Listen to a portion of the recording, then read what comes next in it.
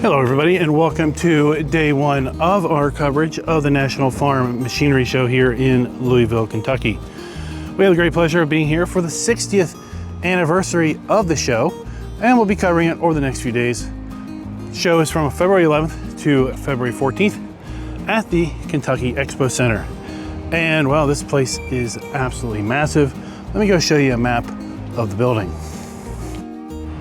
If you've never been to the National Farm Machine Show here in Louisville or to the Kentucky Expo Center at all, well, this is going to be kind of some new information for you. We are standing right in front of the Freedom Hall, and the way this building is set up is we're going to be going in day one to the North Wing lobby, and we're going to be exploring basically the North Wing, hopefully in its entirety.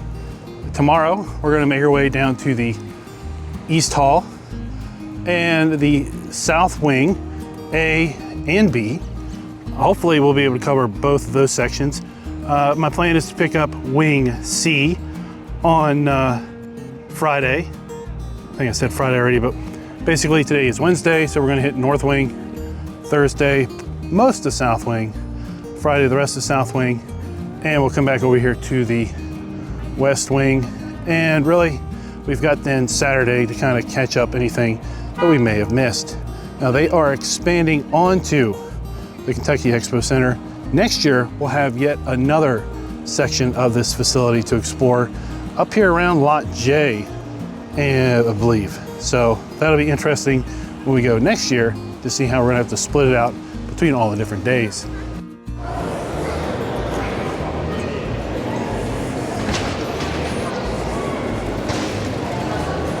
When you do visit, be sure to pick up one of the complimentary booklets here. It's going to have lots of information about the show, the floor layout, where the various vendors are located, and such. And once again, to give you a general overall view, the North Wing is what we're going to be looking at today. The East Wing, and then a part of the South Wing is what we're going to explore in tomorrow's video. And then we'll wrap it up with the West Wing over the course of the last 2 days of the show.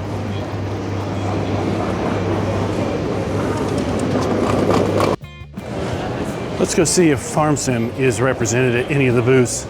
Last year there were a few various vendors with FarmSim set up to demo their machinery. Now today will be the least busiest day of the show, being that it's the very first day, and I'm getting here right around opening, so there aren't too many people here. This will be the best opportunity we can get to get real good views of this machinery. Now, a trend that we're going to see with respect to this show is that everything, absolutely everything, is going to be so much bigger than we are kind of expecting. If you are a FarmSim fan, then lots of this machinery you've probably used in either base game format or mod format. And well, there's some average sized adults. And well, there's the tire. So here we have the Advanced 351 Kuhn spreader. And like I said, this thing is massive. Everything is huge here. All of this machinery, which scale-wise is really underrepresented in the game. Right? Like probably in the game you thought that thing was 5, 6, maybe 7 feet tall. No, it's massive.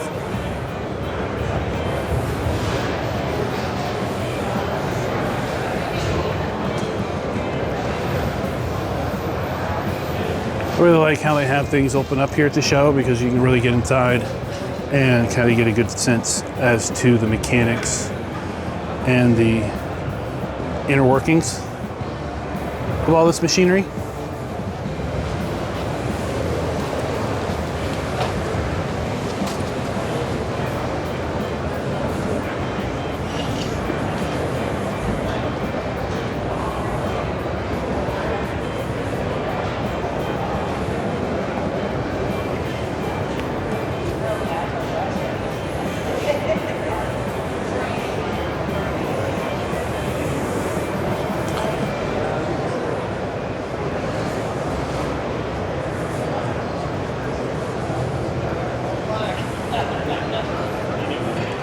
Now, for those who maybe are new to the game, it's Farming Simulator, you may not know that Coon was brought into the game with an expansion DLC in Farm Sim 22.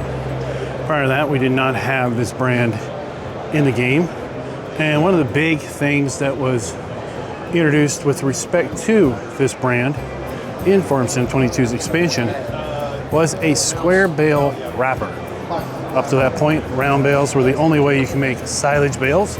But with the introduction of Coon as a brand, we were able to then use square bales to make silage bales.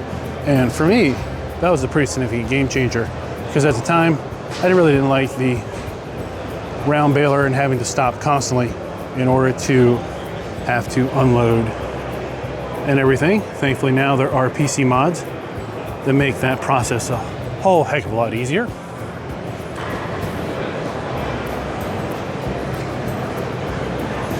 Now, a brand I would like to see make their way into the game to some degree, although, well, at least with Farm Sim 22, we did have kind of several smaller vehicles. That is Cote. They are kind of a more smaller vehicle manufacturer. Great for little yard tractors or small hobby farmers. I think they would have a place in the game.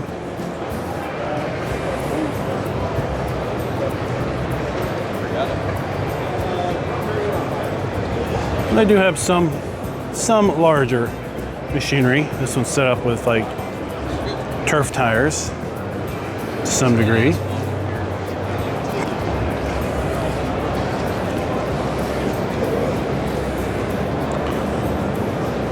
Now, last year's show, they had a really cool sculpture here at their booth, but I don't see that this year.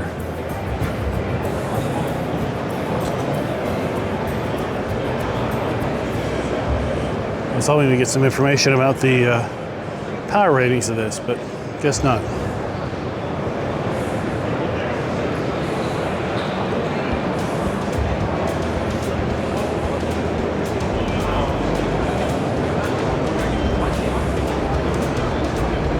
$25 to 40 horsepower for this loader.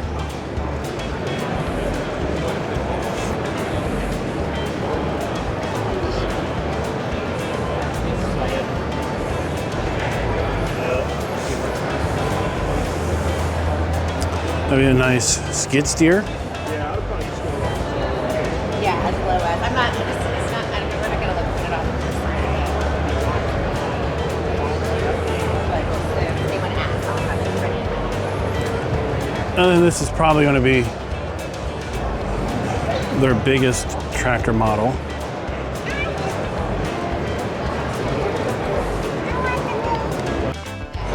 So this tractor is 98 horsepower, $77,000. I said, probably make a pretty good yard tractor or basic tractor for grass work. Grizzly Miller.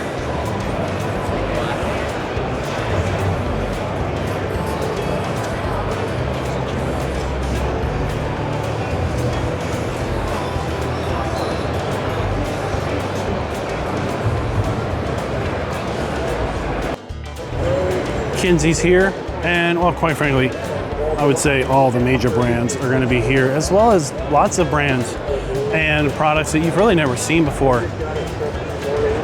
This show, over 4 days, we're going to see probably well over 300,000 people in attendance come through the various doors of this facility.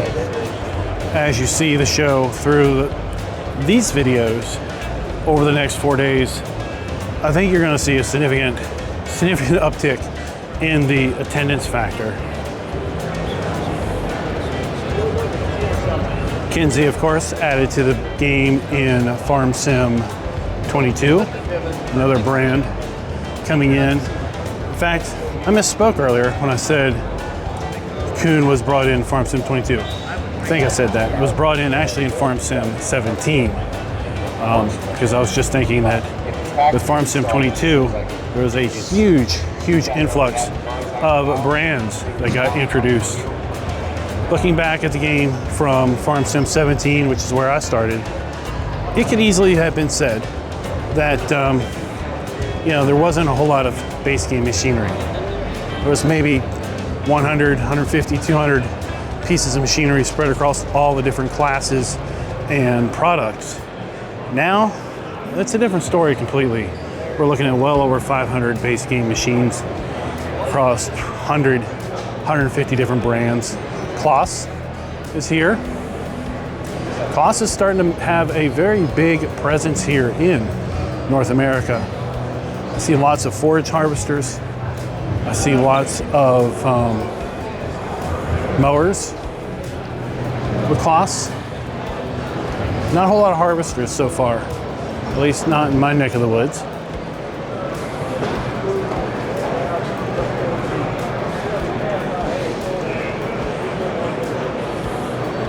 Another green brand that we see a lot being introduced here in the States is Fendt. Fendt is definitely here. I don't know if they're going to be in today's video. I think they're probably going to be over in the South Hall. So we'll see them probably tomorrow or the day after.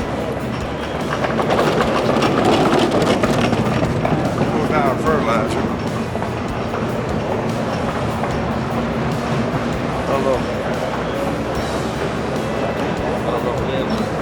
This would be the 8700 Lexion TerraTrack version. Again, I like how they have things open up here so we can get in and really see how these things work. It'd be nice if we had more interactivity with base game machinery, the Farm Sim, where we could open up doors and panels and see a lot of this machinery work, inner workings of the machinery. We get mods from time to time where we have that capability. It is always a nice feature to be able to open things up and just see mechanically how all this stuff is functioning at a you know, at a game and hobby level. Now Mahindra is kind of another brand I'd like to see more in the game. And I'm sitting here thinking, we have Mahindra. I think really they're limited to side-by-sides. I'm not really recalling any Mahindra tractors or other aspects, but something that I really would like to see brought into the game just because it's so unique and interesting is this little Jeep offshoot called the Roxor. It's kind of an upscale, upsized side-by-side with, you know, street tires, full cab, some amenities that you would expect out of a, you know, a real vehicle with respect to a transmission, gear shift. Interestingly enough, on the way to PAX East last year, I actually saw one of these on the road. I was taken back when I first saw it. But yeah, something I'd really like to see brought in would be something like this, just because it's kind of cool.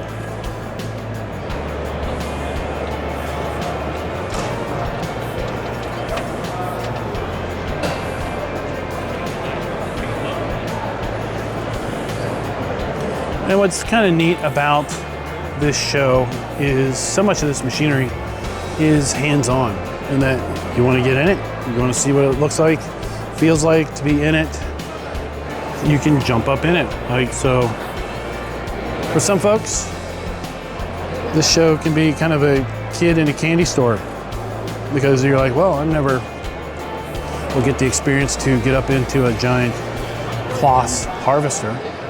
Well, the show's here, and while that harvester was shut, it looks like they weren't having people go in it, at least today. That is an option for lots of the different brands and lots of different booths here at the show. A brand lots of people would love to see come to the game, Mikhail, And to some degree, I thought maybe it might be like a sleeper brand that was going to come to Highlands Fishing. But sadly, I was disappointed, as was probably lots of other people, with respect to this brand. In talking with a rep from McHale last year, it's an interesting story about how this company came about.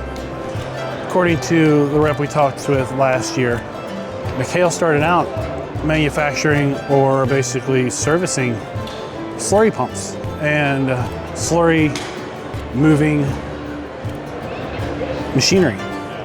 And then I guess morphed into the forage. And that's kind of what they're, kind of known for more or less today.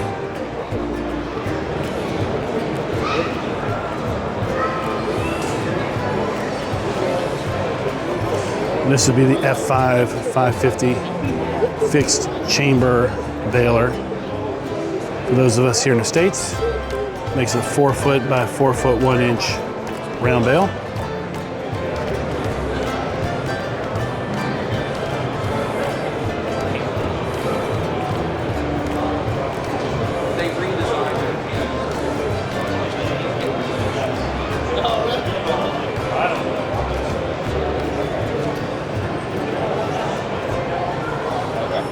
Yeah, as far as I know, this one's, instead of going the whole way back north, it's getting dropped off back at Richard once the show's over. And, I mean, to be honest, we haven't done much with the canvas pickups. I know other brands that have canvas pickups, and so these two, yeah, this is the cam pickup we've been using for years.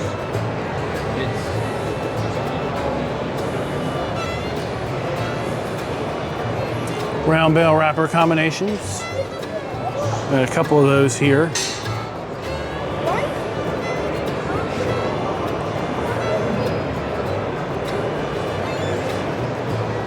Like I said earlier, the big theme and the big trend with this entire show is going to be just scale of everything.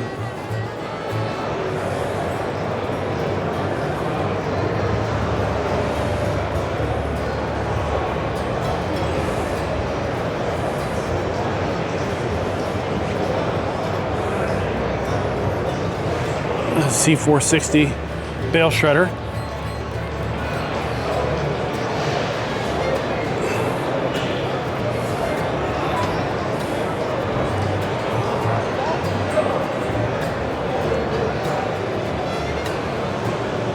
A very big tedder.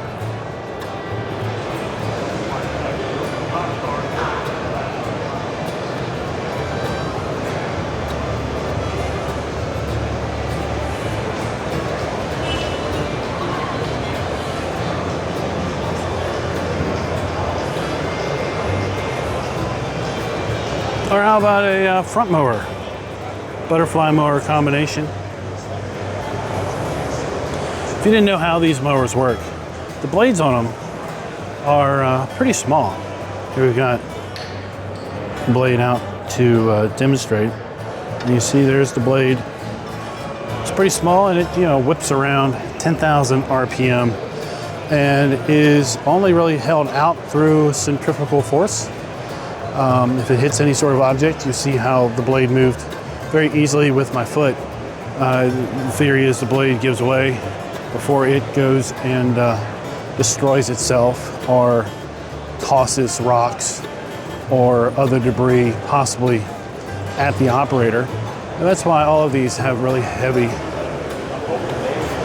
curtains also to, again, hopefully catch any debris that is shot forward by the blades before they would go into possibly the cab and injure your operator.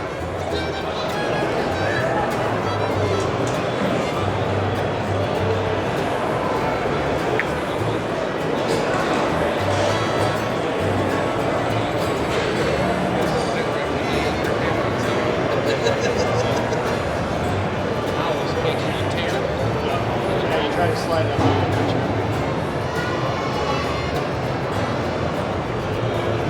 See now what's don't think it's Now, while the first baler we looked at had a fixed chamber, these balers have variable chambers with the ability to make bales anywhere from 2 feet to, I believe the balers we just looked at previously was 5 foot something in diameter, whereas the V8960 here, as you can see, it's going to be able to make bales up to 6 foot 3 inch diameter. For those of you outside North America, well, you have to do your own conversions.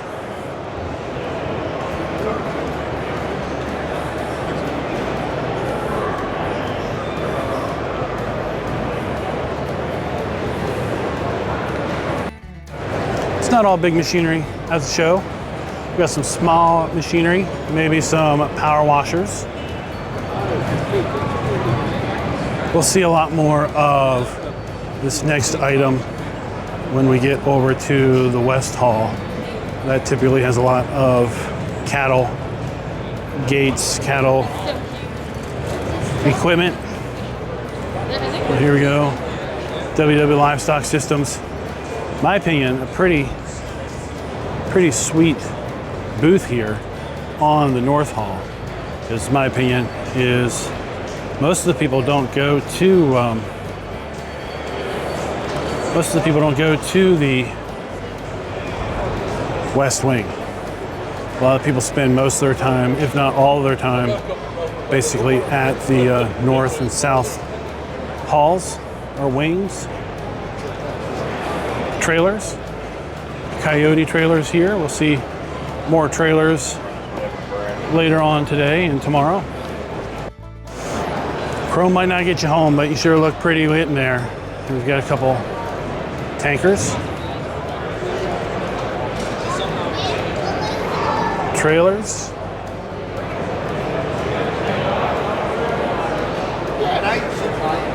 from Mac.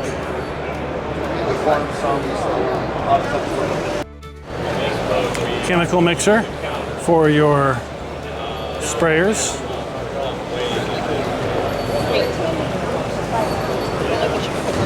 Then we go back to the weighing mode for the other. So the 7.81 pounds is his target. So because this is mounted on road cells, he can weigh in the exact down to 100. So if you got a little bit too much in, like that, 700 to get around nowhere. So it gets recorded. But that's how accurate it is. So this first bolt's done, the second one's running. The next thing for me to do will be this trophy gold, and it calls for more than a judge. So when that square gets big, that's my problem to put the trophy gold in. I'll put the jug right on the rinse nozzle, and it's going to shoot air in the jug. It'll drain it, it'll weigh the chemicals, and then start rinsing.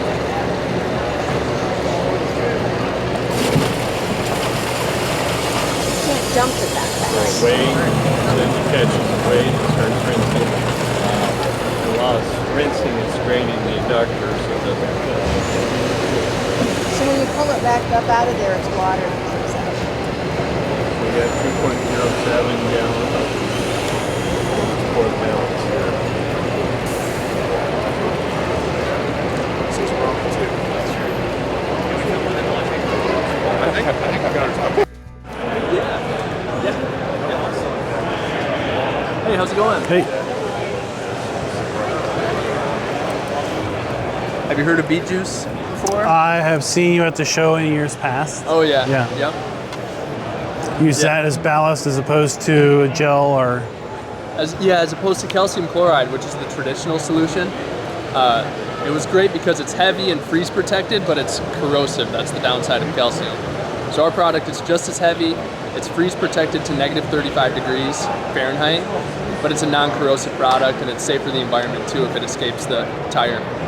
Is it freeze resistant because of the sugar level, or is there an additive? Yeah, it's a natural antifreeze. There's no additive. Okay. No, it's a natural antifreeze in its raw form. So. Okay. Yep. Thanks. Yeah, for sure. Thanks for stopping. Yeah, this is a new addition this year. We thought we'd be the only ones here with a pinball machine, so. I'll have to tell you later. Yeah. My goal is to explore the whole show in the next 4 days. So. Yeah. Okay. Yeah. I know there's.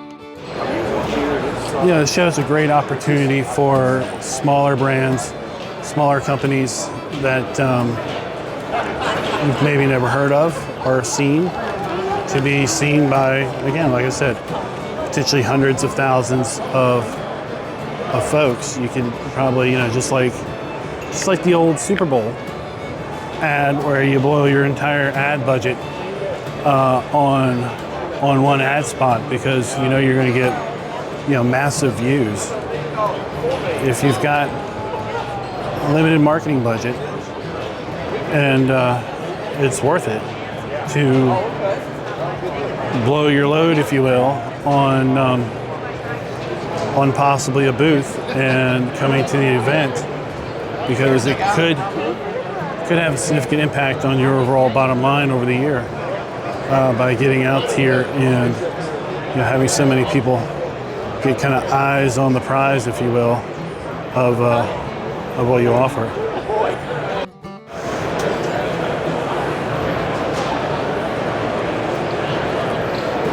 MDS Manufacturing, making various attachments for your front loaders, skid steers, wheel loaders, telehandlers.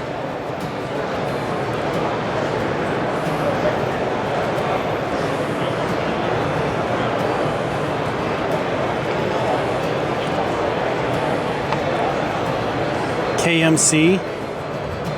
This would be a poultry house cleaner. Something we have quite a bit of in my neck of the woods is poultry houses. And then peanuts. So lots of people have been wanting peanuts to come to the game. Possibly KMC representing here with. That would be interesting.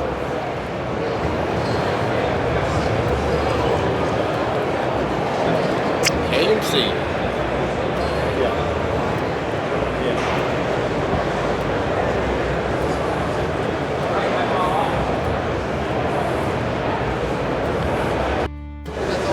We've got Conrad here for grain storage, grain handling, grain moving.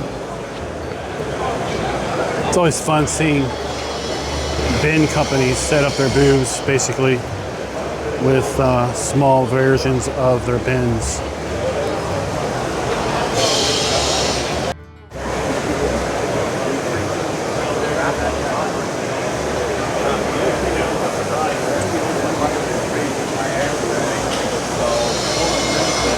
Feeding systems, watering systems.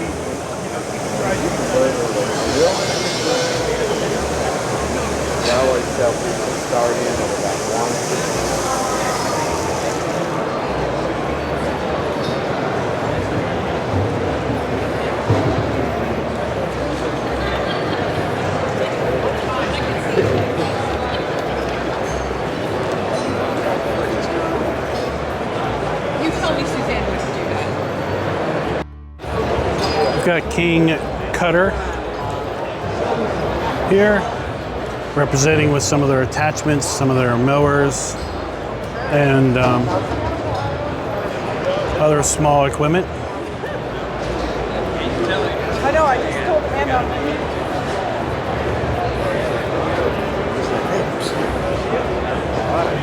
But you got it off Amazon. Just so you can. Now, a brand that I think, quite frankly, I feel underrepresents themselves here at the show is Bergolt. You know, they've got some big machinery. We've seen them bring some big stuff into game from this particular brand. But sadly, I mean, their booth is pretty small here. I guess they want to spend their marketing budget elsewhere, like we've already kind of talked about. But we just have some kind of planner setups here, demonstrating their various planner configurations. Cows and other stuff is different. It's all up running.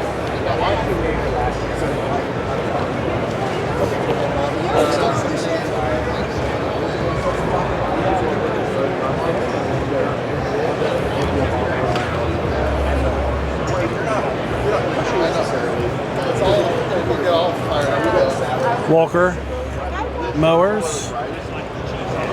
You can see pushing his. You see the Jeep? You want to go faster?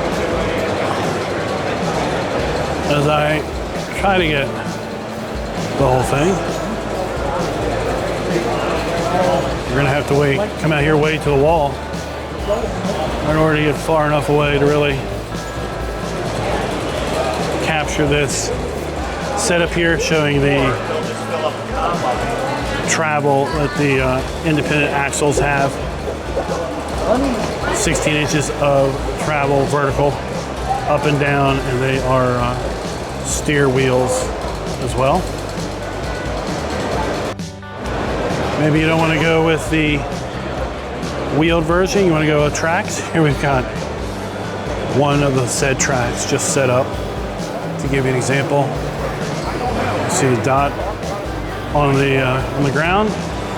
There is a light in the chute, kind of to show you, like, okay, you know, where you see the dot is where your grain's going to go.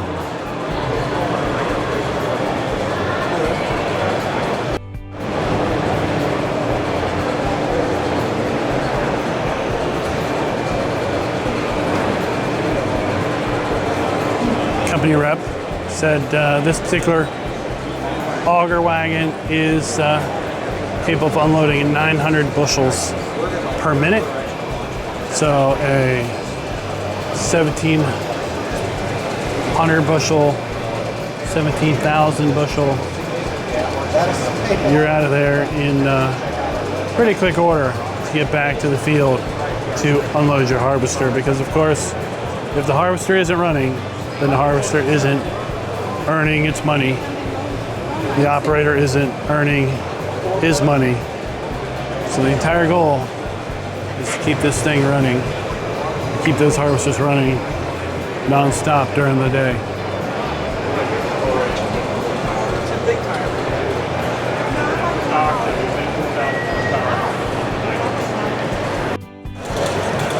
John Deere and Giants brought us precision farming, an upgrade or an add-on, really in Farm Sim 19. Well, we've got represented here precision planting. Know where you're planting, know how much you're planting.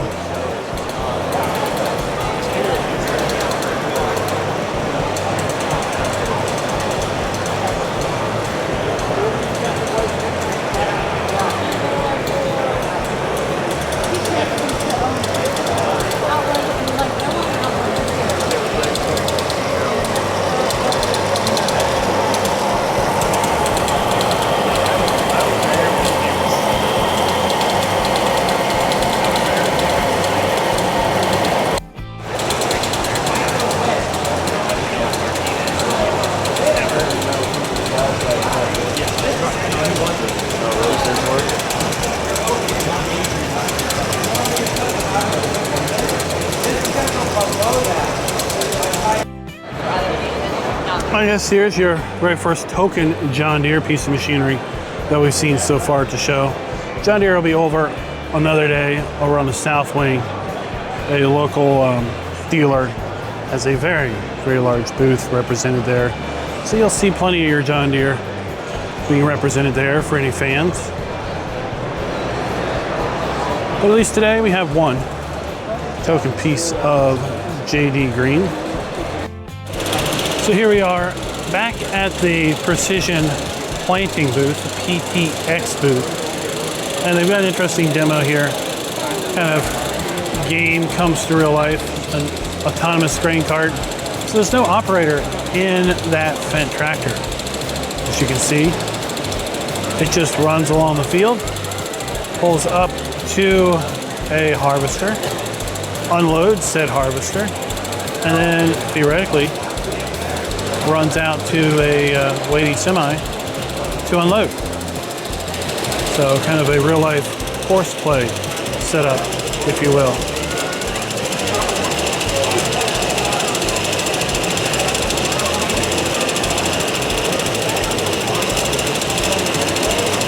Really neat. Titan Tires is here representing custom tire solutions for all sorts of needs. And tires of all sizes.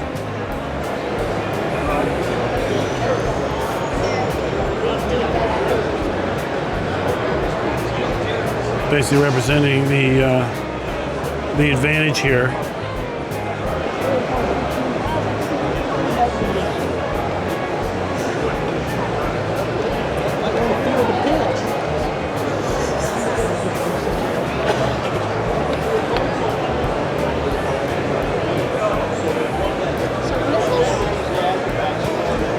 I know some of you out there are really big fans of big flotation tires.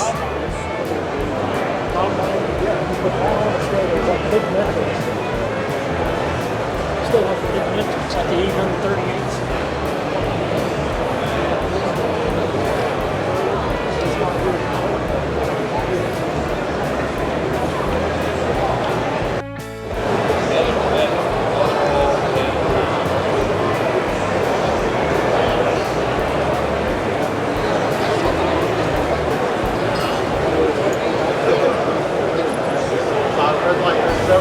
Hustler.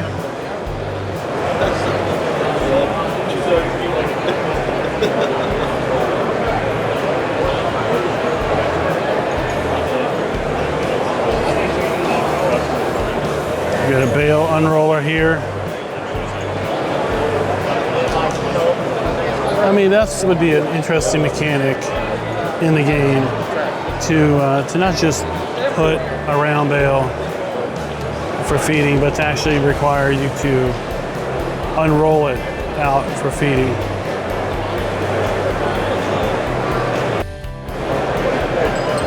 Drainage, tiling, and something else that you may see or notice, and I found kind of interesting when I first attended the show, but you know, it kind of makes sense, is that show being here in Kentucky. Kentucky is very much ag industry focused as far as the state. There's lots of FFA programs, lots of official school field trips.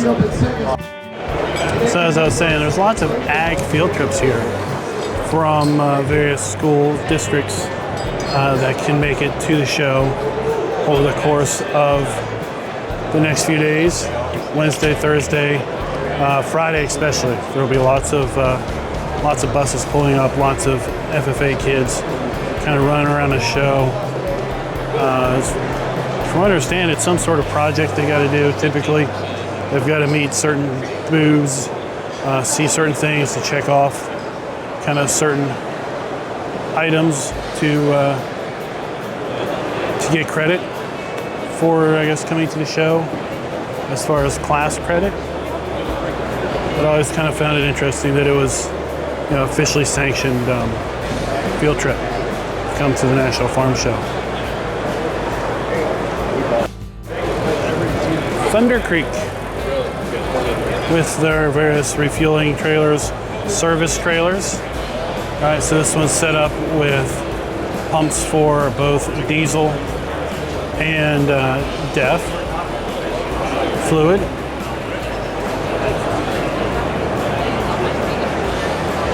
As well, of course, your tanks for both of those. 990 gallon tank on this one. Ryan has some traffic over there that helps like get into a truck and power, air, tools, everything you might need out in the field to do any sort of service or repair or maintenance.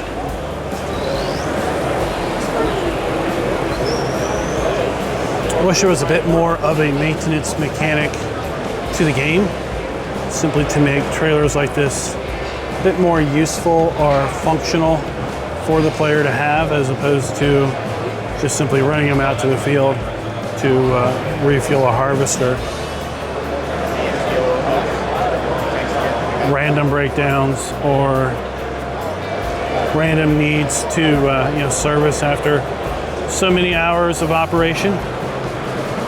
We have a little bit of that in the fact that if you don't service your trailer or your header you know, yield is reduced a bit, and things like that. But used to be with back in FS 17 and 19 with the Seasons mod, we actually had issues where if you didn't service your vehicles over a period of time, well, your vehicle just wouldn't start, and or you would have a difficulty starting it or keeping it running because of the fact that you needed to service your vehicle. So that was kind of a neat thing. We've seen add-on mods from time to time that involved like greasing or needing to add grease to a piece of machinery after some level of operation. But sometimes the implementation of those has been a little wanky, a little janky and such. It would be kind of interesting to see that get used a bit more, or implemented a bit more officially and formally. Well, it's still at the same time allowing players to, you know, turn that off if they just didn't want to do that level of realism or simulation.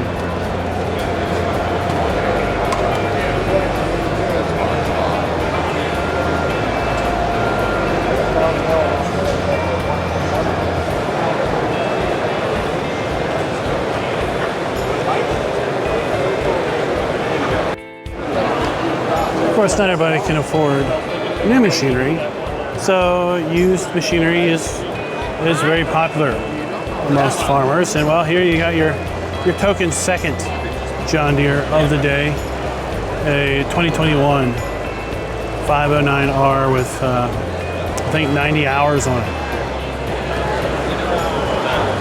I guess it just didn't work out. They probably upgraded to something like that Coyote or McCormick that we saw earlier. And for you old school International fans, or maybe Massey Ferguson fans.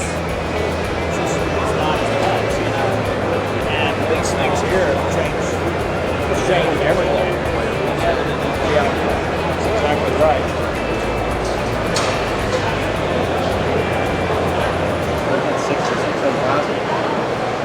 1468.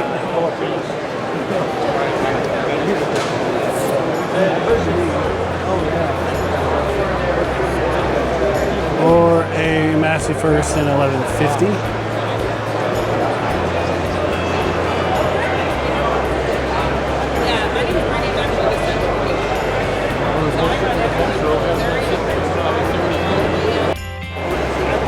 $1971, $56,000, 4,300 hours on it.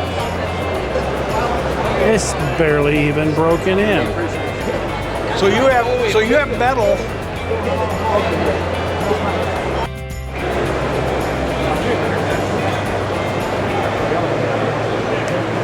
Or a slightly newer 1973, 1468, $89,000, 5,000 engine hours on it.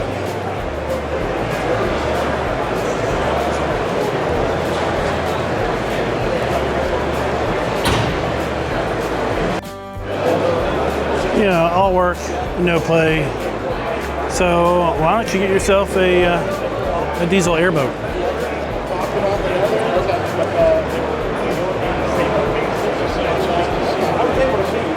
We'll just forgive the fact it's got a Ford logo on it. We strive for perfection, so if there's a way to improve the drive, I'll pass that on to our engineer.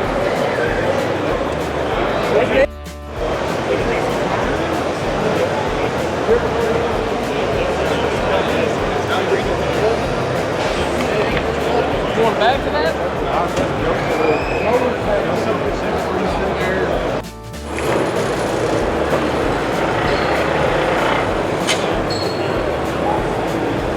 Split lift doors. We've seen these on some modded placeable buildings. come to Farm Sim. Interesting system. This has got winches, motors on the bottom, and as it pulls the straps, then the door lifts up.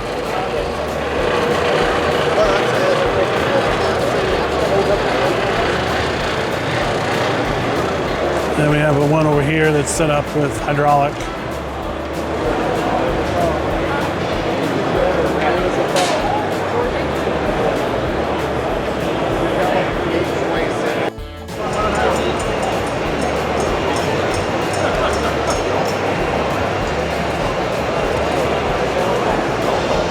Grab a bucket, fill it with tools, pay $5 per pound.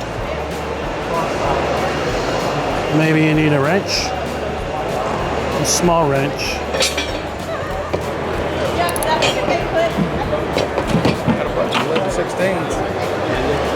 That's only like, you know,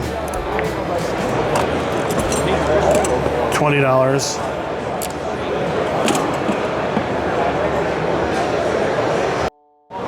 You know, seating here at the show is always a premium. So when your entire booth is all about selling seats, what better way to sell seats Yep. Sounds good. than to offer someone a seat? Good deal.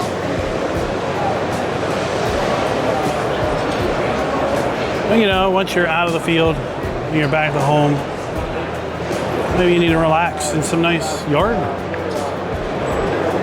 furniture. They got that. Or outdoor heating systems. Everybody just talks about how tough. I can actually keep it on top of it there, so I get about 32 hours out of it.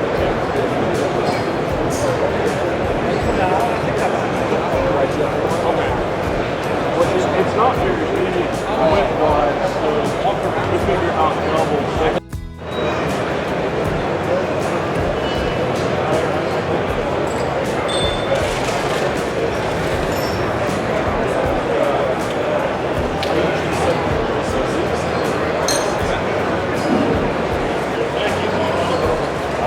I don't think I've ever used that.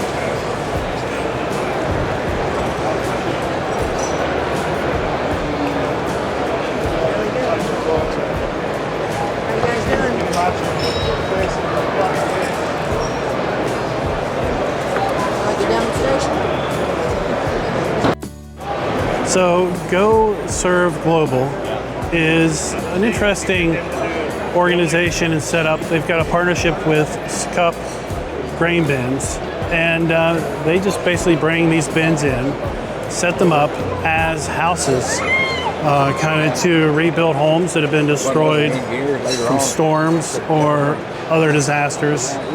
And there's been homes that have been built that have later survived other disasters in the region. And I always like to cover this because it's kind of an interesting setup, an interesting concept of using tried and true design in a grain bin and doing it as a home for those who have suffered disasters in third world areas. Truck hitches, fifth wheel hitches, workbenches.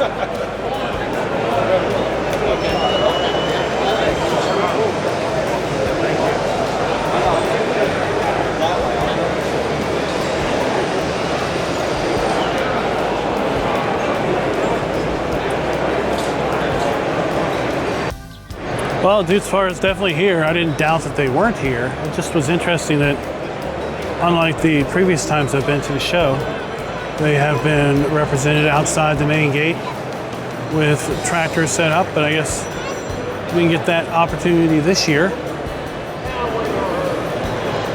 I always liked the styling of the Dudes. I thought it was very aggressive front end.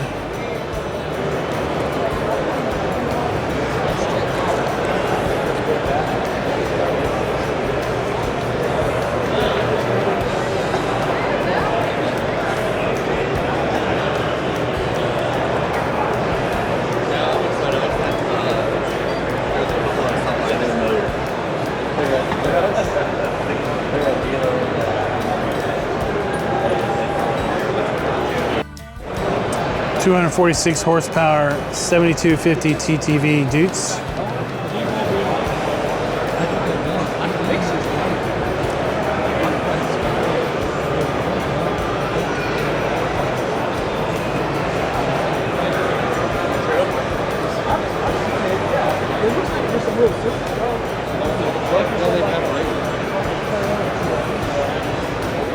Here we've got a 6160. And I just step down.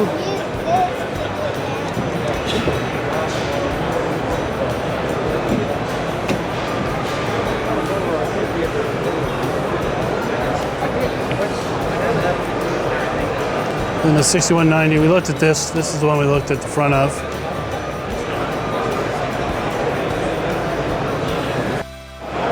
Well, I guess not everything here at the show is larger than life. For a hobby farmer, we've got a little small manure spreader.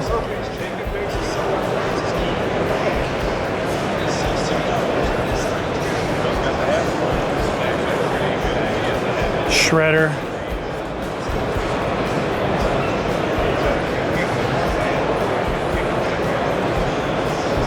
Stand-on loader.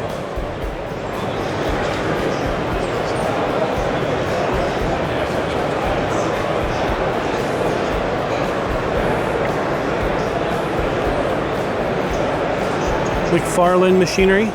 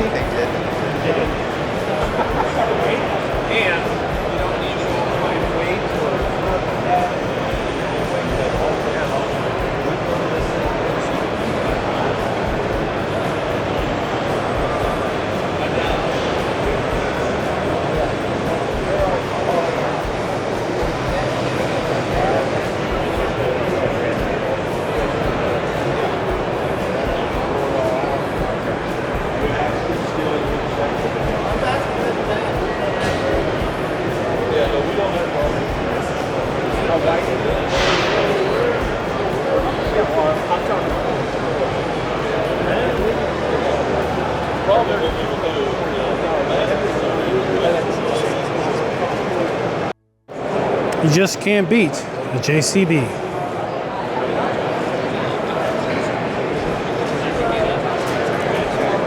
Quite a large booth here for JCB, showing you off all kinds of machinery from their telehandlers to their fast tracks.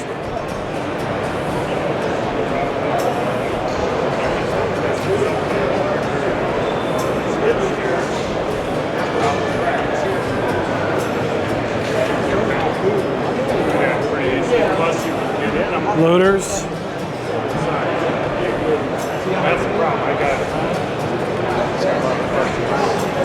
Small excavators. Skid steers.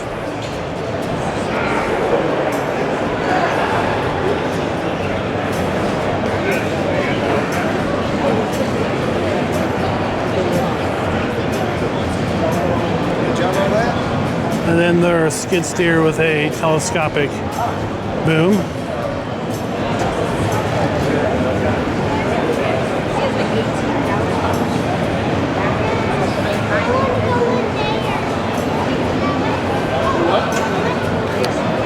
U.S. Army version.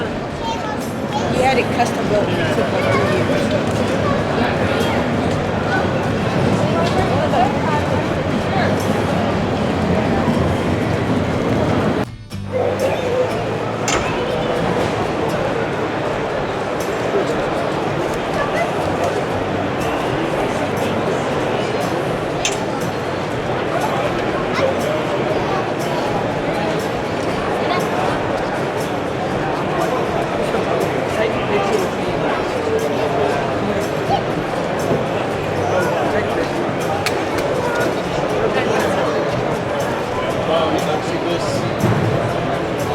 So that particular skid steer is going to be auctioned off later this year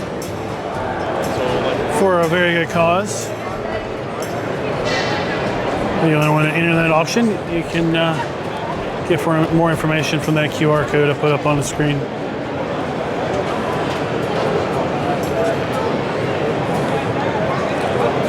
Ag spray with their assortment of spray tank trailers and spraying machinery.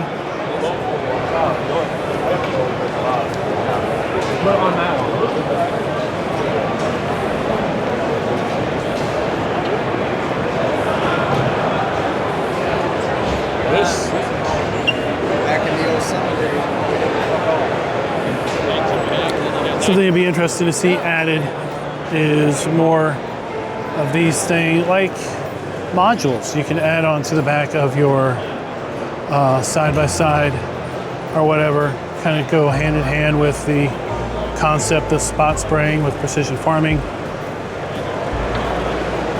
Or someone who may be playing as a hobby farmist or a really small map, really small farm.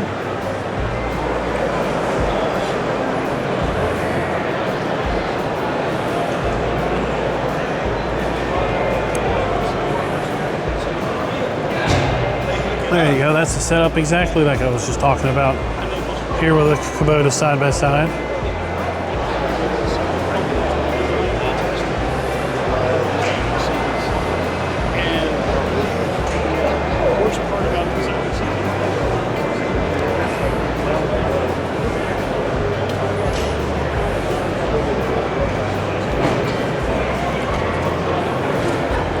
Of course, we've seen mods that bring trailers like this into the game.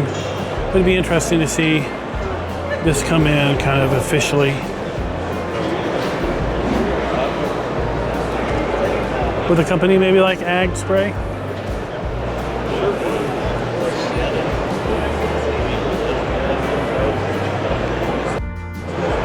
Porsche is here at the show. Another European brand that's making its pretty prominent presence now here in the North America, South America.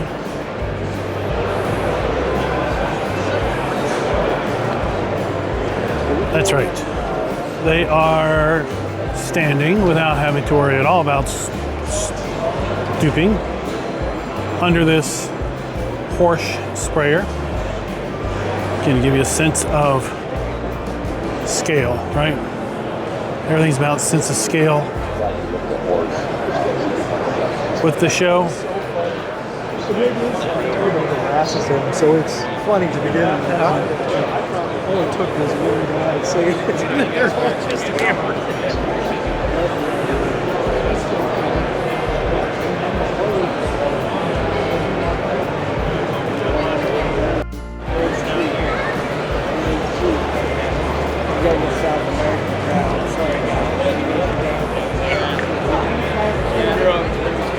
I just thought it was a little funny that in order to get up into our sprayer, right, we've got obviously a ladder, but then there's also a little step stool to get to the bottom of the ladder. Vermeer is here at the show. Very popular brand to come into the game with Farm Sim 19, I believe it was. Farm Sim 19 DLC. Then reintroduced with respect to Farm Sim 22.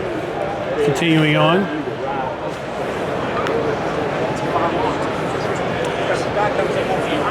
The kind of signature Vermeer self-propelled round baler.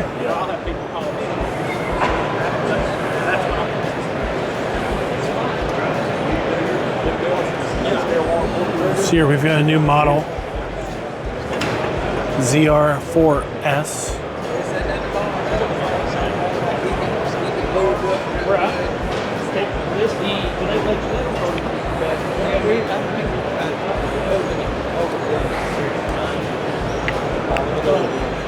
Now what's interesting about this in real life compared to in game is that the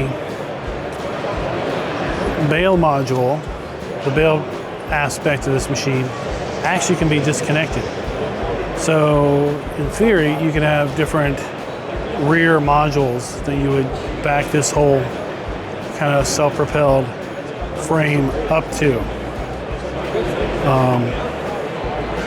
Something that would be interesting to have seen brought into the game eventually would be that ability to remove things, disconnect the bale module from the back and connect something else up to it, or possibly connect up a different Can I ask for your written?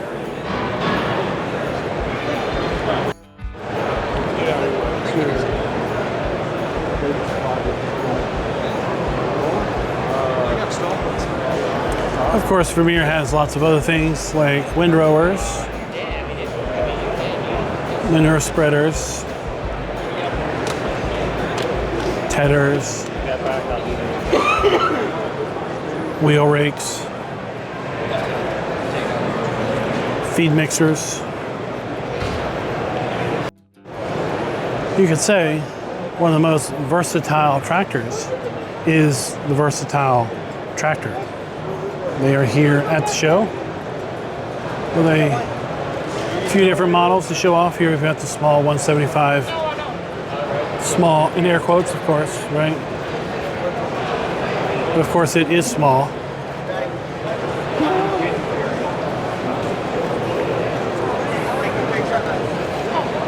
Compared to the Delta Track. This one's the 580 DT, 580 horsepower, 638 peak horsepower.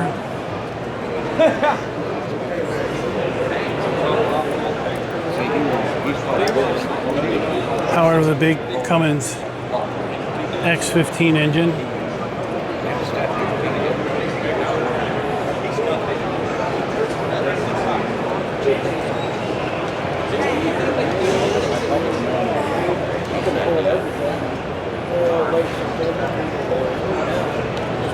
Get back on her feet. That's making it there.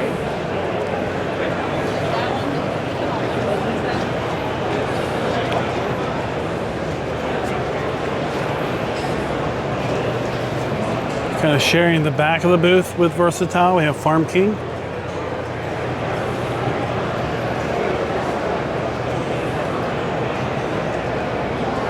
Seed cleaners, augers, bale trailers.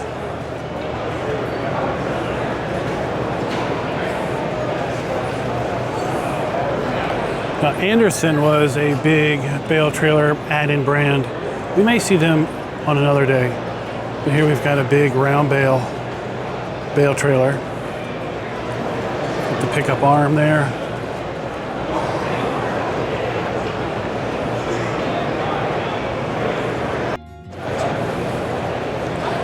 Jenkins Iron and Steel.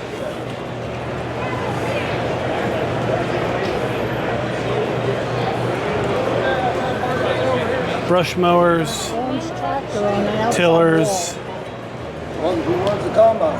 Well, no, what's the attachments. purpose? I guess my neck truck.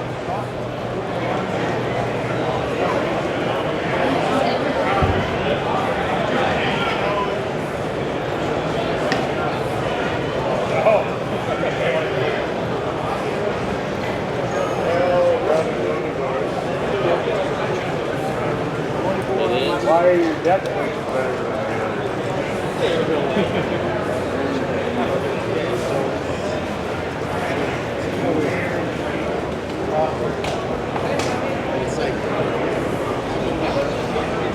Sure, I'll butcher this name.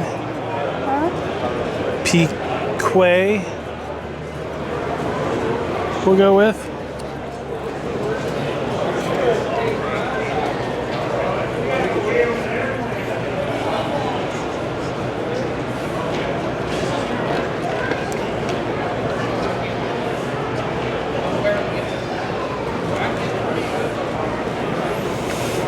Ag Bag is coming up.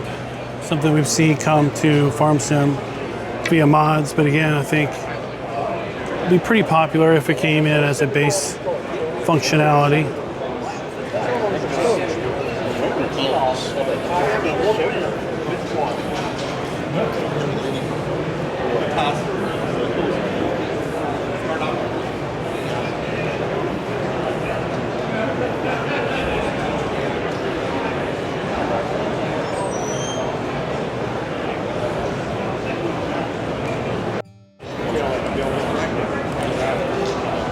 Once again, I would butcher this, so we're not going to bother with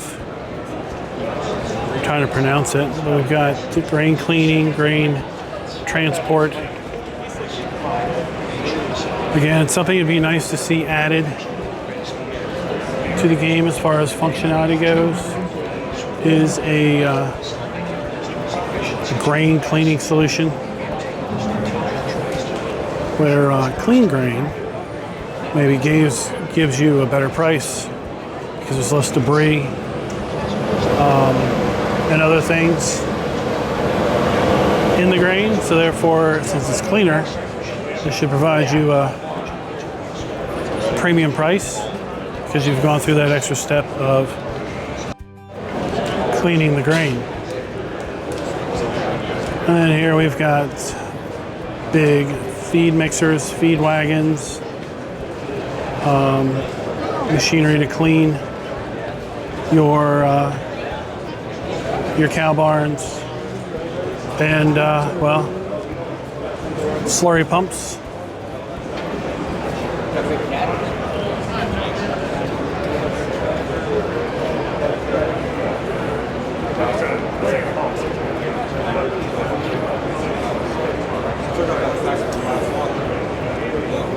All right, so this would be used to kind of clean.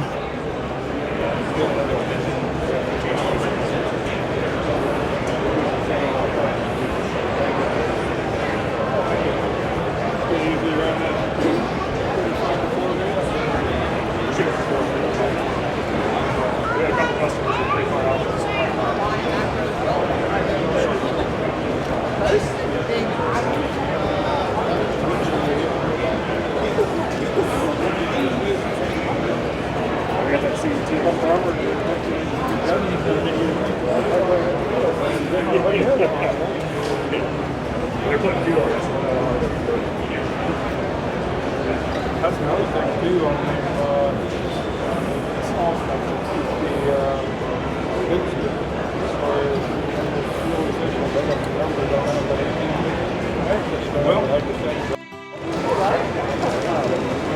Farmall 806. Growing up, this is a tractor that we had. Clearly, it didn't look like this, but it's a tractor we had. Open cab.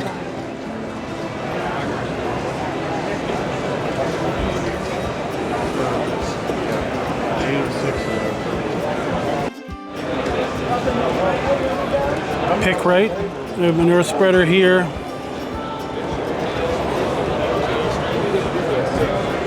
This is a brand I don't recall seeing at previous shows.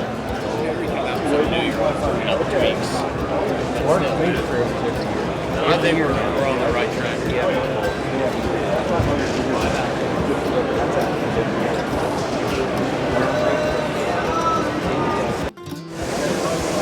360 yield center. This is going to be a irrigation unit for corn and other type crops. Interesting, they've had to, well, do a little air reduction on the tires in order to get it so it can clear the ceiling. Just barely clears the ceiling to get it in here.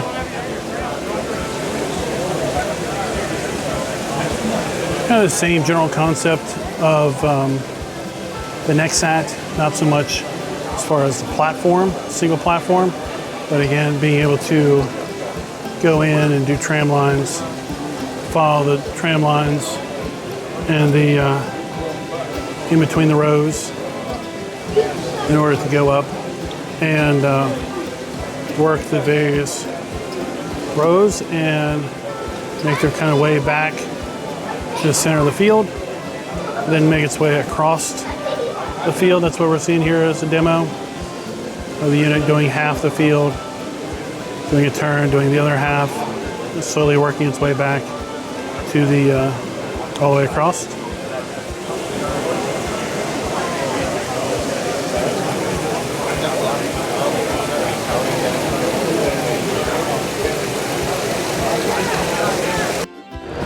And folks, that is going to conclude our day one coverage of the National Farm Machine Show. Just going to give you a little sneak peek of what you can expect for day two. South Hall, big brands like Case, John Deere, New Holland, Massey Ferguson, AGCO, and much, much more. In fact, I don't even know if you can see the back of the hall in this shot or not. But more than likely, this hall will be split up over the course of 2 days. So do keep tuned to the channel, subscribe, like the video, share it with anyone you want.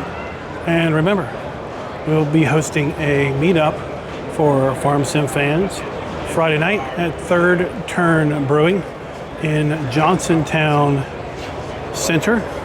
Got all the information up on the screen right there. Figure I'm going to show up around 7 o'clock and just kind of hang out for the evening and see who shows up. I might have some special gifts to hand out. So hopefully we'll see you soon.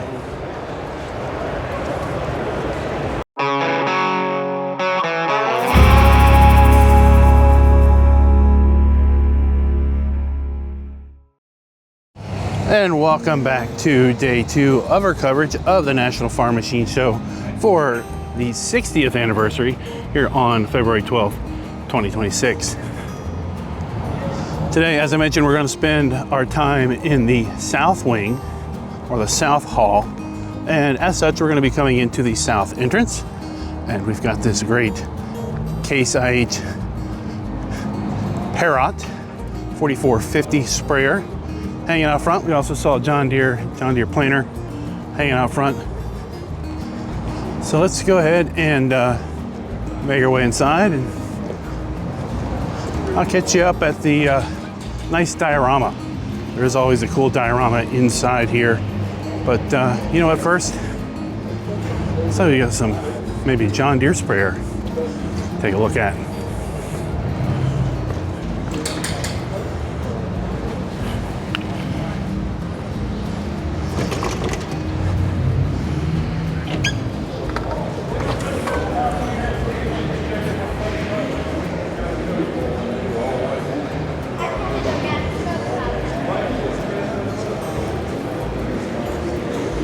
Don't worry, John Deere fans, you're going to find plenty of John Deere machinery in today's video.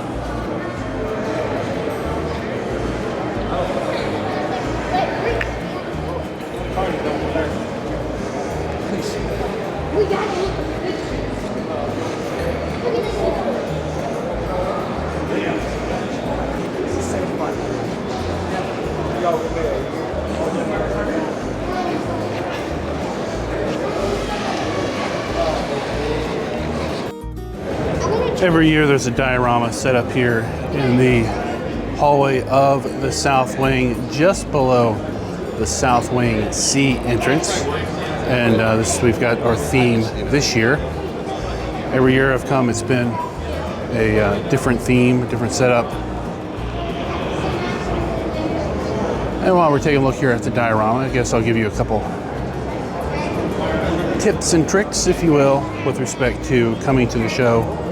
I like to come into entrance gate 6 as opposed to what GPS will guide you into, which will be the main entrance. Typically you can get through a lot quicker through there. You do have to drive around the entire facility to get back to the front doors, but still the time spent walking or driving around is basically saved by the time you spend waiting at the front gate. Another nice trick, our tip, is bring your own drinks. So bottled drinks, like $5 at the vending machine here. They're not much cheaper, if at all cheaper, at the at the various booths, and food is super expensive for what you get. So bring snacks, bring drinks, or if you've paid to the day in and out pass, then definitely go off site for lunch, come back. You know, the only risk there is trying to find a parking spot and having to walk a far distance. We got like a Chevy right there. We got some internationals. We got my favorite big truck, cab over. We got a little bit of corn over here. We got a deer trying to eat the corn. We got the combine. It's kind of surprised that tractor right there. He scared the deer off.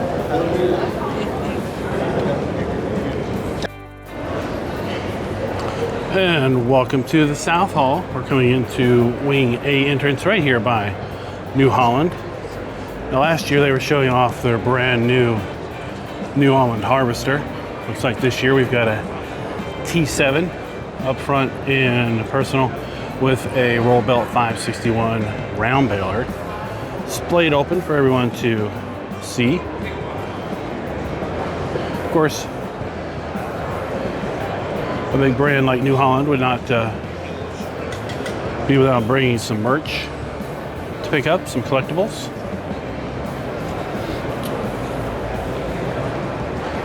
Now last year they did have a little farm sim kiosk set up. I looked around honestly yesterday a little bit and didn't really see one. So I guess we're not going to have that this year. Of course, that kiosk was showing off the new Harvester, so there was that.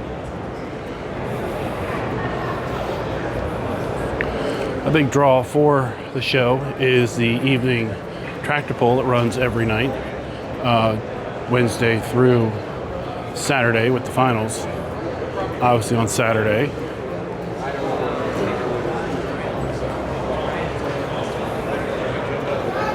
Scott's got the wall standing up for me.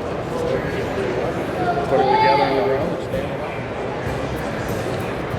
If you are here at the show and you are into collectibles, looks like a show exclusive. And we also did a deal. And then of course the real thing. TikTok battles. And whoever sent me.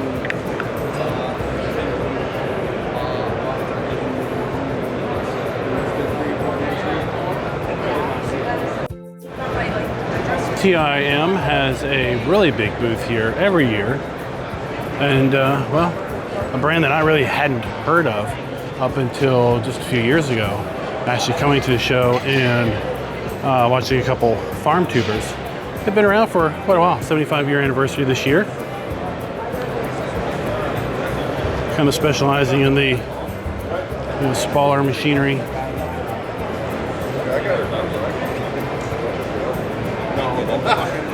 I got her number now. You do.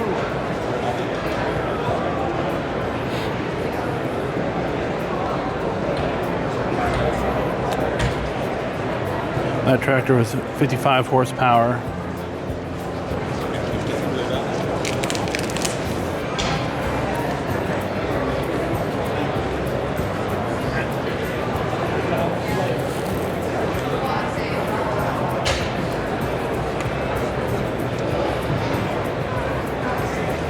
And we didn't get here yesterday, but I do believe that yesterday during the show, we actually had some celebrity presence here at the booth. If you're a NASCAR fan, maybe you've seen the TYM Craftsman truck.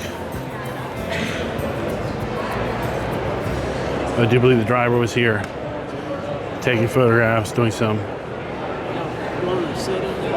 autographs and things.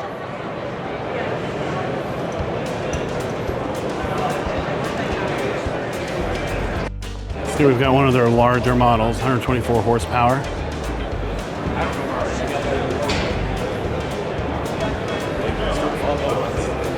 Right next, probably to one of their smaller models. 25 horsepower. Thanks.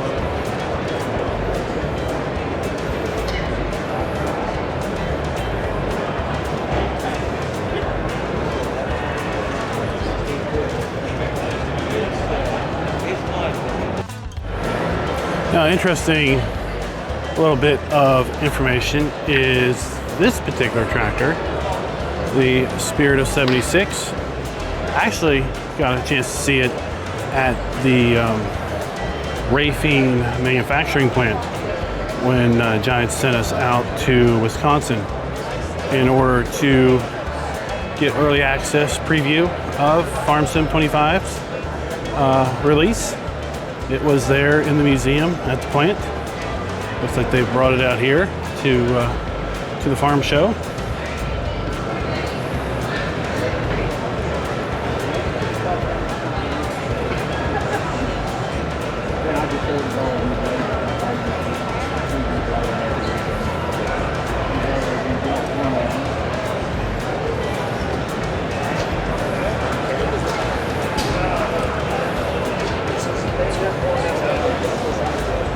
Then we move into another kind of tractor brand that you don't really see a lot of. Has a pretty prevalent booth here, is LS Tractor. This is one of their bigger models, rated at 65 to 85 horsepower.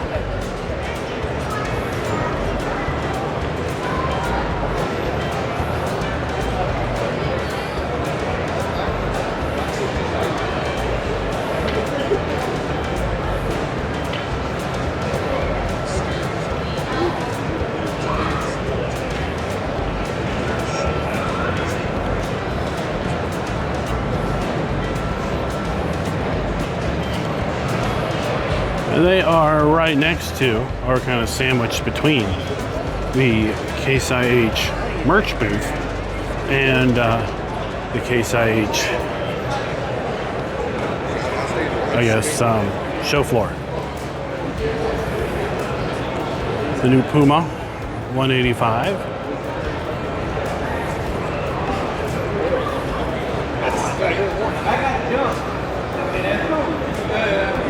In game, the Puma's like small, right? The new one, you want the old one, or do you want the hybrid one? What do you want? I got 3 for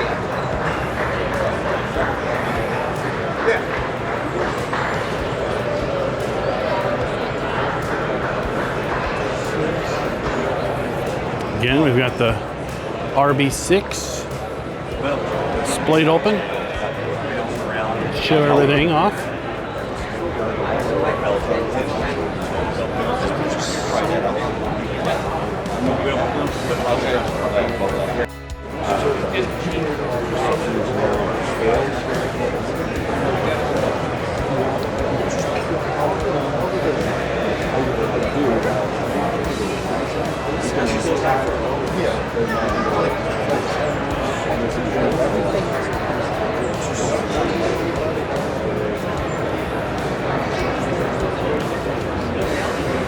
And here we have the AF10. Yeah. Very much. It's kind of their new flagship harvester model.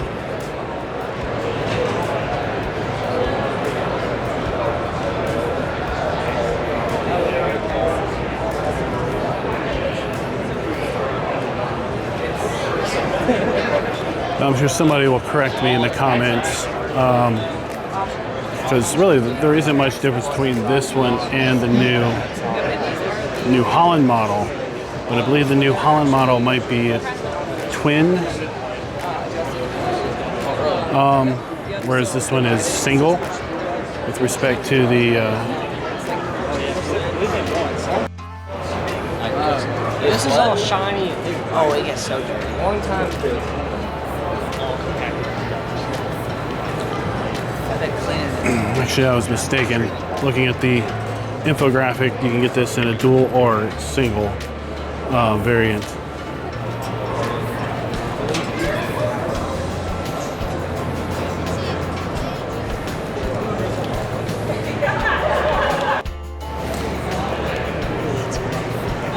And then I teased this one earlier. Definitely on the Discord. I do believe this tractor was, it was in the photograph of my community post advertising kind of what you would expect to see in today's video. We have a special one of one, one-off paint scheme for this Magnum 265. Very patriotic paint scheme.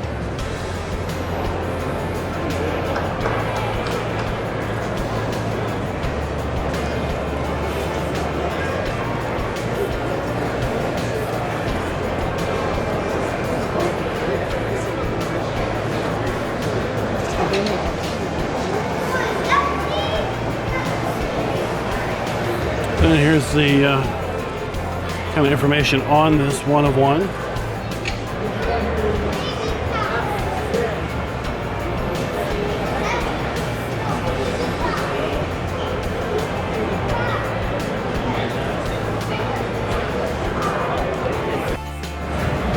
You know, it really is a shame that we don't have a very big presence of Great Plains in game, and you know, there's lots of speculation as to what is this seeds that follow hint for the upcoming DLC that's yet to be announced. And well, I don't know. Is Great Plains going to be a part of that?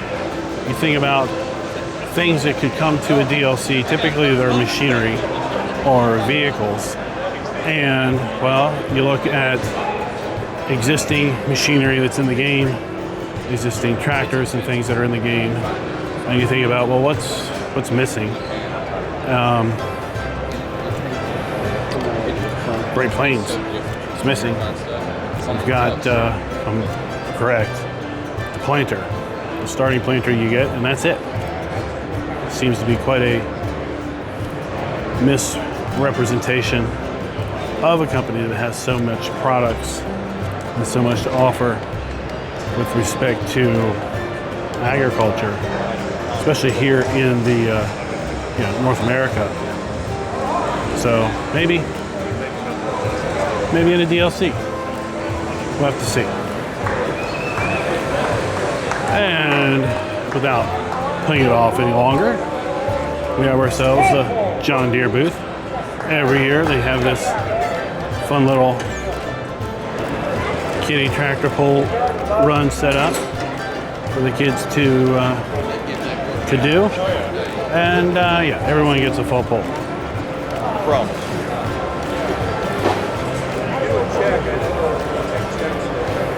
I want to see one of these kids do it though, I really do. I know it's so hard.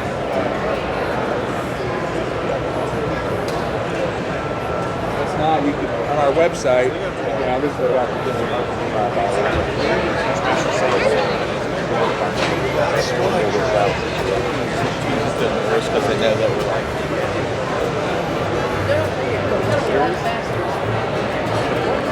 John Deere has a large sampling of products here,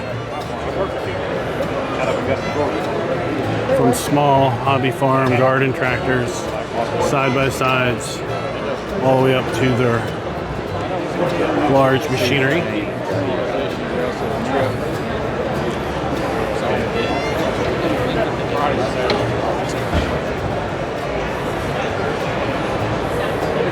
I still would prefer that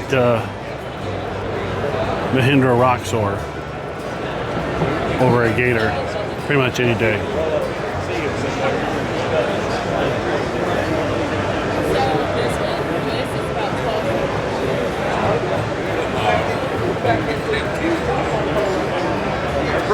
phone hold in. Not me. Of course, John Deere isn't just about agriculture. They have their construction line or their commercial line of products.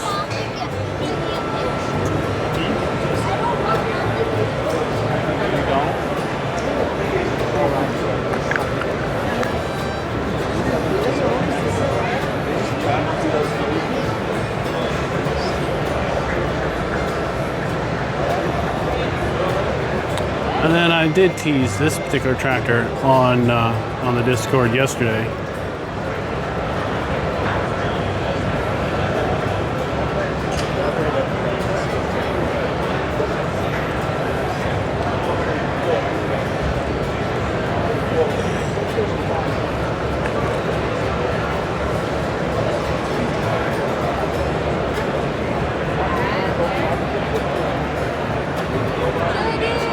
Basically, the sign says it's believed to be the second oldest C model to exist, one of 92 produced, one of 16 to survive in 1928.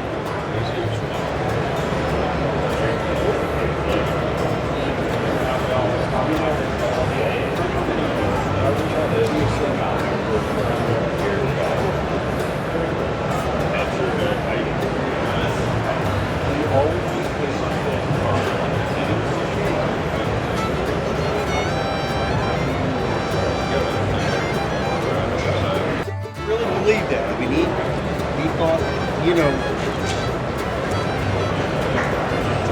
I've always tried to live that way. Some people,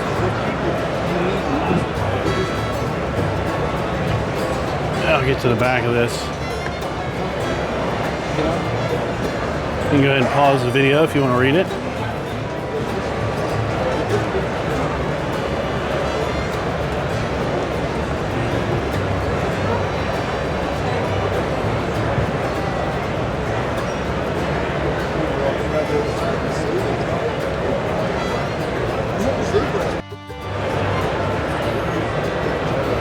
Like I say, you come out to the show, you have a chance to climb up and get into just about any piece of machinery that's on display. There's very few things that are closed off for lack of access.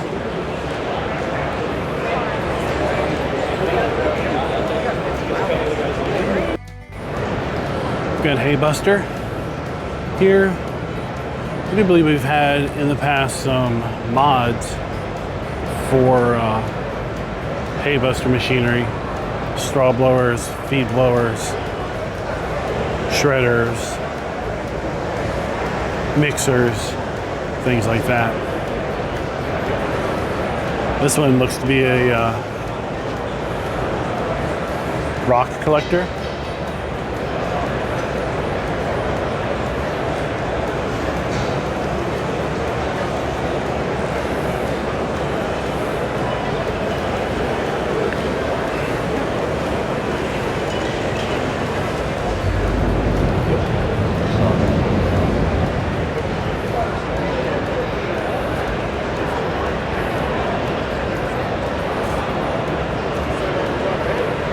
You never know. You should come out to the show, you just might buy something.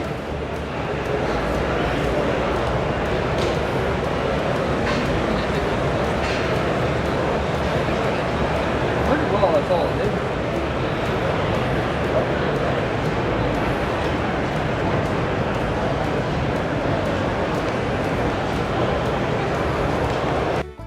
And then, of course, the intake end of that hay buster that we were just looking at.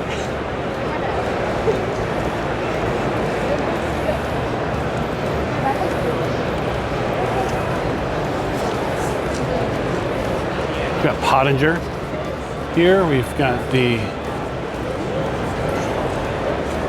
AgriSim seeder. Oh, sorry, TerraSim seeder. I just saw Sim.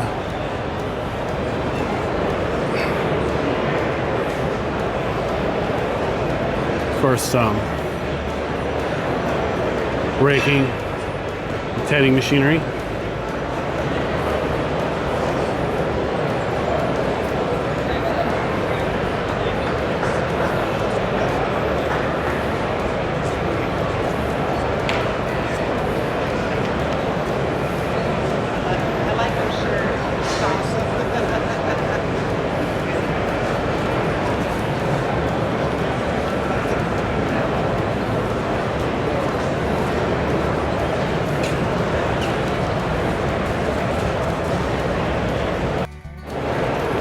We've got Brock bins here. They have a demo of their paddle system as opposed to auger system to clean out the bottoms of the bins. Maybe a bit more safe than a giant metal screw trying to grab onto you and drag you into the middle of the bin.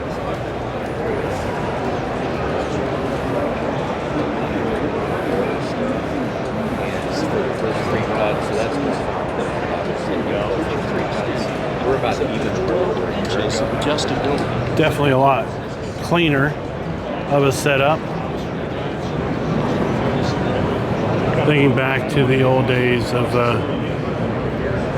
being on the farm and cleaning out grain bins. Yeah, we knew it was dangerous work.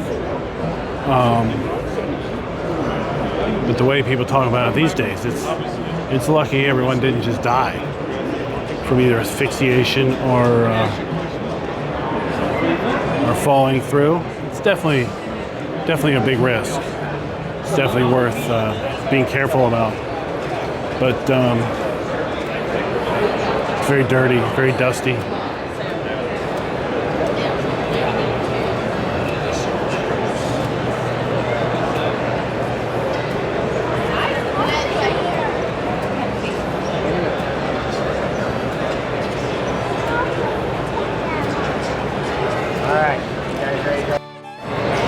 Soil Max.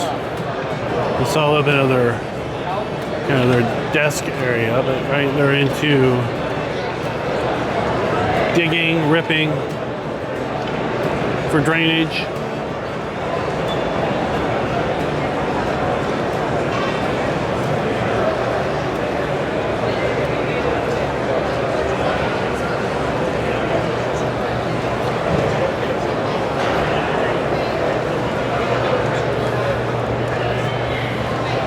And then we've got lots of, small companies, small dealers lining the edge of South Wing.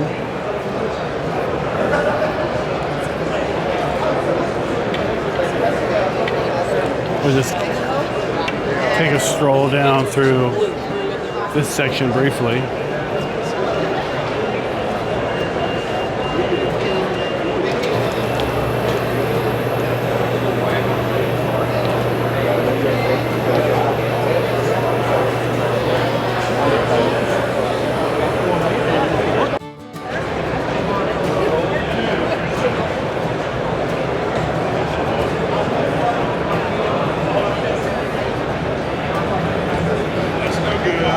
Water pumps, windmills for pumping water for your animal troughs or other needs. So what I'm going to do is start talking into it. Okay, so this is the same thing. You go up. How deep they can go. And then as I start going down, then you're going to start talking about that, your valves and stuff. I'll zoom really tight into that. And then you just talk about that. And let's go ahead and talk more details about what I'm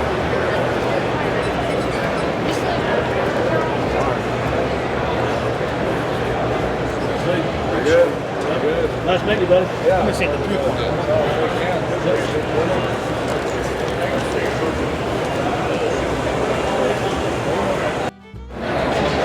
Here we have Drago corn headers. Yeah.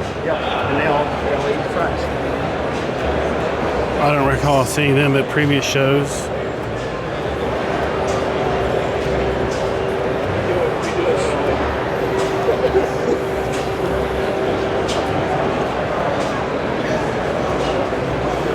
The header on its end, just really show off its underworkings.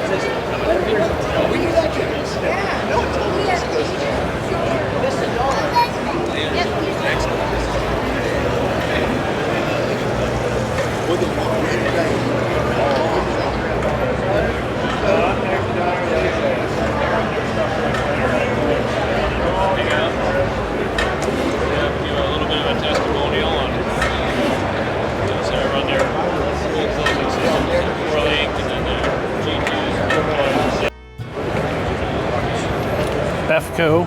It may be. More importantly, a free 10mm wrench. Right? They should be handing out 10mm sockets. Those are the ones that go missing.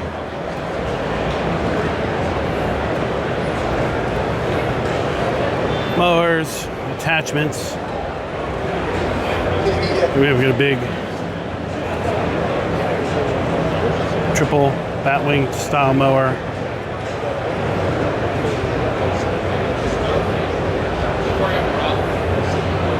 Some spreaders.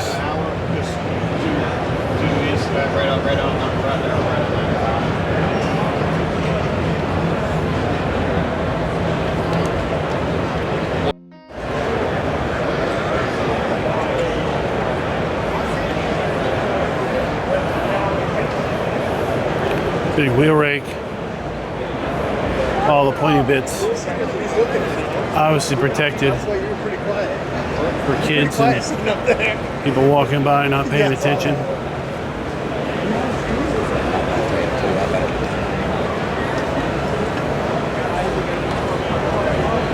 Bale tarps.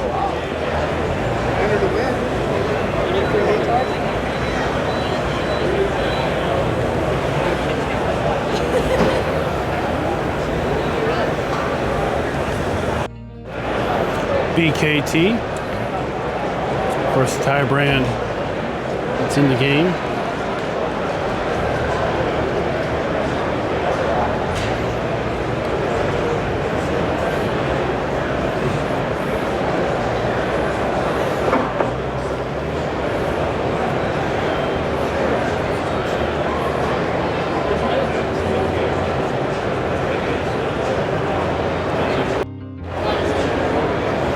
So last year, we had a great opportunity to meet David from the Discord and from the Australia. And we were just hanging around the booth here. And we were talking about the name of this company, Thunderstruck Ag Equipment. And of course, well, it doesn't take much before you start making comments and questions about AC/DC, and well, yeah, it turns out that Thunderstruck is from what we understood, an Australian company, and he was actually able to talk to a guy who was here from Australia, ironically, because of course David was visiting for a couple weeks from Australia as well. So here we have that booth.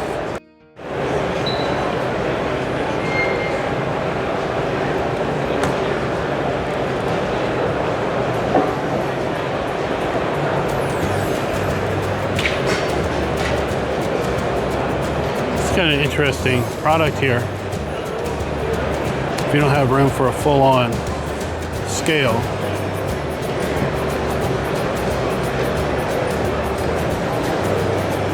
you just roll across the scale and I guess it adds up all the axle weights. We're here at Norden booth, specializing in kind of hay equipment. Demonstrating here their wheel rake, but kind of what really brought me by to this specific spot was this tedder. Although growing up we called it a kicker. Ours was not hydraulically operated, it was just mechanically operated. The faster you drive, the faster it works. But something that growing up kind of fantasized about being able to have would be something like this, square bale collector. So this would take the bales from the square baler and rotate them, get them into the right position, and then would You drop them into a specific chamber.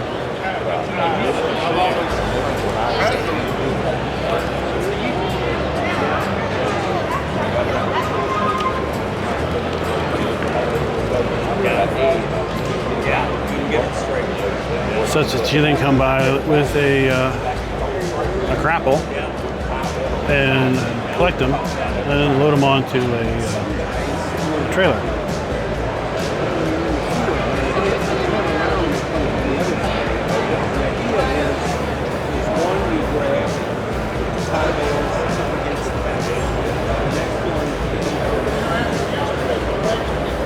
Another brand I teased yesterday, Krone or Krone, depending on how you want to pronounce it.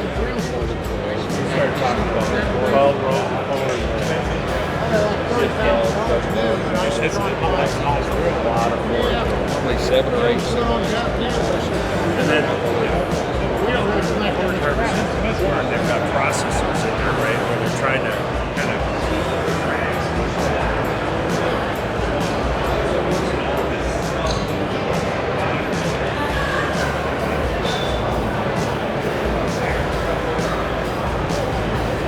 couple different mowers, kind of rear attached side mowers, big Swadro.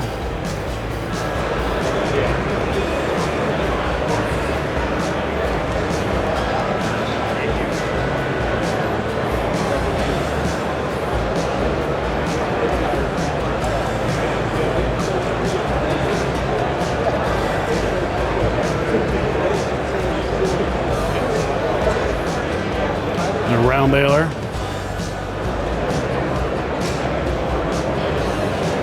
The big pack,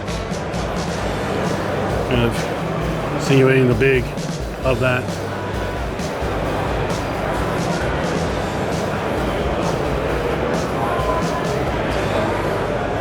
I've made a joke in years past about the bale chamber on these things is bigger than some New York apartments.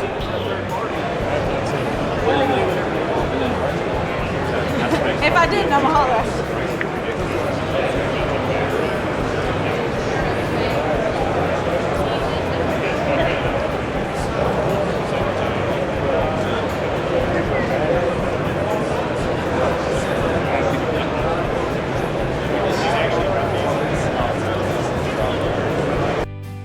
So as virtual farmers, we don't really think a lot about root structure. But Bex has a kind of demonstration here on some of their kind of seed hybrid where it's been developed in order to, I guess, enhance the overall root structure of the plant. You can see why. Typically, after you do corn, you're going to want to be plowing because of all of this root structure. Get all that ripped up, tore up, worked into the field. But also it's going to help with, you know, reaching deep down and grabbing that moisture out of the ground.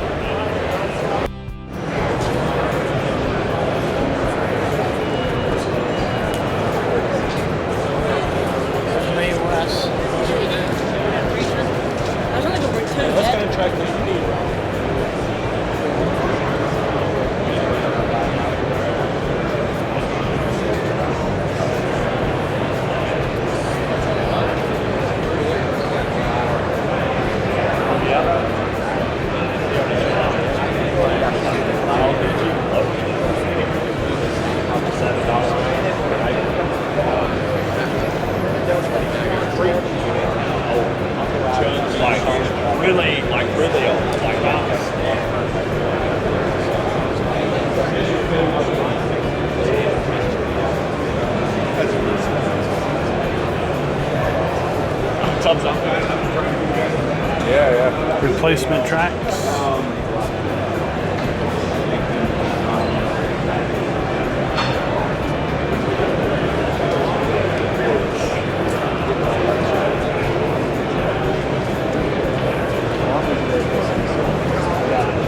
What was that? Yeah.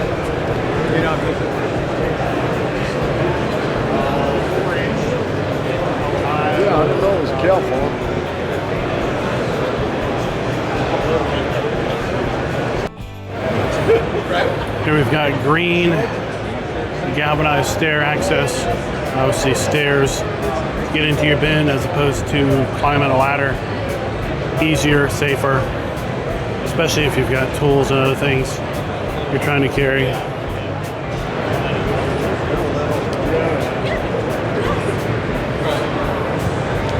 Take voice. They don't care. Work platforms.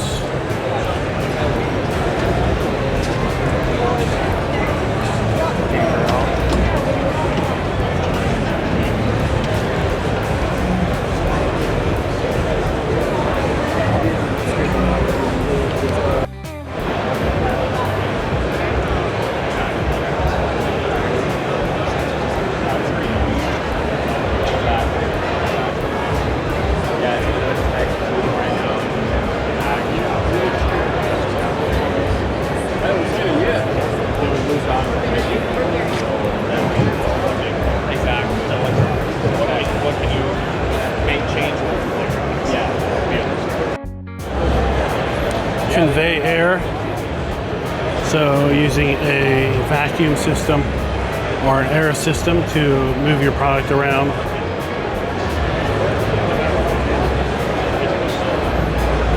Less damaging potentially to your grain than using an auger or a belt, since it would be in essence zero contact because you're basically just sucking it out.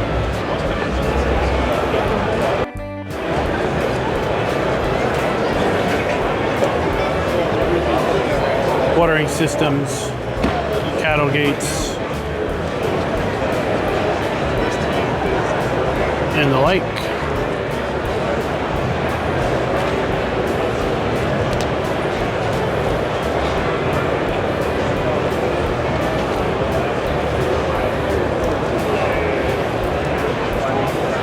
Here we go, Hilco. They have a mod in the game. And in fact, we've got Farming Simulator set up here to show this off. What Hilco does is they have retrofit kits to retrofit standard harvesters with the ability to follow the hill. Keep the harvester level, which keeps your machinery running most efficiently. All these machines, harvesters, have been designed to run on a level environment. So if you get them cantered off to an angle, then there's less efficiency there with respect to grain. So Hilco, it'd be nice if it came standard as an add-on option for in-game harvesters and such, but it would be a lot neater than simply having only access to a few mods that incorporate this idea. Go ahead and play. Good. Put it up there. Well, he taught me how. Oh. But your machine, because if not, there you got the. Oh, you got it. Nice.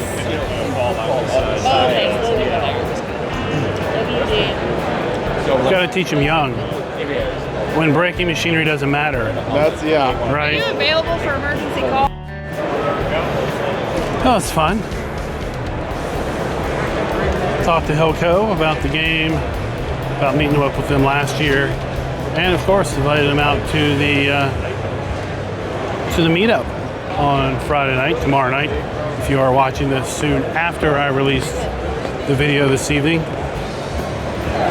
we're going to be having a meetup here in Louisville at Third Turn Brewing in Johnson Town Square Center around 7 p.m. Fans of the game, fans of farming, maybe interested in the game, everybody just come on, hang out, have fun.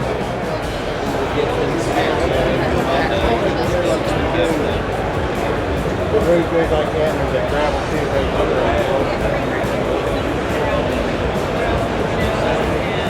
Beautiful, and then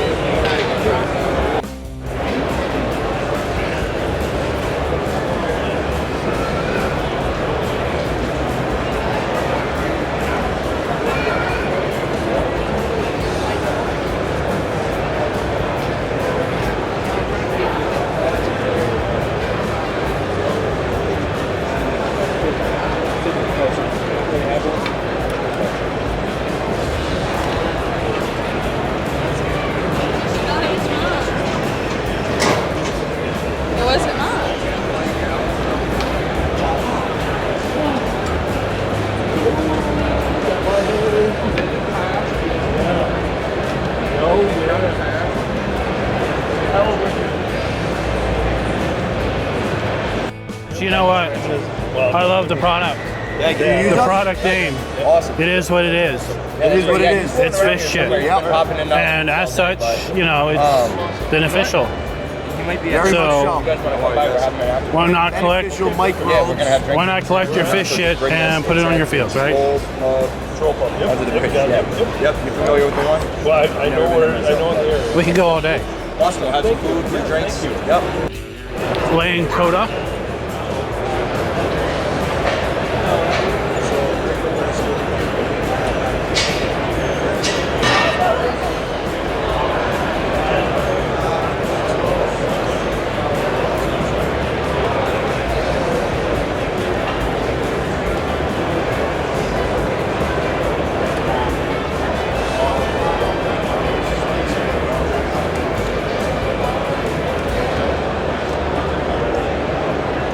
And over here we have some various forestry related machinery from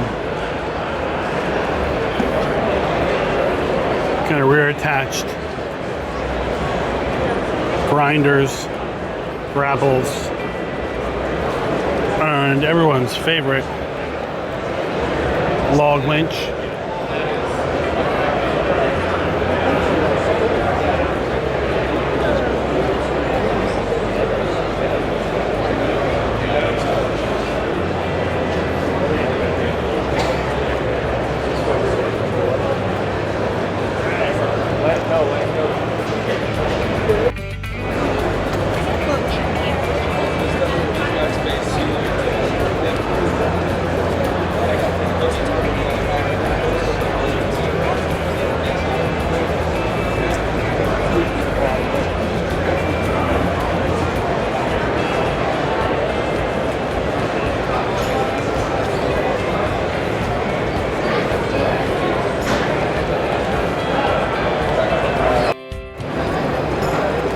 Kubota has a very big presence here at the show this year. In fact, they've had a big presence at the show probably just about every year I've become. Now, yesterday, I don't think they're going to do it today. Yesterday they had somebody from the TV show Yellowstone here, who apparently also is a Kubota user on his own farm. And he was here doing autographs and things, so you never know who you might have an opportunity to meet or talk to at the show.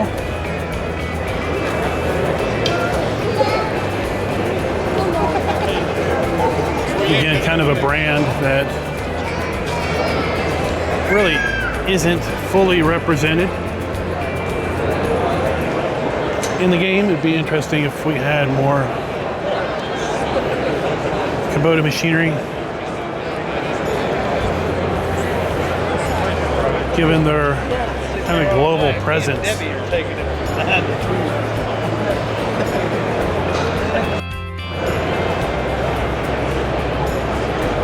Of course, we've got side-by-sides, small tractors, lawnmowers, mowers, larger tractors. Of course, we have the Kubota DLC in Farm Sim 22 with the M7, the M6, and the M8. So we got the M7 here, hooked up with a square baler.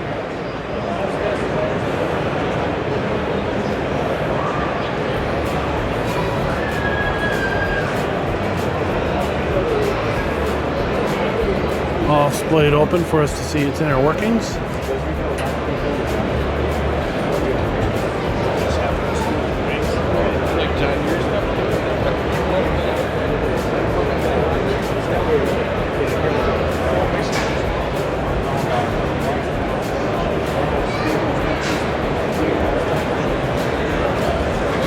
This one actually bales 2 small squares at a time, and then uses a chute pass configure to dump them down on the ground. Well, you bought that man.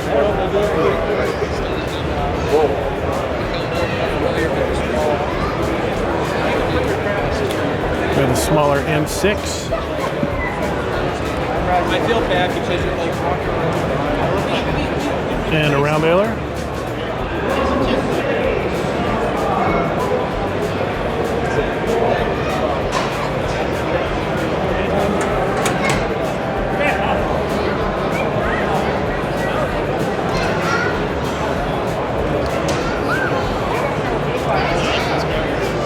Nice stand-on loader, telehandlers, skid steers.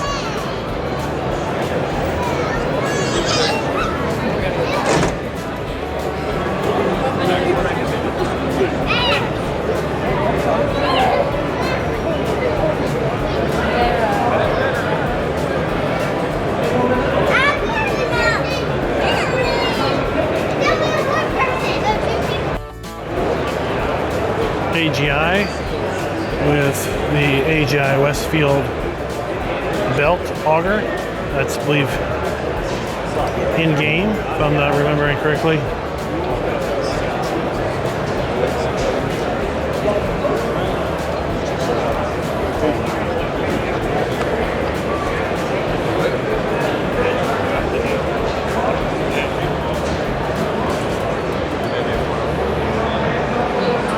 Of course, grain bins, grain handling, drying, cleaning. So everybody, that's going to conclude our second day of coverage here at the National Farm and Machinery Show in Louisville, Kentucky. We were able to get through South Hall. I don't know, honestly, if I'm going to split this up into 2 different days or 1 combined day. It really depends on how long this video ends up being after we put it together and edit it. But at any rate, we'll be back tomorrow for definitely coverage of the West Wing, if not concluding the coverage of the South Hall, South Wing, and then move over into the West Wing. But at any rate, I hope you all are enjoying the coverage of the show. And if you can ever get a chance to come out to the show, I encourage you to do so. If you're a fan of agriculture, fan of the game, and want to see what this stuff looks like in real life, it's definitely an opportunity to do that and really get a sense of scale as to how big a lot of this machinery truly is. Do all the YouTube stuff, like, subscribe, comment, and share the video. And until next time, happy farming.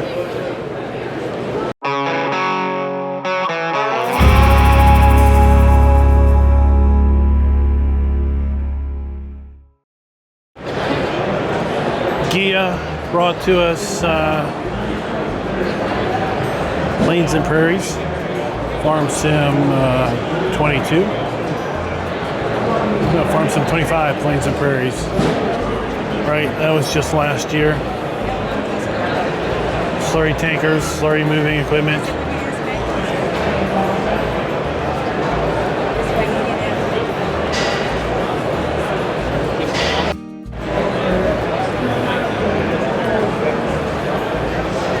Salford.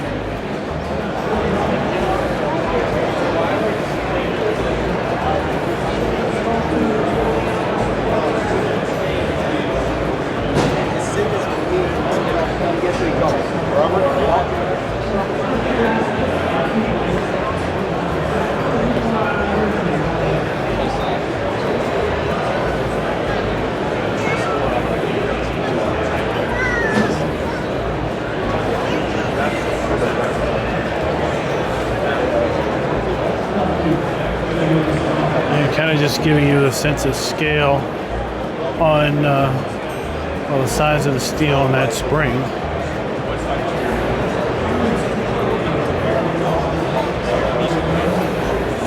It's another type of forces that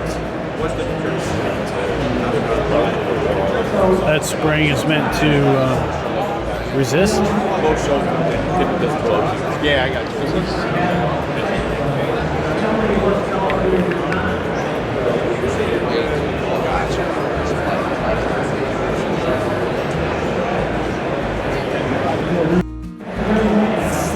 Massey Ferguson, Fendt, Gleaner, AGCO. And here we are at the Ag Revolution booth, arguably the biggest booth at the show. We've got the small baby baler, the Massey Ferguson Heston SB 1840. We've seen this baler.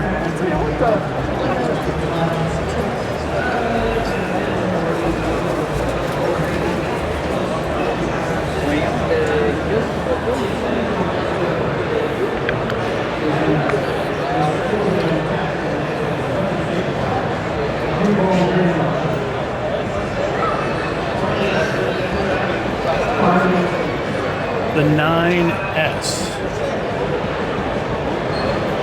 I don't think we've had the pleasure, or have we had the pleasure of having the 9S in Farming Simulator.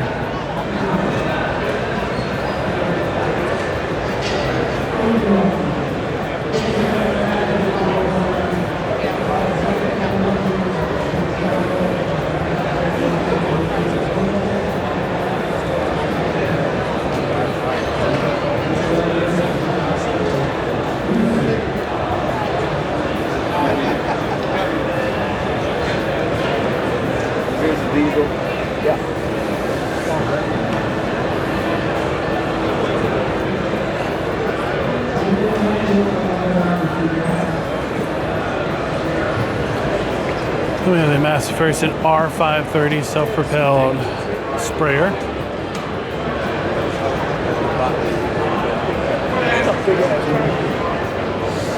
Ain't the one he got with him.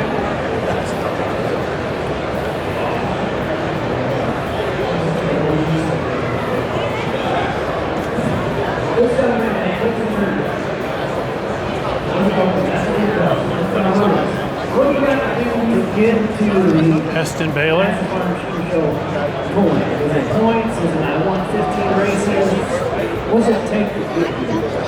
Again, another kind of dual chamber design. Invitation only, to the best of the best. It is only you. So you're working with the one on this project. Yeah, it's a turtle. How long, out of curiosity, how long? How about you, Vince? The tackle, hood blow off? Burn it in there, crack it off. You want me to do a little anything bad happening yet?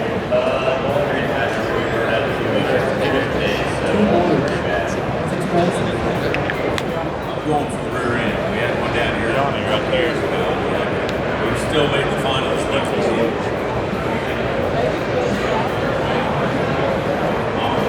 Fed tractor hooked up to a Massey Ferguson front mower.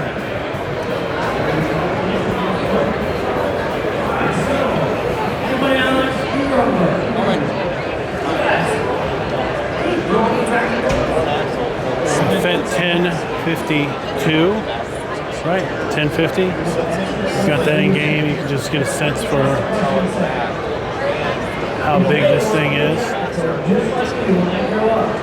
How many pennies are in these conversations? We're gonna go far. All right. How much do you sell this? I'm worth my weight in gold.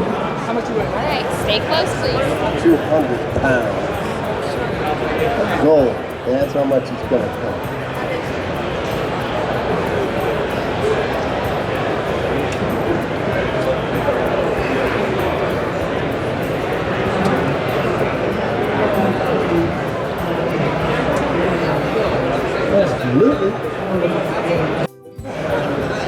So that was the 936 that's hooked up to the Momentum planter that we're taking a look at.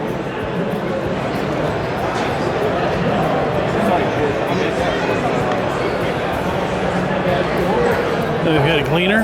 Again, a brand we'd really like to see make some sort of presence to the game.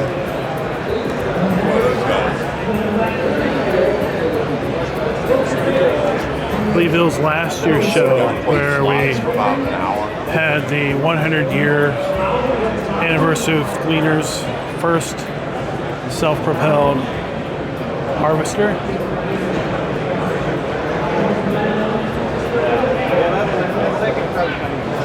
I'm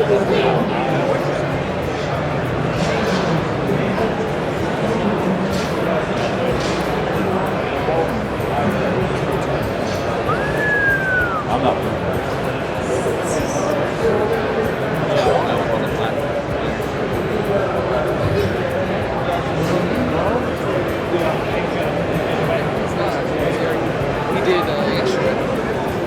And we jump straight on into the kind of Amazon section of the Ag Revolution booth.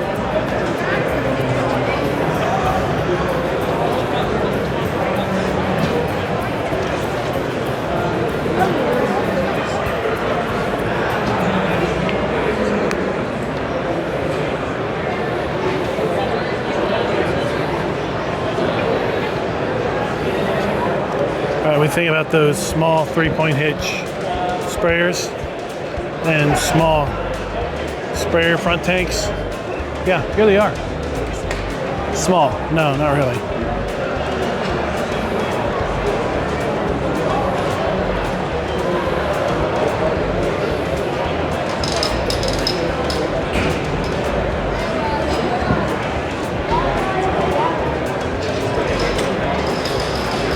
Or how about that small Amazon 3-point hitch for live spreader?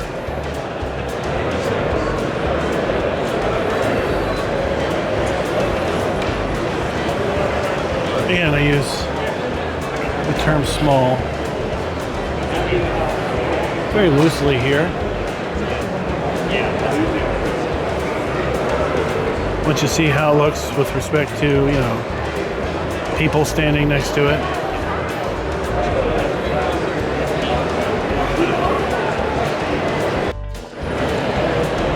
Norwood with various seed tenders, seed hoppers, grain augers, belts.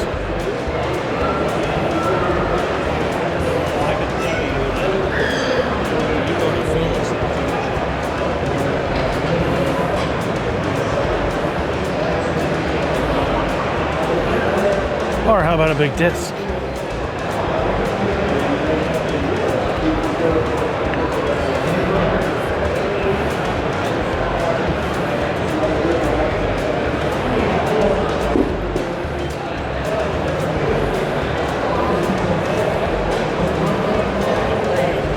Rather popular mod added back a few game versions ago, honeybee headers.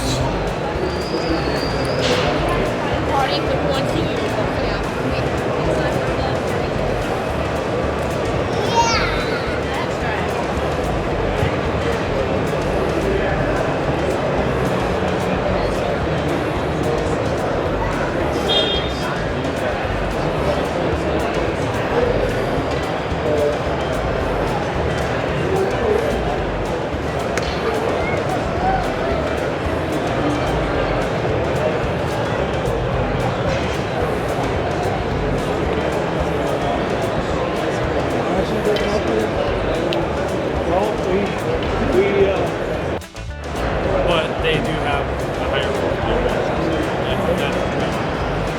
Bad boy mowers, stand-on loaders, yard tractors, small hobby farm style tractors, skid steers. Brown, they just brought this one in. Well, it's a unique outfit.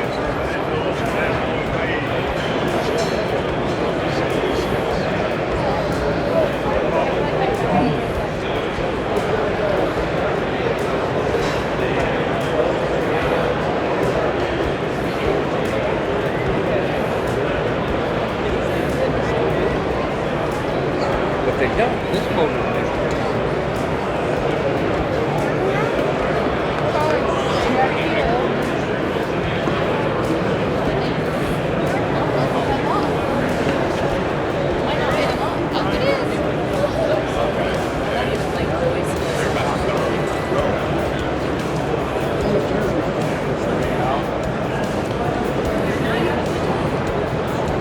River Firth. No, I butchered that. But at any rate, the big Brent auger wagon.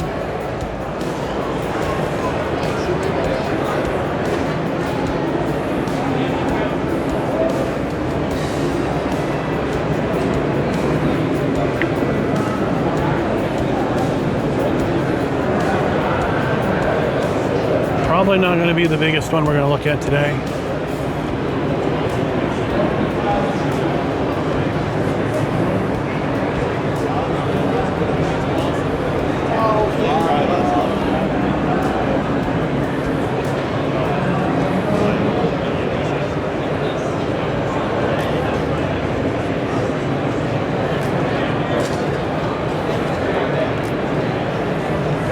Seed Runner. Now the Seed Runner used to be base game machinery back in FS 17, maybe even 19. There were modded versions also, but something that kind of went away. It'd be nice to come back.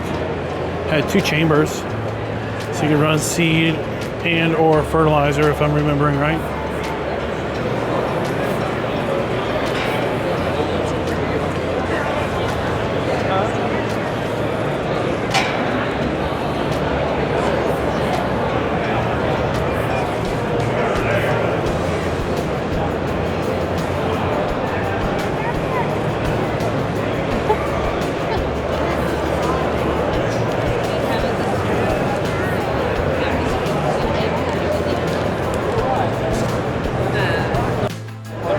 Like I said, the Brent wasn't going to be the biggest auger wagon we'd see today. We might see yet another one. We'll have to see how far we get.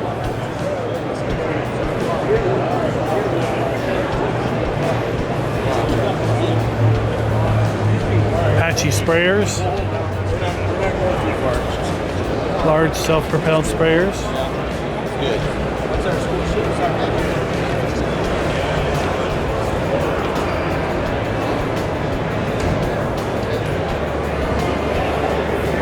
Again, if you've never seen this stuff in real life, you've never seen one maybe rolling down the road, the idea that you can just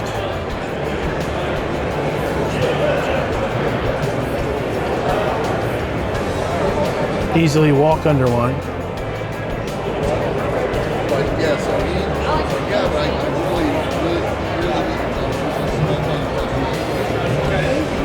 Does give you a bit of a sense of scale.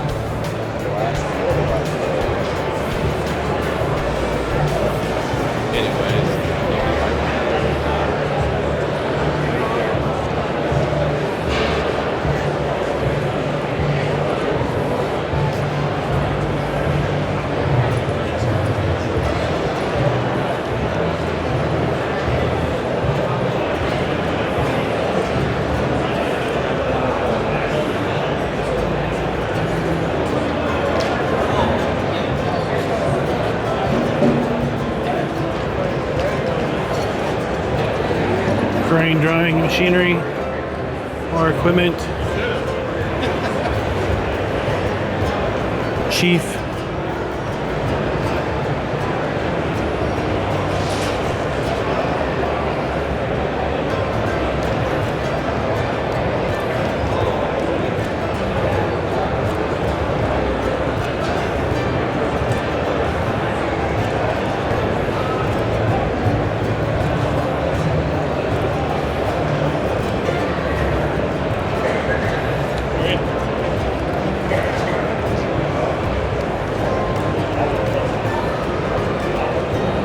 Various seed cleaners,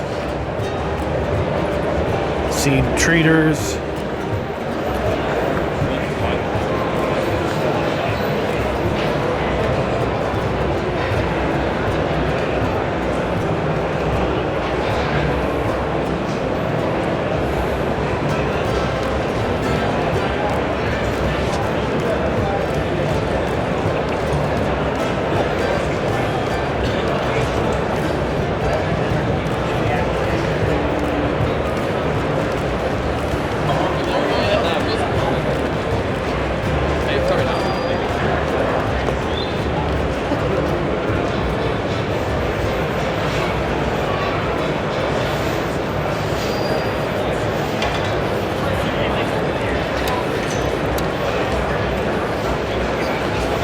side of the honeybee booth with NDE.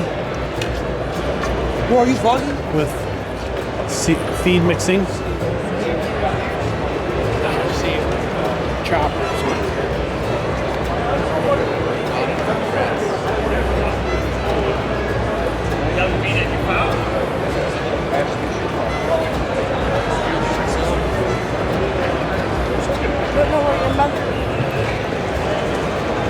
Bush hog, rhino, Dixie chopper.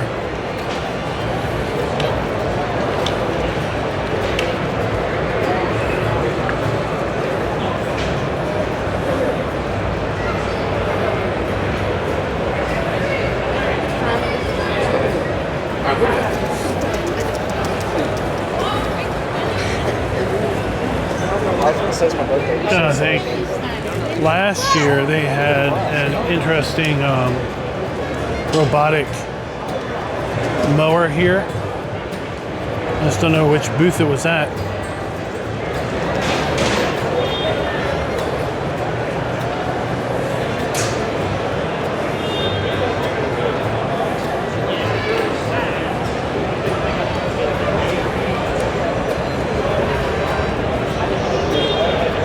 Probably over at Dixie Chopper.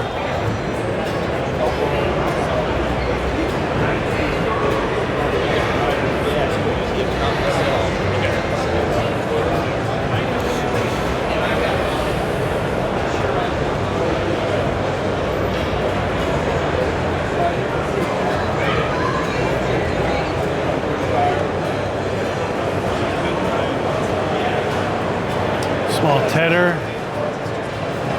Lots of brush mowers, lots of, here it is. There it is.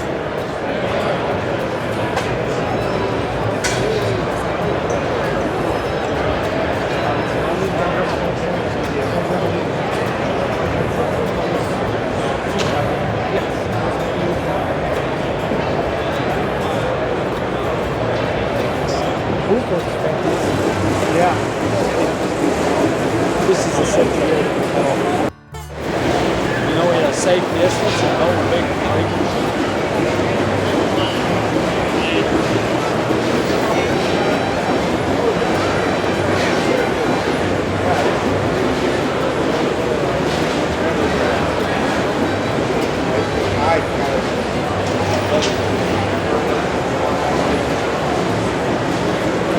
And I was kind of waiting until we would see our very first drone. I feel like we're going to see lots of drones over in the west wing when we get over there. But our first drone here in the show is going to be found in the South Hall.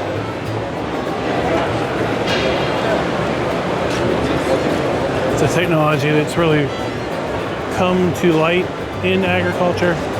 Is kind of drone-based spraying, drone reconnaissance, and reviewing your fields from the eyes of a drone.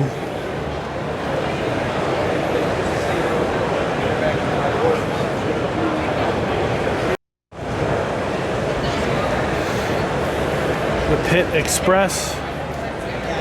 You don't have a in-ground dump pit, well, you can just roll in, set this up, bring your truck up, dump, and transfer to a auger.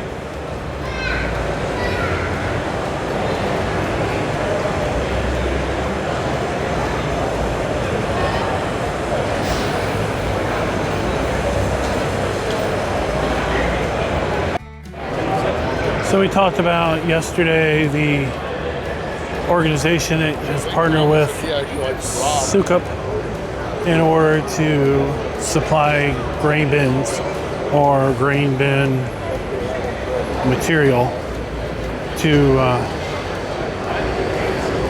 third world areas that had been hit by disasters.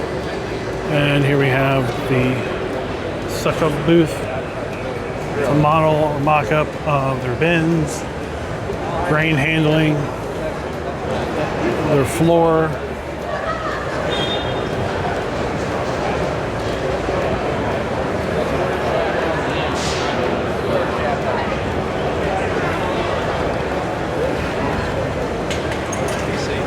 Right, what makes their system better than the other guys?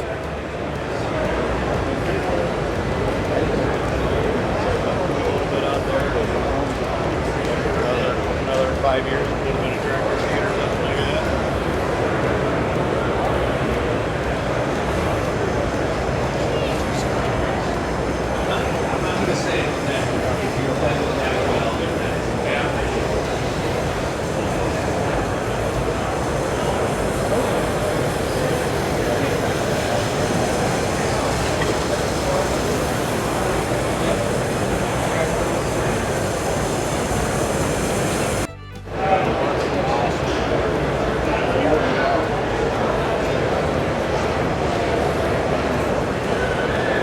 Cutters, diggers, drainage.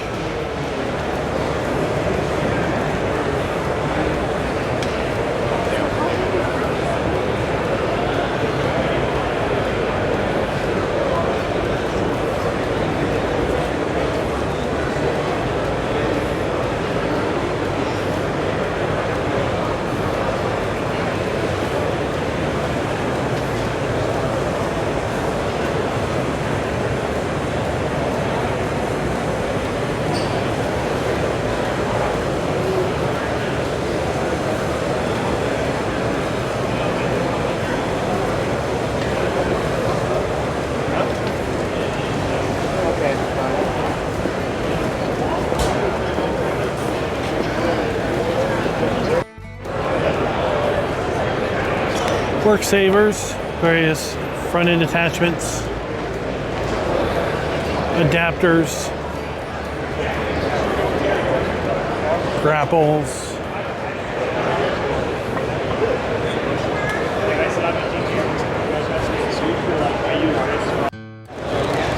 with the inclusion of rice with Farm Sim 25, right? Why don't we use Shiver's rice drying system? Because I don't think, yeah, we can put rice in grain bins in the game. I was just thinking about that. There's just bars out there. Every 5 miles, bar out there. That's what my bar says. See all that on big, right. Did you?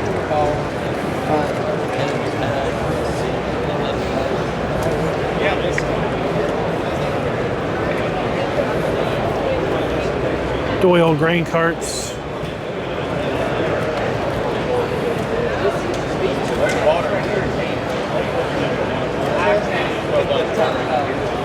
Good one feels that out. Spreaders.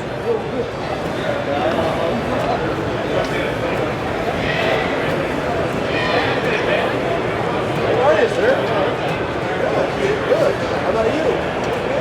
Good. You doing well? Yeah, you did. Appreciate it. Appreciate all your business. Yeah. Hopefully we can get somewhere on this.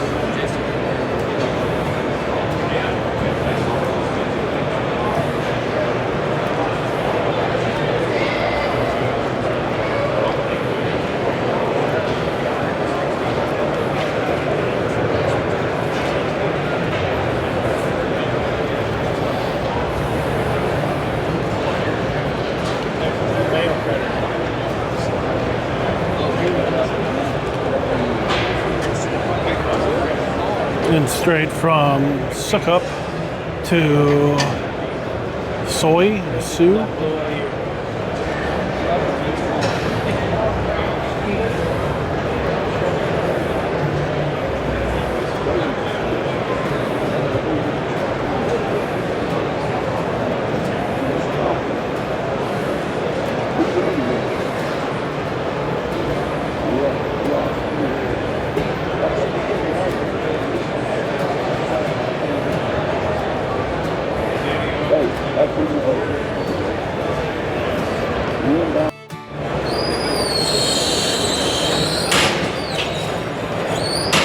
Tartar chutes, cattle gates, scrapers.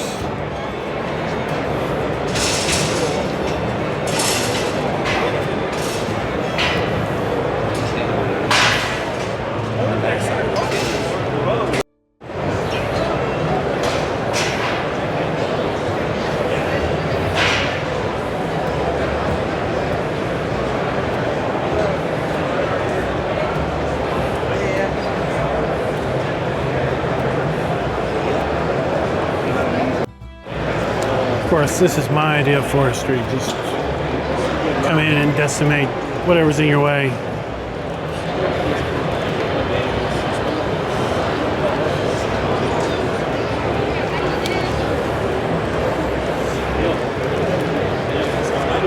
You definitely don't want to be on the business end of that.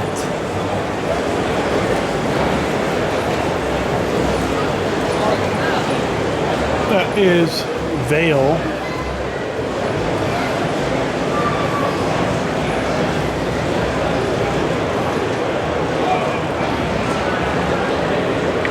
There's mowers, blowers,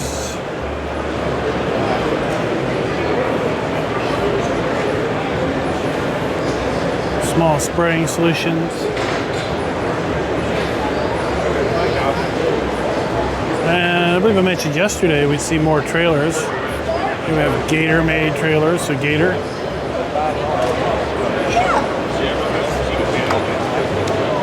John, can we start heading that way? When it comes to service, Gatorade stands behind you every step of the way.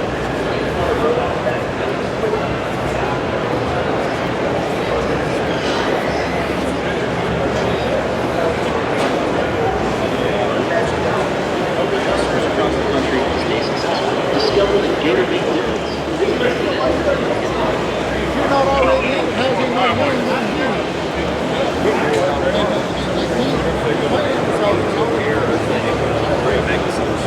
And then we have Fast Ag Solutions with various applicators. Get your nitrogen in the ground.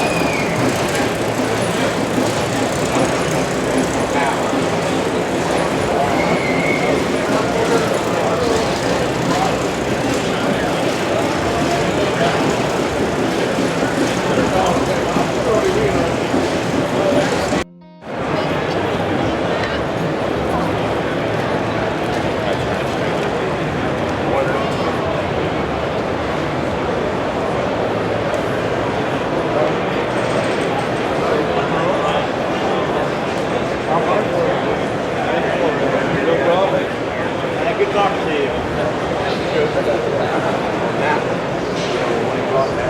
had to wait to take home plate. Yeah. I think it was like, I don't remember, $3,000 off.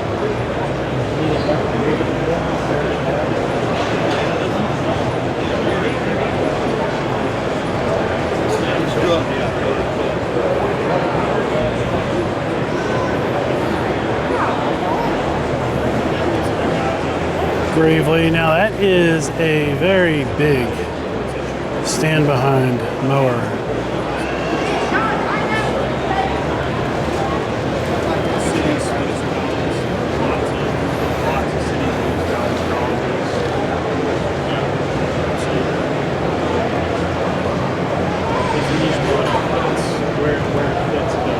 Get out of your way.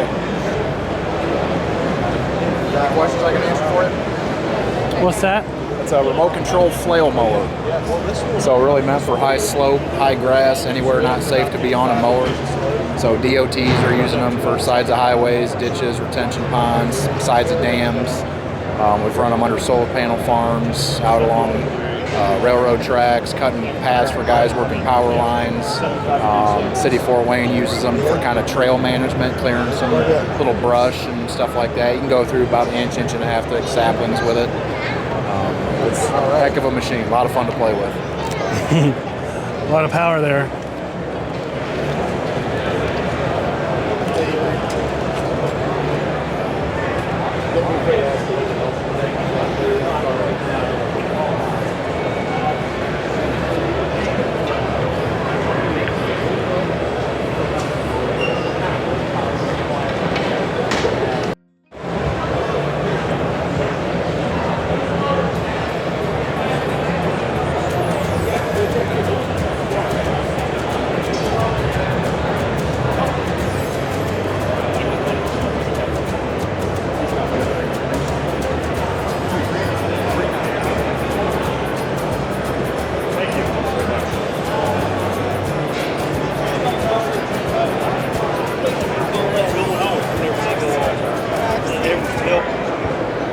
I guess I told you.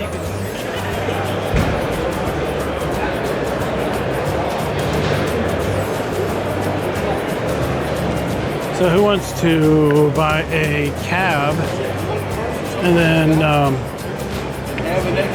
hook all those controls up to a gaming setup for the ultimate farming simulator rig?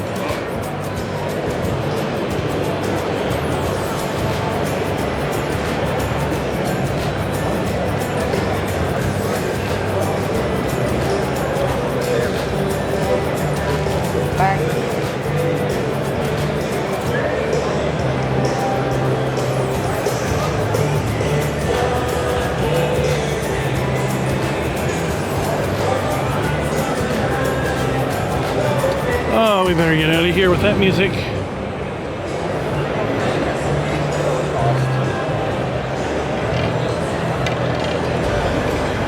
Myers mixers,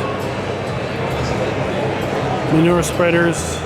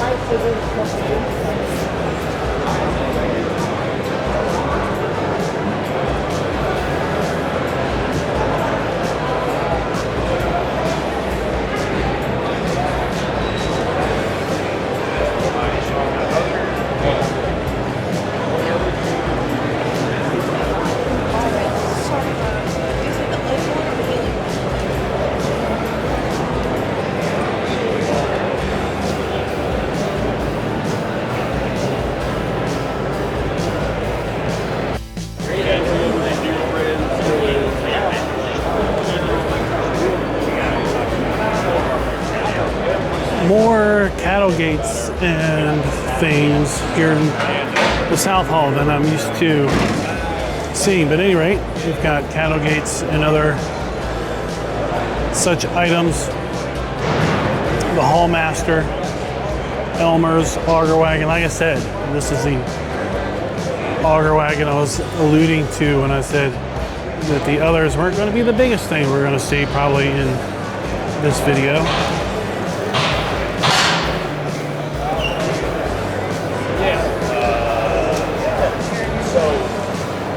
Then we have Diegelman, which we know from the game mostly for the rock collecting machinery.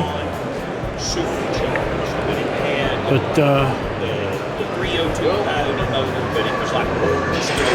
check out that blade for silage work.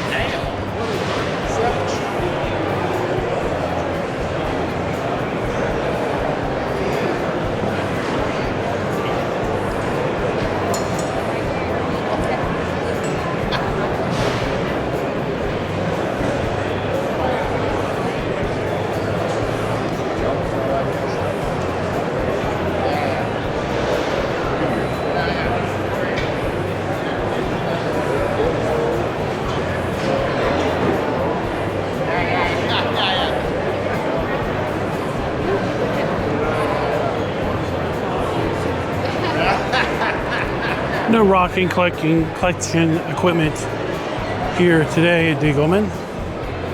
Hardy sprayers.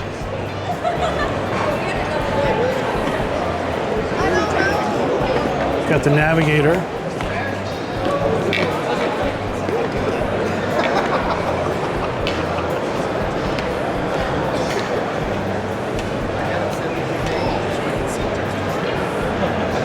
The smaller Ranger.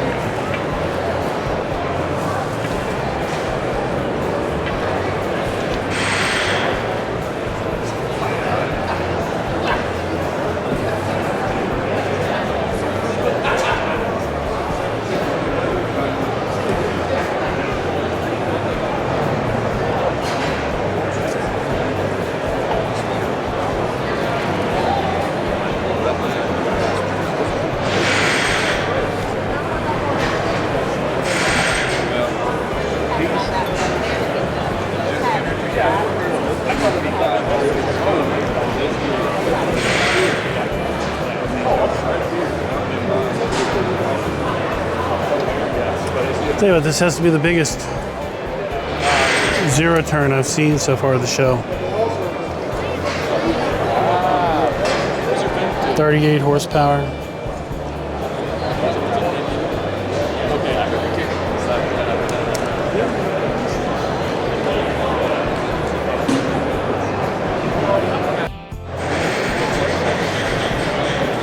We have Woods mowers.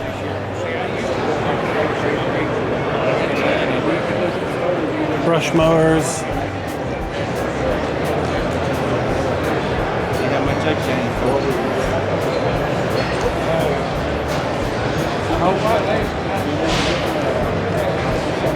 Huge 50-foot batwing mower. You're in a right angle gearbox, yeah. So if you start bringing that, you get like 34 degrees, this is going to start going, you know, like it usually, yeah. Your turf mowers. And what it'll do is it'll vibrate so fast.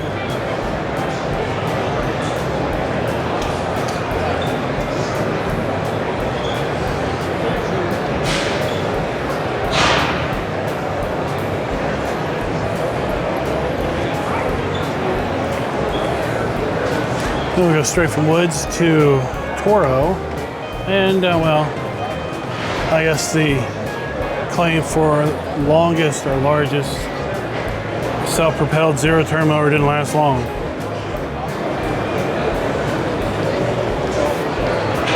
I can't see them getting much bigger than this.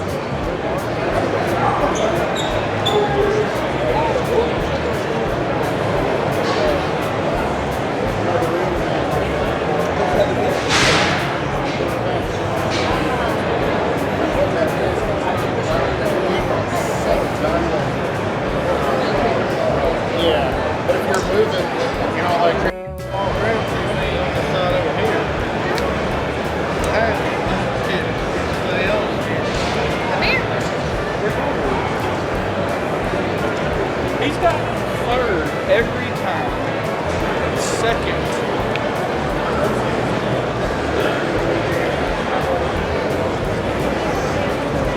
That's right.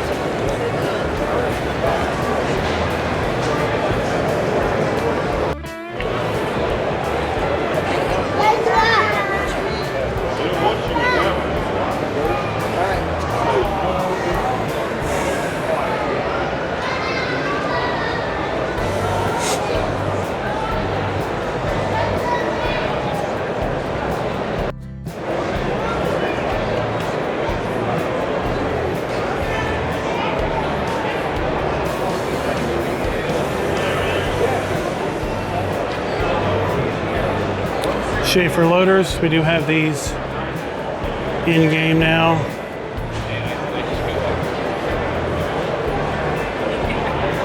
I don't know about mine telling me, but I like it. We have got a little Wrangler.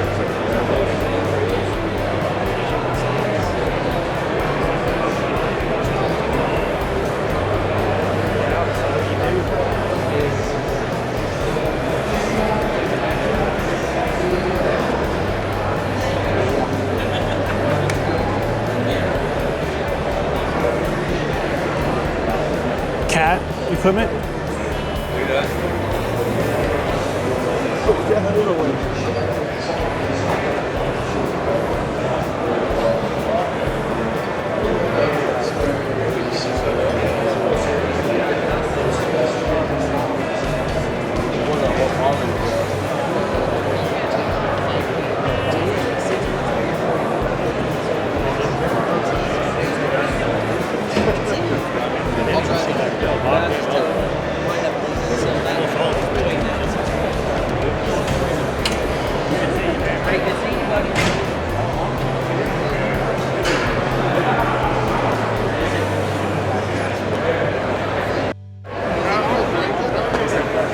KVH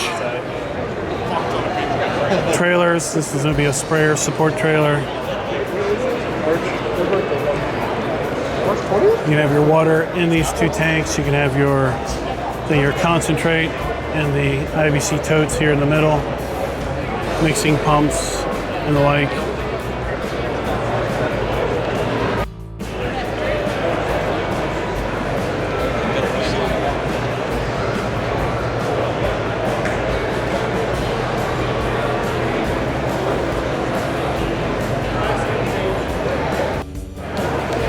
So I mentioned Brandt earlier, but that wasn't actually at the Brandt booth. We're now at the Brandt booth, where we have things like grain belts. Of course, the big Brandt auger wagon back there on a flatbed. We have belly dump belts. This one's set up. Right, your truck would drive over that, dump your grain into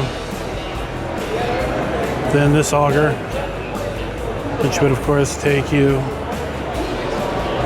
up to your bin.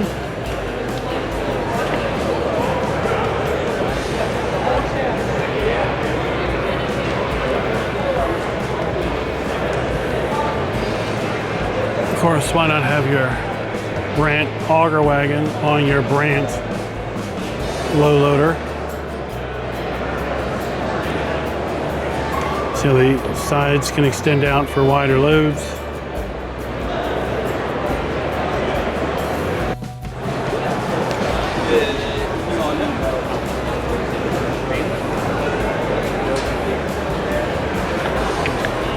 Coming up to Capello, corn headers.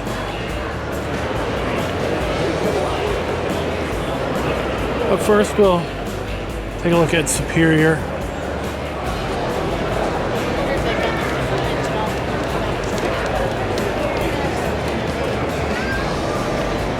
Oh no.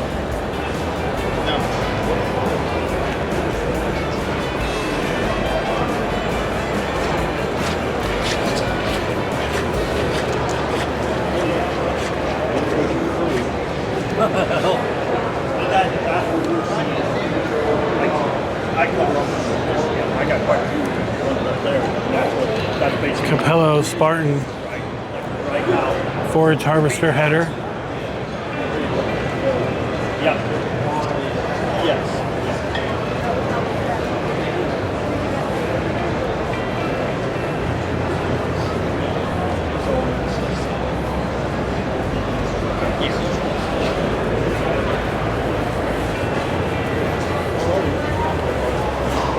Then we have the Capello Diamant. We've got this header in game of various sizes.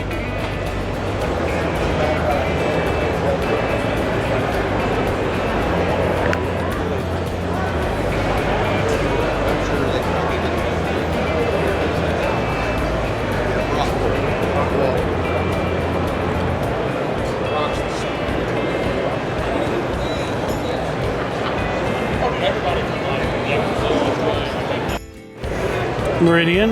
We have Meridian bins in game, convey all augers in game.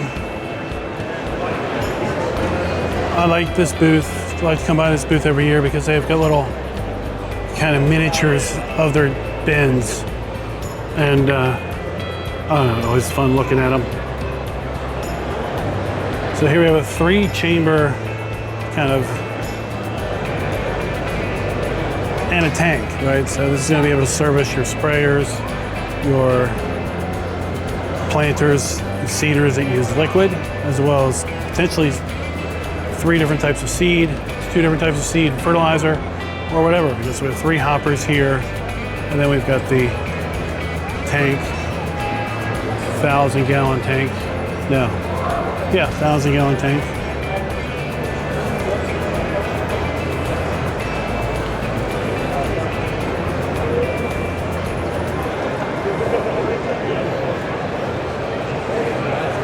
Like I said, little mock-ups of their tanks.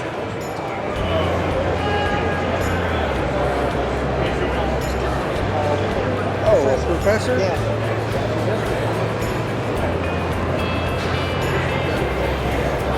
It's hard to go wrong with a GMC square body.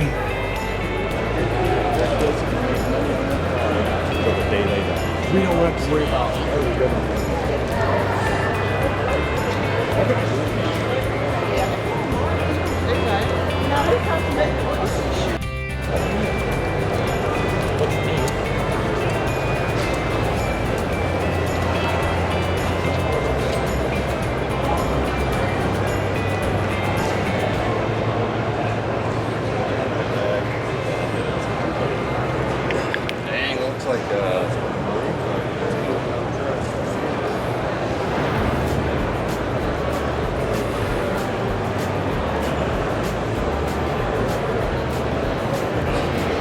And then we've had modded versions of this, or mods of this.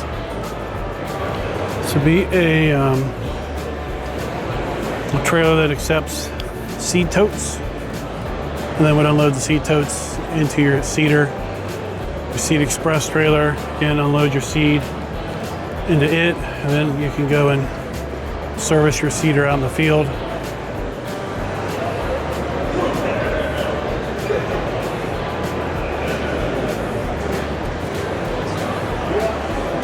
Fuel tankers.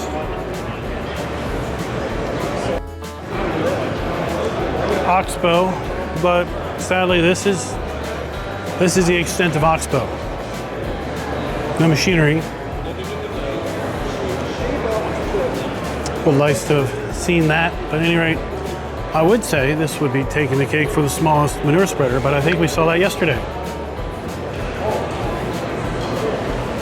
I do believe this would be the second smallest manure spreader at the show, but then again, we haven't seen the West Hall yet. That'll be coming in tomorrow's video, but this booth is pretty much going to conclude the tour of South Wing.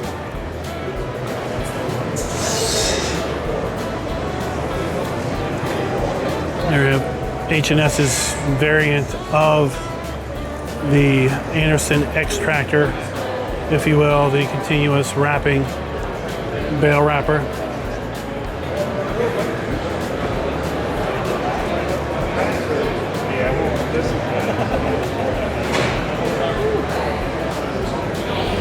Hope you all are enjoying this coverage of the National Farm Machine Show, again in Louisville, Kentucky. If you can make it out to the show, I encourage you to come out. If you can't make it this year, come out next year. We've got a year to plan. If you're a fan of Farm Sim and you want to see this ag equipment in real life, it's a great opportunity to do so. It's a great opportunity to get into some machinery and just see what it looks like to actually operate this stuff also. Or if you are a farmer, you are into ag businesses and you want to come out, it's definitely worth the trip, because you're not going to find these many brands under a single roof. Actually, well, until next year when they open up the new structure here in the US.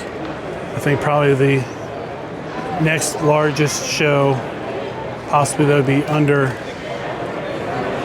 a single roof, and outside would be Agritechnica in Germany, but from what I understand, that is significantly bigger. But again, it's kind of held in the fall, and it's also outside, or it does have some outside components, so it's not restricted by physical, size of the structure. Do all the YouTube things. If you like this video, like, subscribe, comment, share, and I'll see y'all in the next one.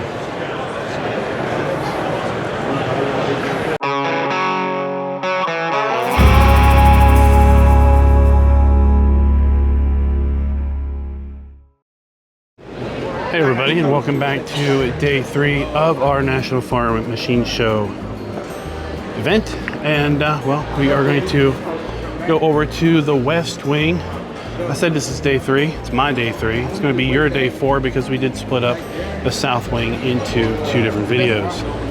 So we are right here, kind of at the entry of North Wing. That's where we started day 1. Day 2 and day 3 took us over here to the South Wing. And then day 4, we're gonna come back. We're gonna walk through the Freedom Hall Coliseum lobby and over here to the West Wing, where we hope to kind of explore everything. And also maybe get a chance to go over to the Broadbent Arena, where we'll be able to take a look at some of the tractor pull tractors and trucks.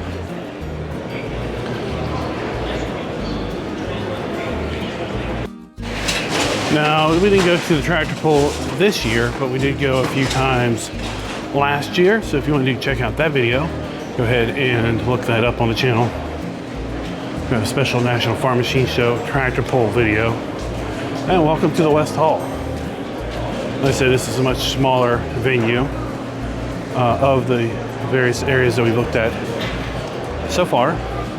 And a good chunk of it is going to be kind of focused around cattle operations.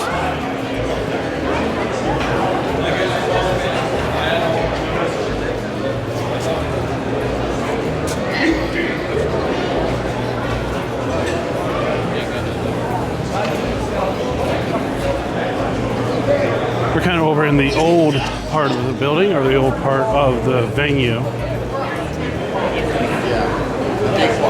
With this being the 60th anniversary, in the main lobby there's been a video running that that talks about kind of the history of the show, and it turns out that I believe the south wing that we looked at last 2 days was an expansion in the mid 2000 teens, maybe.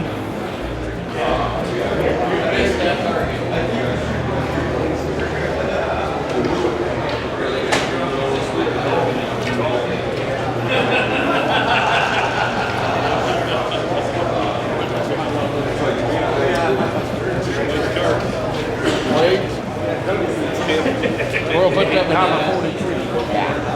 That's a lot of fun.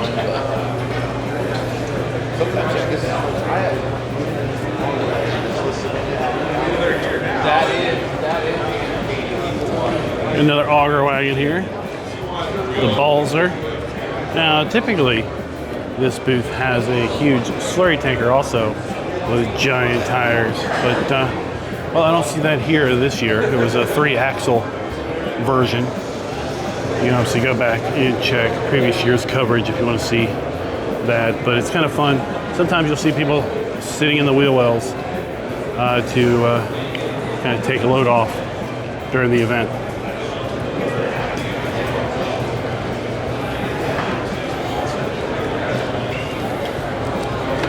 So what we're going to see here are going to be kind of more typically smaller, more niche vendors.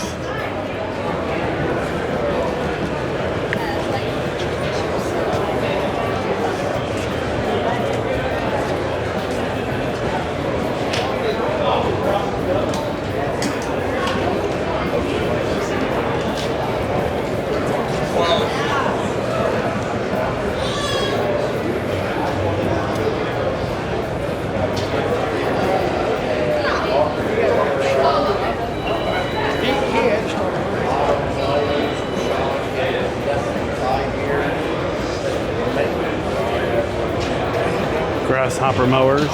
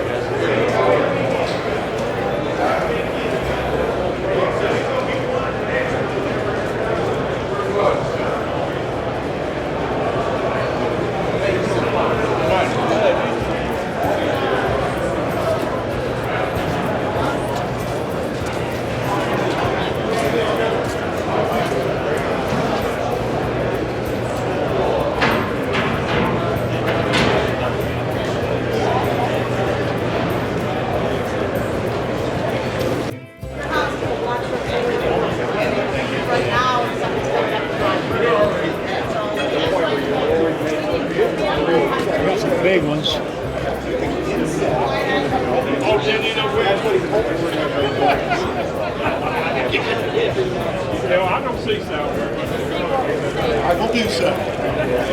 I'll tell him. Now, in addition, there is a Enjoy your bag of big goodies. craft Hey, hall thank you. or craft area up on the upper level of Hall C. That's an area I typically haven't covered in any of these videos. It can get rather crowded in there if you go kind of mid to late day. If that is something y'all would like to see maybe in future years, let me know in the comments, and I'll try to add it and incorporate it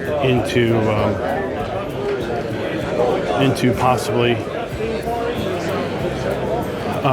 another year's series of videos.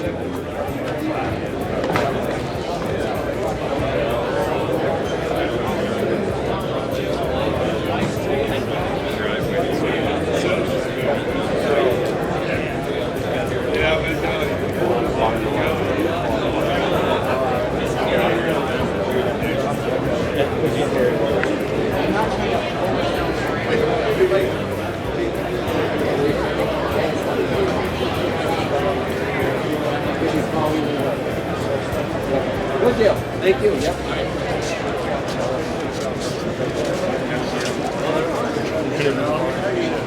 Until you get stopped.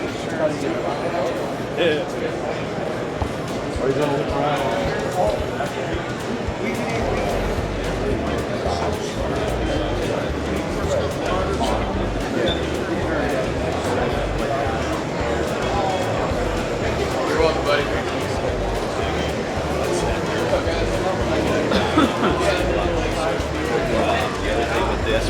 Yeah, that's why we're here for you guys. Get done with the red. So have you seen the wheels before? So this is our guaranteed climb route.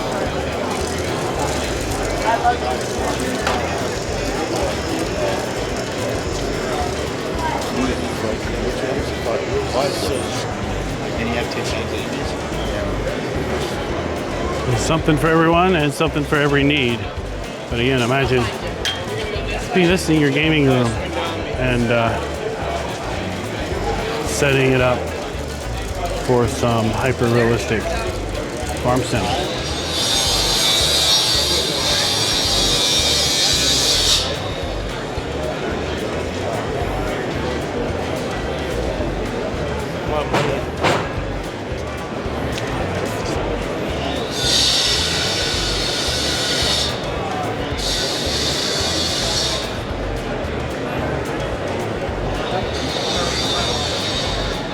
Maybe we can get a tractor seat as your next gaming chair.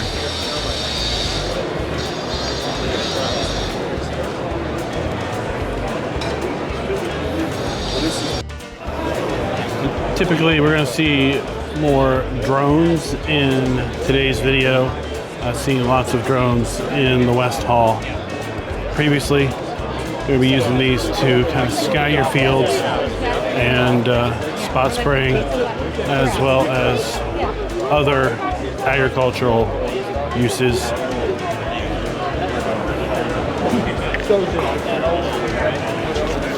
Definitely an upsize from, or an upgrade from your traditional little hobby drones. Using the curved AV.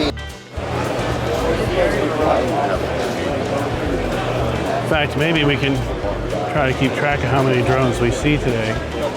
This would be, I guess, drone booth 2.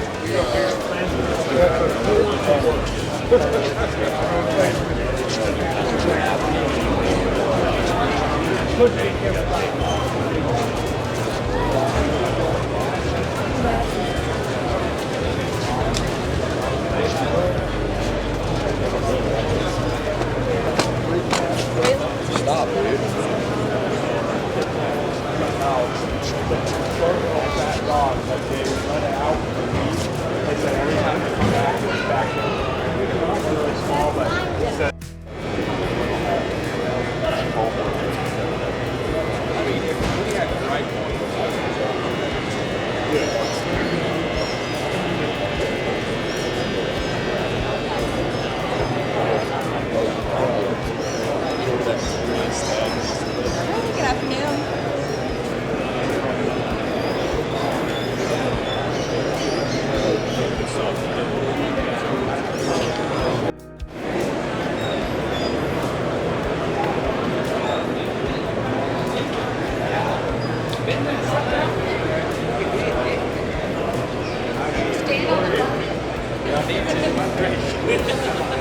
Well, a farm, we had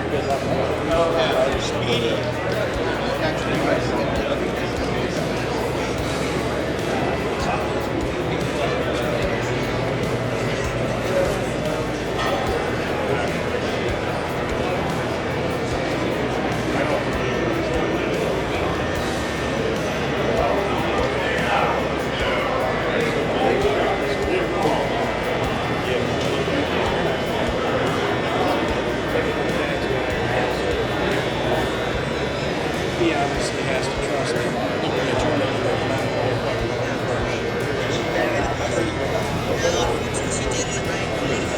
Yeah, we just say, so yeah, but it must be all the happy. So I mean, you ever want to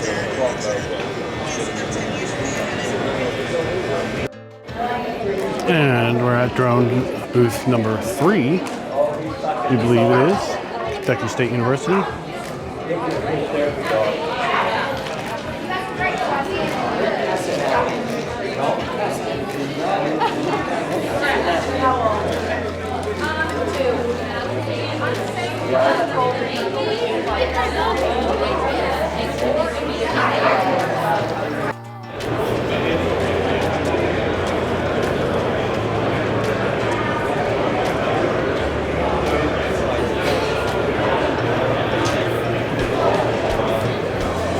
Post digger,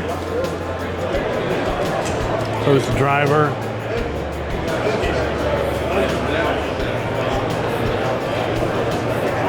endless job of repairing fence.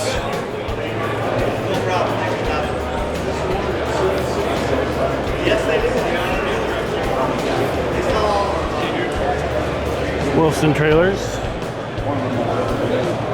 shove them right back out the back. Because they were like,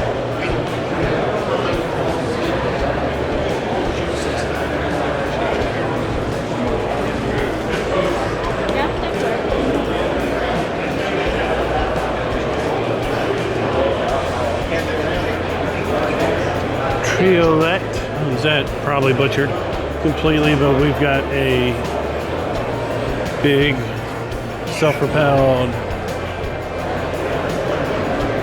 feed mixer.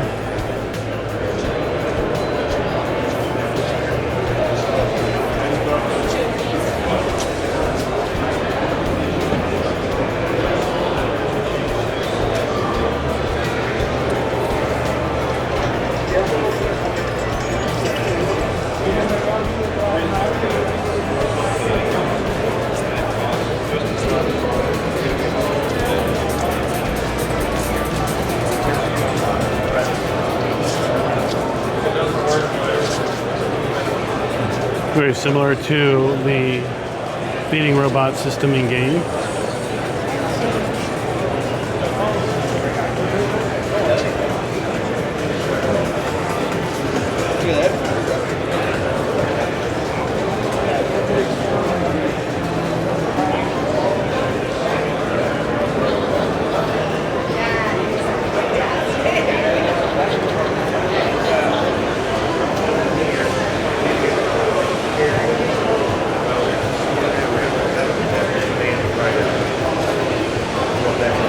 This is the booth that I was thinking about with respect to maybe having a smaller manure spreader than the ones we've already seen. They typically have a little small round baler over here.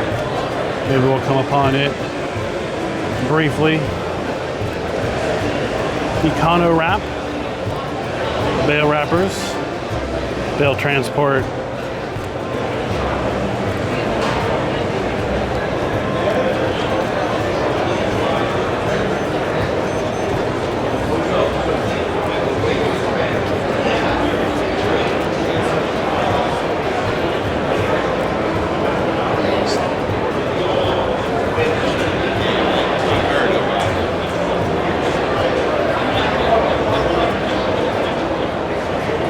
See the little round baler this time.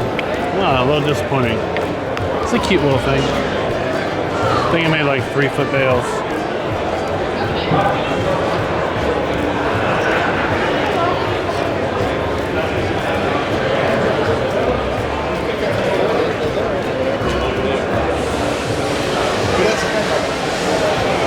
storage,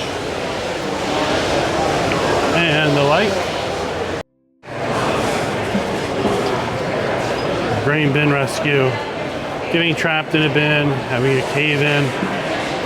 When you're emptying a bin, but you've got maybe grain, corn that's a little bit too moist and it's kind of formed a hard crust layer, but you're emptying the bin and a void forms underneath that. Somebody might get into the bin to try to work in it or clean it out, and next thing you know there's a cave in and you slide down and maybe get covered up by the grain, similar to kind of like an avalanche scenario.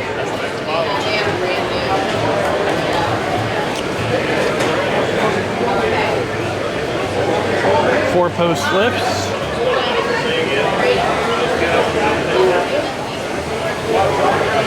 Two-post lifts.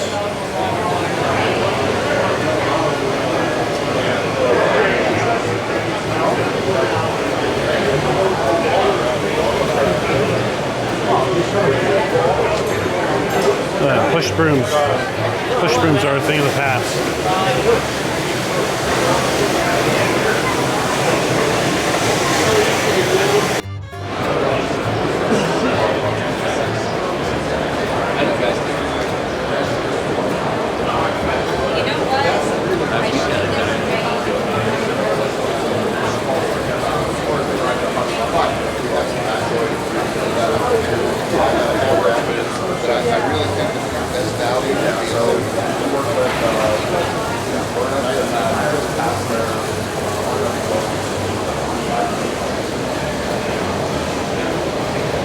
So we got a rock picker.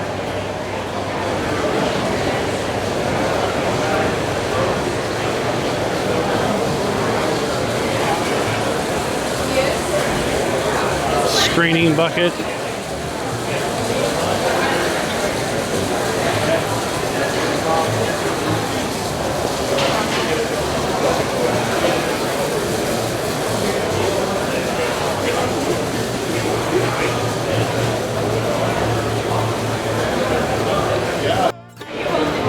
Now we saw the Massey double baler yesterday. We kind of have an add-on option for that.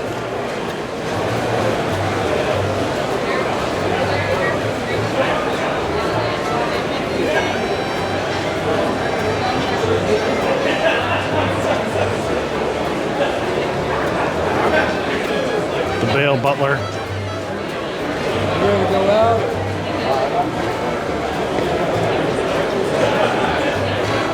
And we might see the Red Baron bale accumulator later today. They're typically here in this section of the show.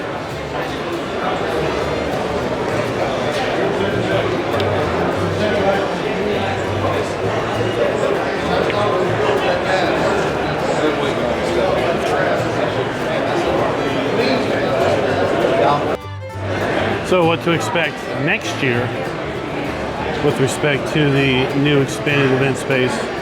This building, 600,000 square feet, they were saying, is currently under construction. What we're looking at is the back end of the convention center now. The middle being the arena where the tractor pull is done. And then we have the north wing, we have the south wing,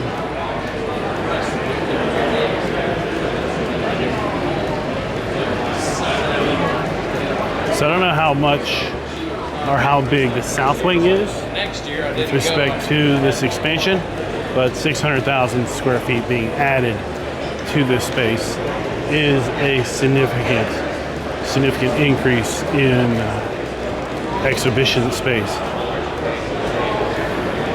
So we might be hard pressed to get everything in the 4 days of the show.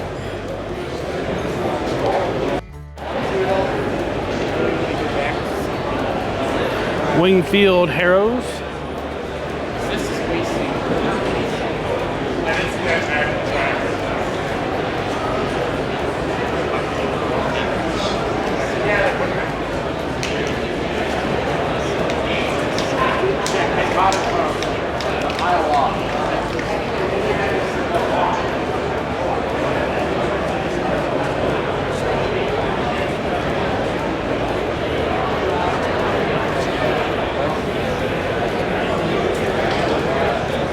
Again, we're here pretty early each day, trying to get here before it gets super crowded. And I'm over on the west side, which I feel gets a bit less traffic in general. It's kind of why I like to cover this area later on in the week, because Friday is going to be very busy in the main building. And tomorrow, Saturday, you're seeing this Saturday. Saturday is going to be the busiest day of the entire show. Mostly families that can't come out or choose not to come out, you know, while kids are in school and other things.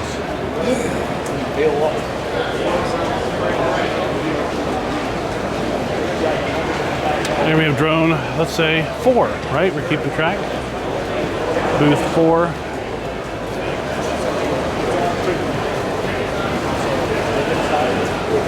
Where we need it.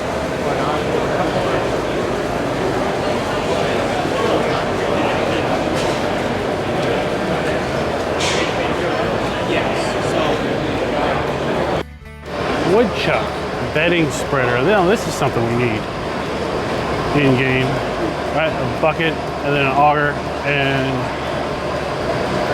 check out the video. It just shoots the bedding. You can also use it as shown here. Feed.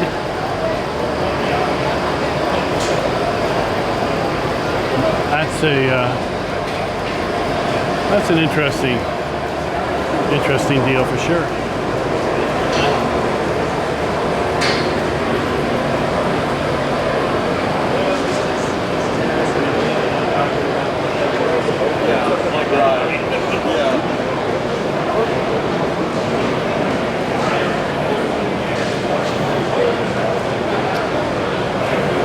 Alcoda pressure washers, pressure washing solutions, yeah.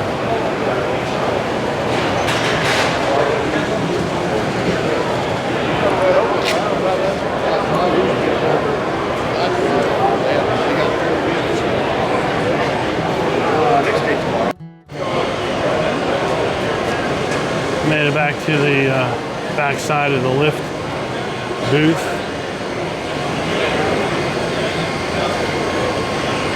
Yeah, no more crawling around underneath things to do service. That would have been handy for sure growing up.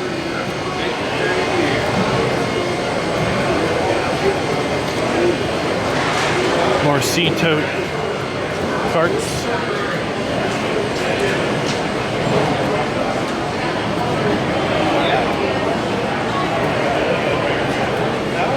Oh yeah, I figured to use that in the truck.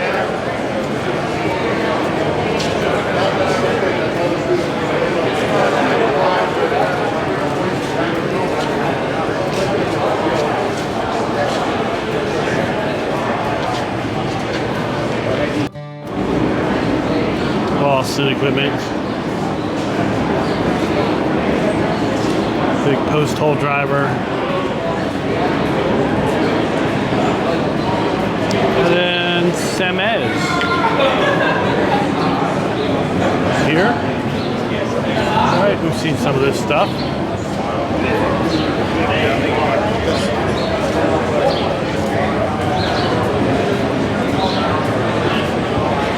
Feel like we could have used that snowplow a few months ago.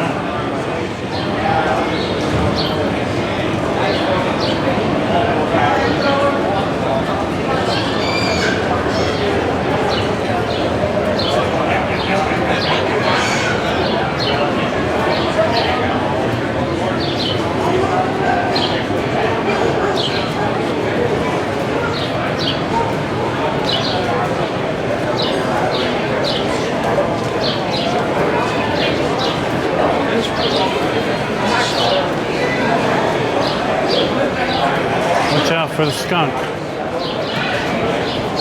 No, it's not real.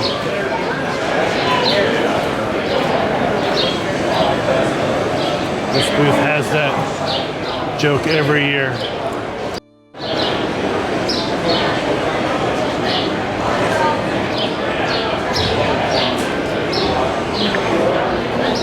Stay back 300 feet. I don't know if that's far enough. That thing is, yeah.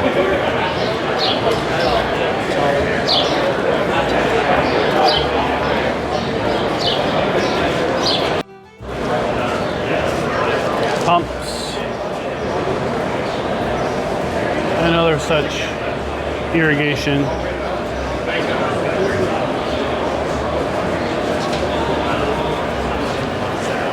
Or fertilizing. I always get a kick out of this setup.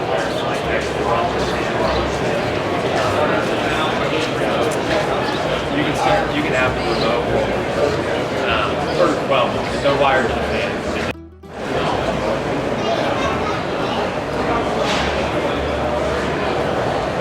Back to our pumps and drag line stuff. Pumps and hoses comes to mind. Popular add-on. Hopefully we'll see come back to Farm Sim 25. But it's not Giants to bring it back. It's a third-party DLC in 22. So it's really going to be a requirement of Creative Mesh. I believe that's who did it. They'll need to put the time in to bring that forward. Apache bins, feed troughs,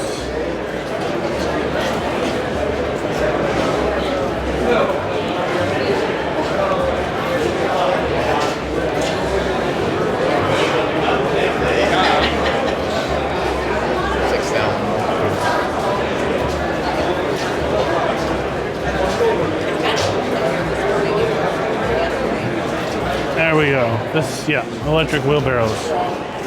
Where was these things 30 years ago? Saved me a lot of effort.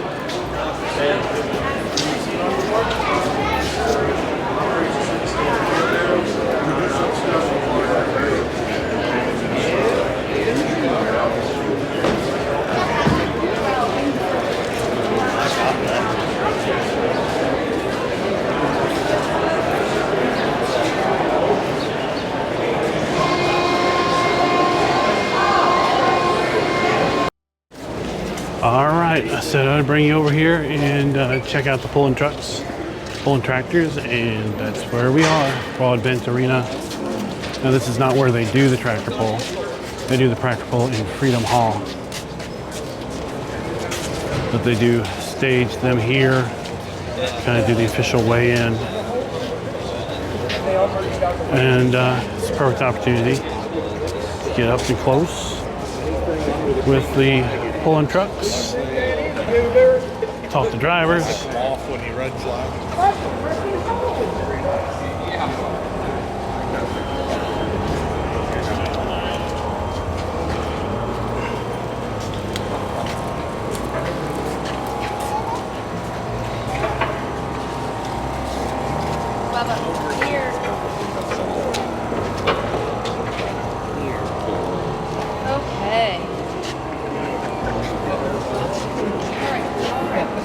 Last year when we were here wasn't a good year for Team Green. I don't think there was a single John Deere in the finals.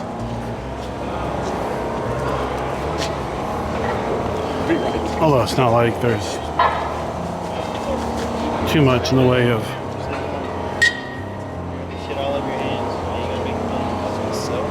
John Deere on these things at this point.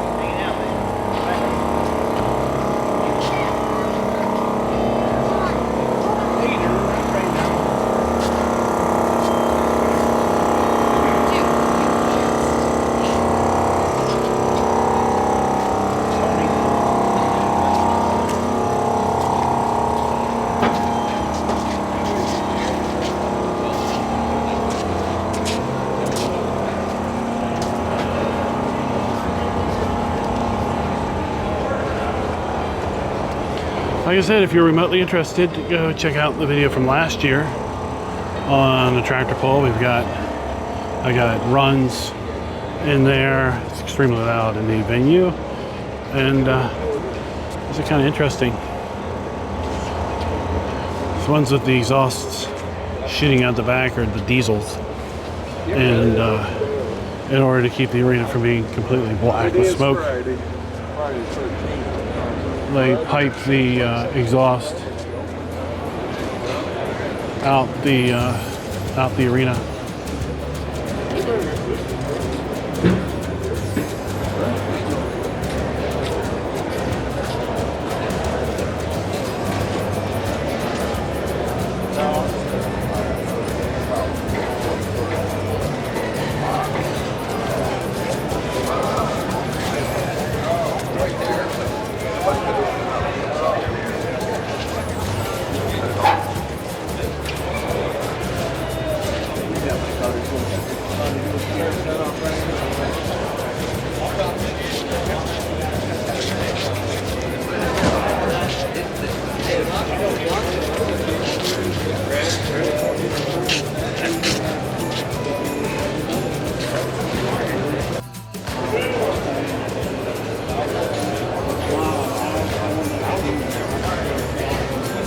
Oh, you want to go back here?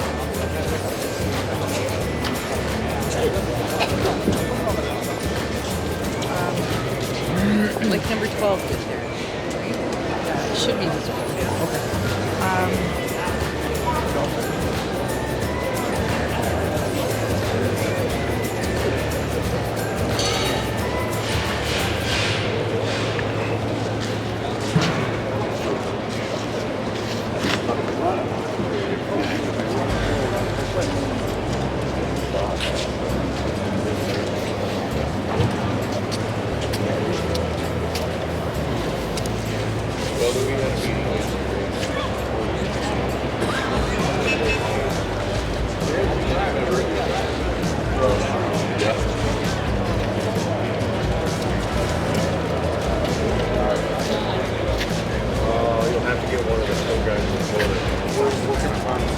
I'll just go there and get. I'll hold one of them. I'll go get it.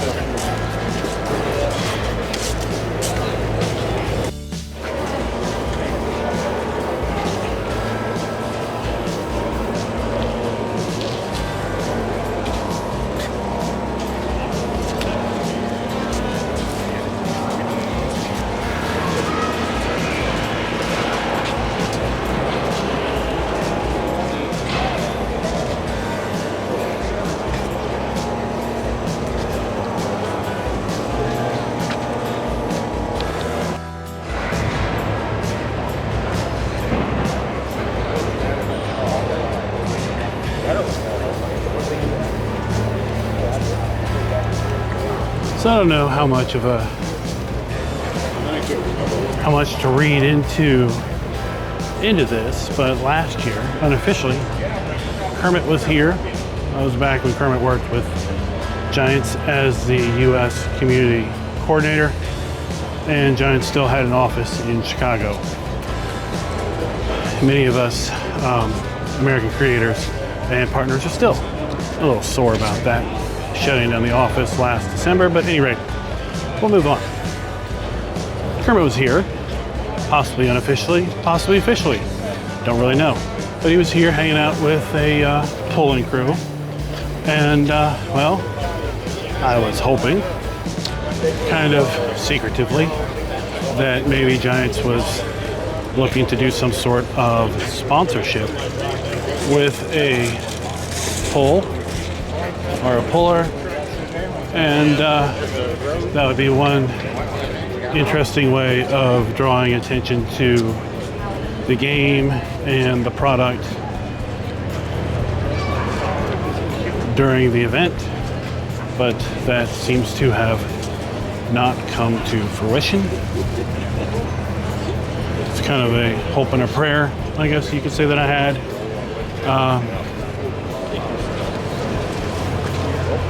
But maybe one year Giants will get the hint and come to the event in some sort of official fashion, either kind of partnering with a brand like Case or John Deere, or being able to get their own booth somewhere.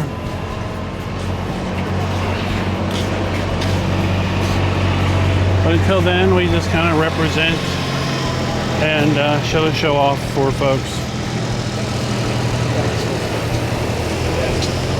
To have some interest.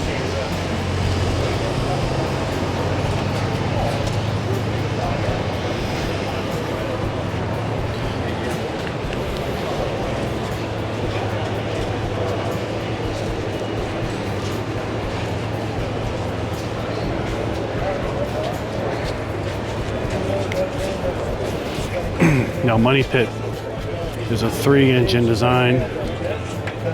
Okay. Our pounds had that before.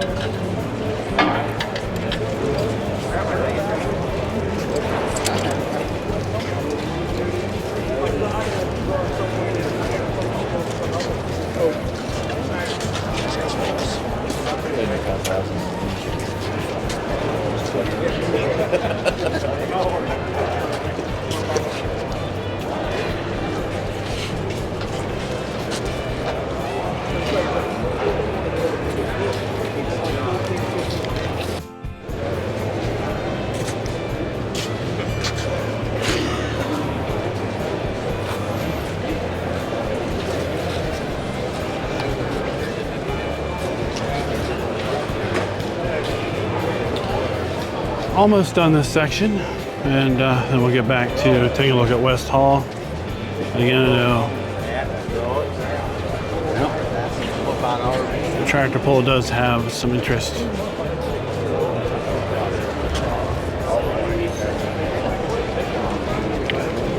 And if you're still watching this, then you probably are interested. If not, then there is a timestamp down below where you can jump back to the coverage of the hall.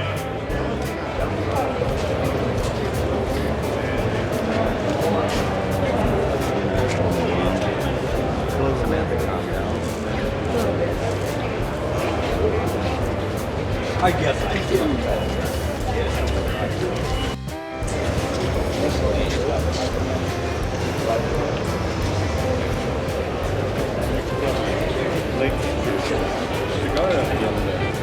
The video was saying that this event has $300,000 worth of prize money spread across 4 different classes, or 3 different classes. You've got diesel, you have like pro fuel, alcohol, and then the unlimited class.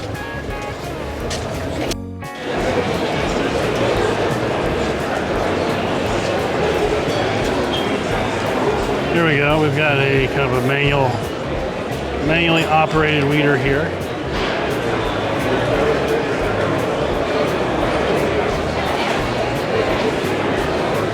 Vegetables, tobacco, pumpkins.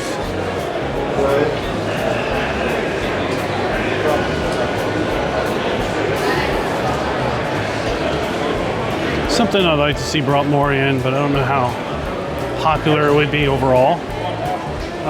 Is kind of more of these specialty vegetables for kind of small, low scale hobby farms, or just kind of, you know, small patch of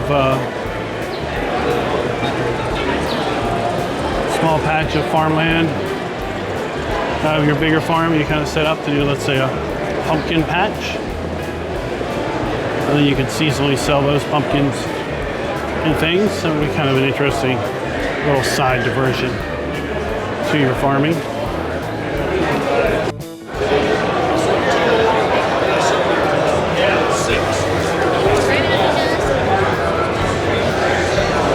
We've got our cues in here.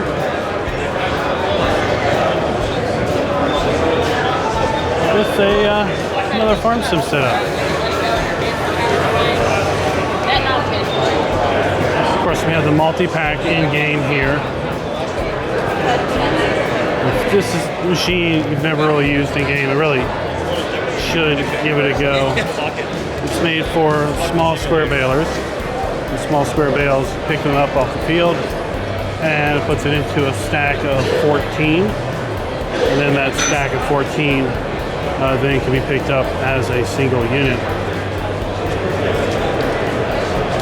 And as it would have it in game, the pack of 14 is the same size as a big square bale.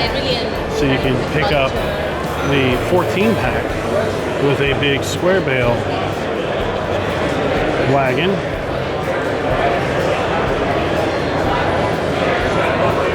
Definitely an easy way to move small square bales around. MacDon is here. Got one of their big Draper Flex grain headers here.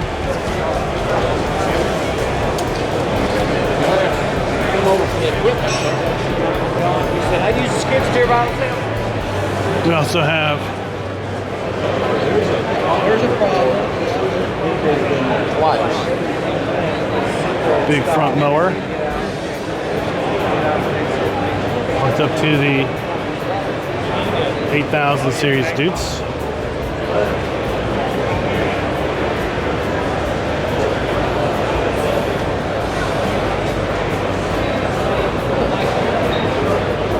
And then we've got a rear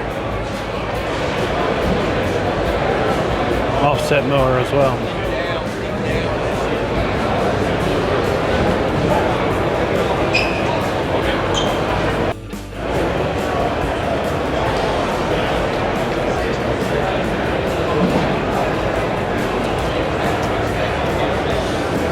Penta has returned this year. They are a Canadian brand for all you Canadian viewers.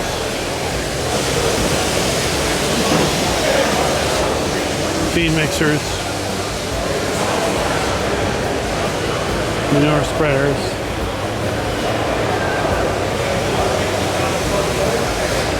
Here we got one hooked up to a Kenworth.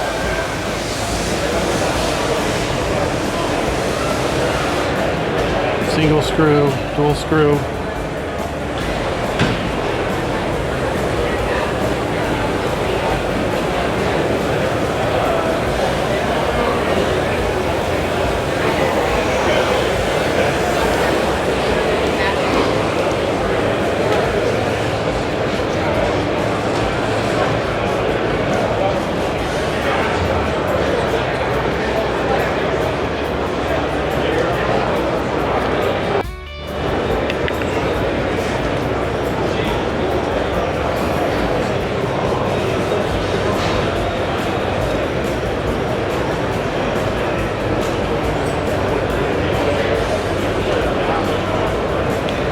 Limb beaver. Just de-limb your trees.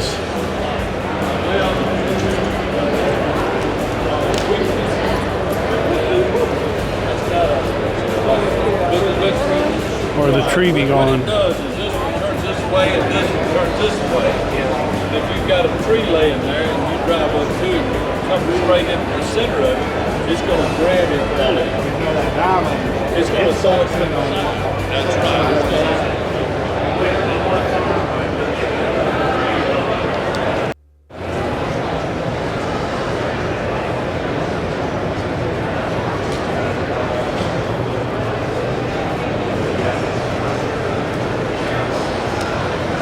Big scraper for pulling off the top layer of soil.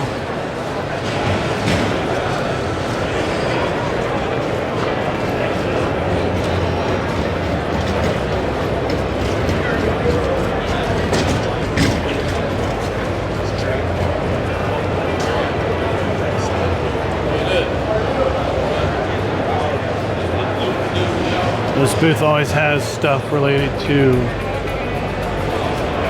big rock handling, rock removal.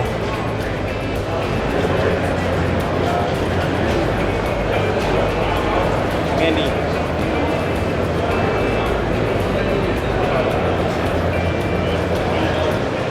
You know, it doesn't look this pretty for long.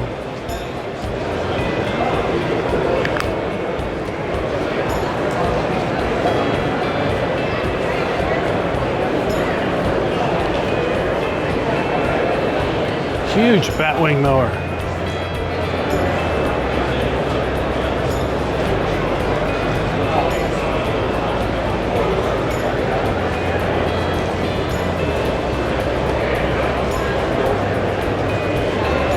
SH1500.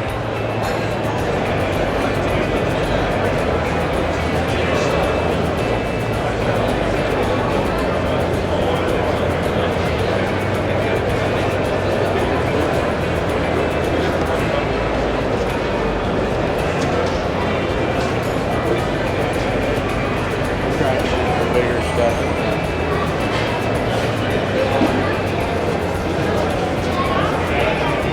That's what we need, right?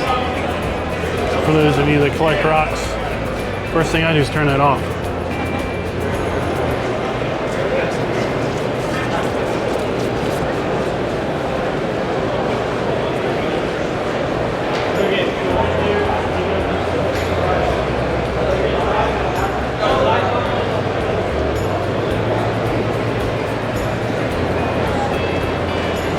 Trailers, service trailers. Grain bagger. Right, dump your grain to the top. Put your grain in a ag bag. Feature I'd like to see brought in as a kind of a standard offering.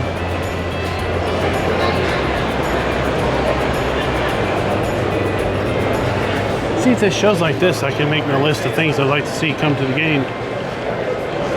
As soon as I walk out the door, I forget the whole list.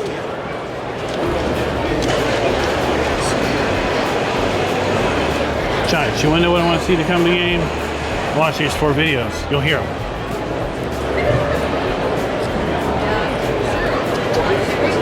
Yeah, I think he was on.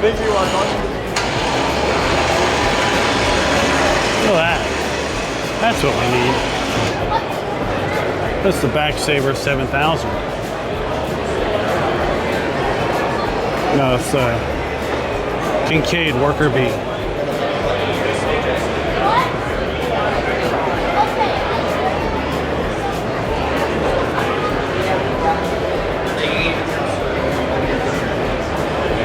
Nitro manure spreaders.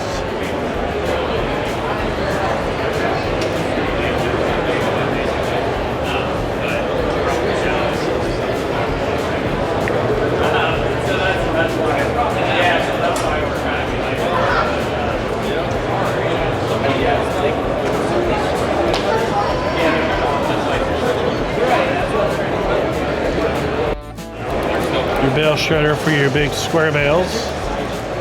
Yeah, so hooks up to a skid steer. Basically, you can change the direction of the command over here. This changes the command direction.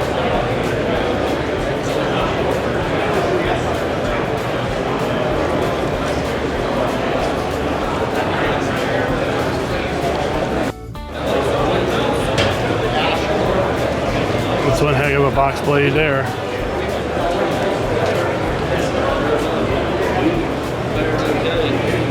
Hell no.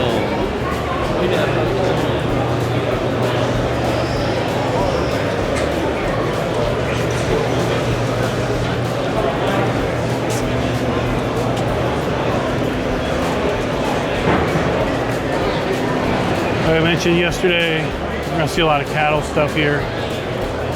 Bale chutes, cattle chutes, not bale chutes, cattle chutes.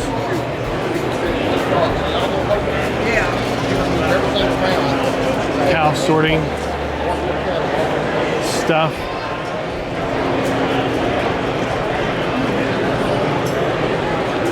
You got another tube wrapper.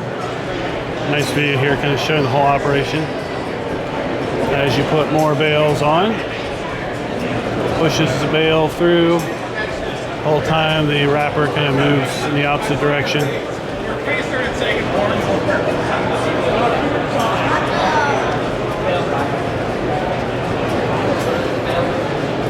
I see a lot in my neck of the woods, either wrapped round bales in rows along fields or wrapped tubes of bales along the fields. And then you come back and as you want to feed your bales, you just cut open the wrap, extract the bales out you want, and leave the tube there.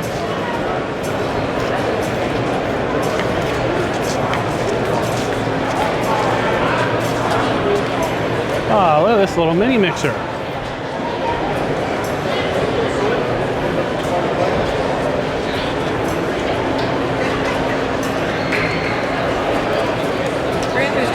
Or how about the T-Rex ditcher?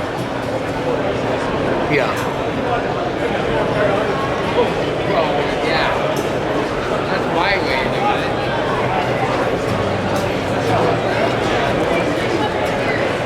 Yeah, there's a lot of interesting stuff here.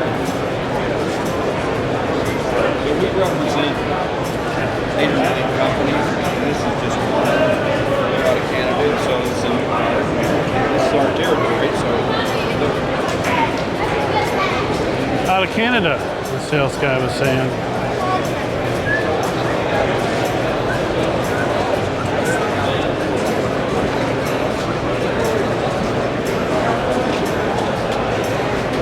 Oh, we got some small manure spreaders. I think they're still bigger than what we saw the other day.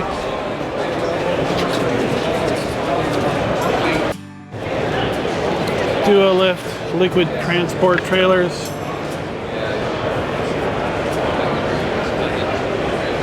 Of course, we've got a spray support trailer here in the back. We've seen various iterations of trailers like this in the other hall. We got racks there where we can put our totes of concentrate. And then we've got tanks of water, mixing pumps, and everything.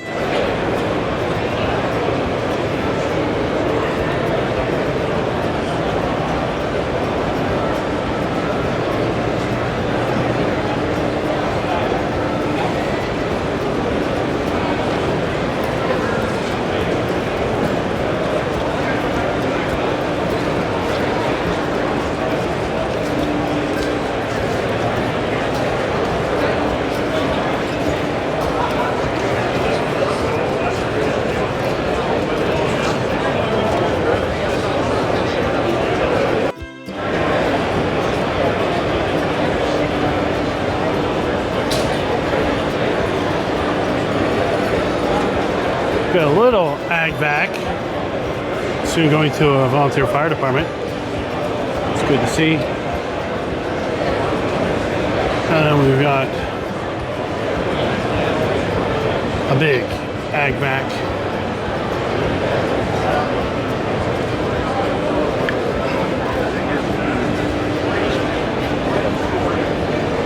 why we as a sales consultant marketing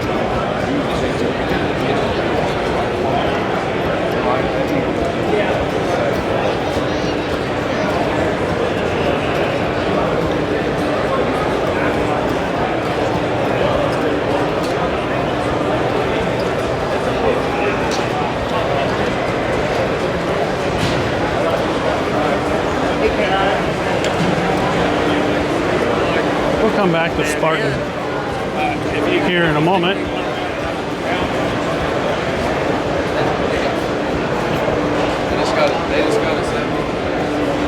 Landau and Brillion.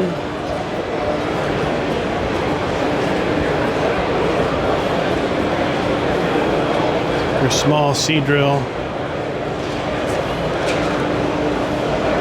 And for your small vegetable farmers, hobby farms, or just small test patches. Then you bring out the big Landau to do your main fields, right?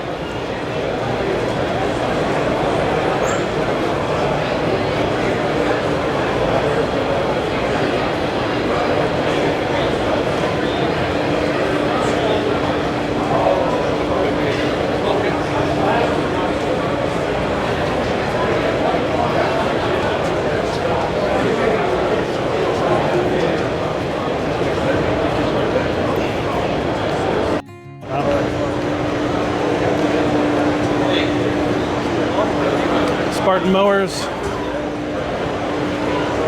Kind of your, in my opinion, I feel like the high-end mower. I mean, if you've got dual cup holders, right? Where's your holder for a tablet?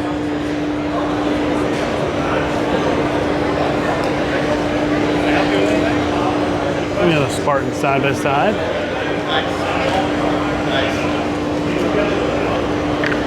Zoom that out a little bit.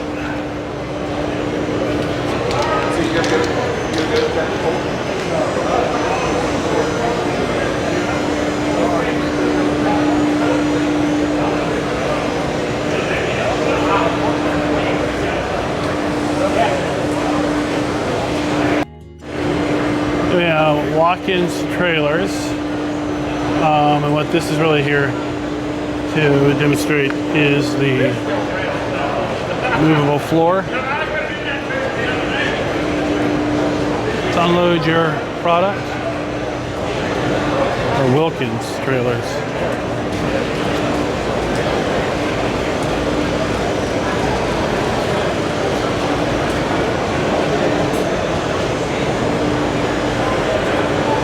Oh, drone booth 5.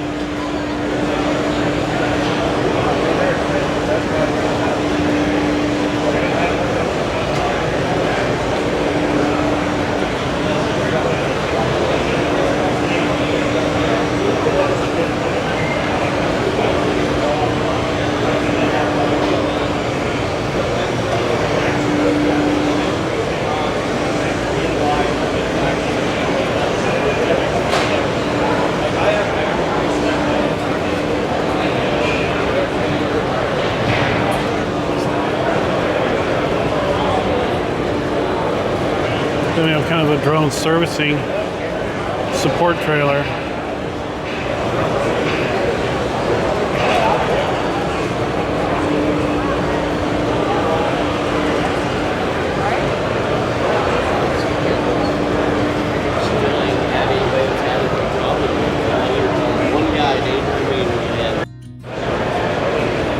Casco, seaters, overseaters.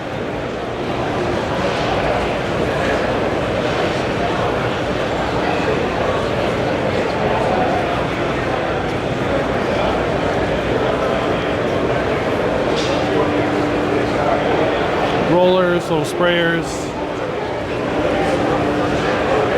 spreaders.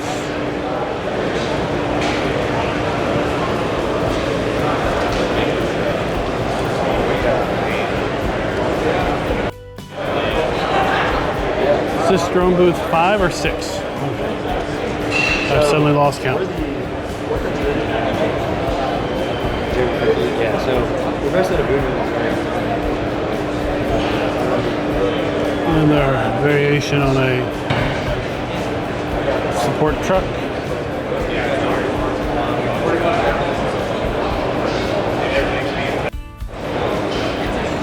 Legacy steel buildings.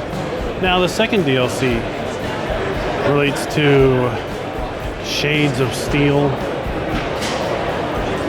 and something else.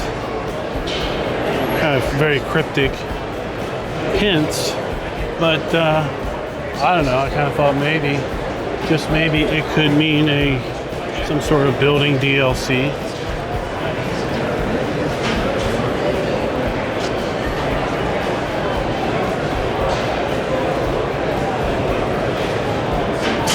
We'll have to wait and see.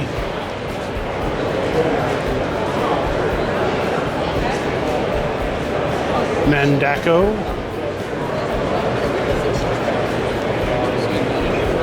Big turf rollers, discs. And she's He's like, excellent, good work. Okay.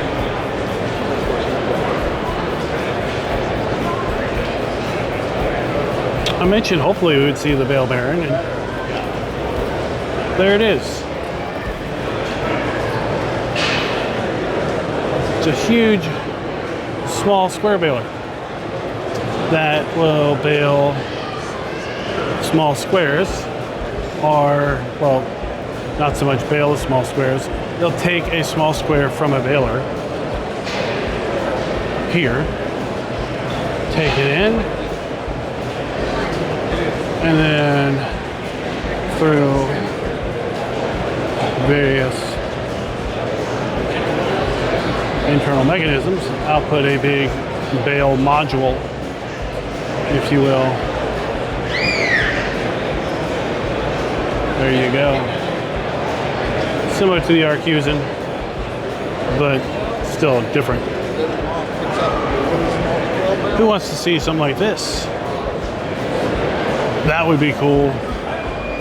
That would be super cool to have this in game.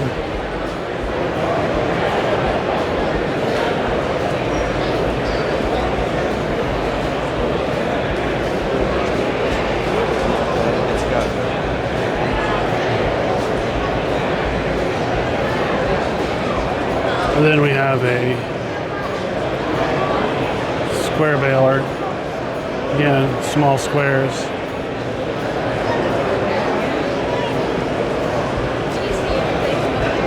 That you could hook up the bale bearing to.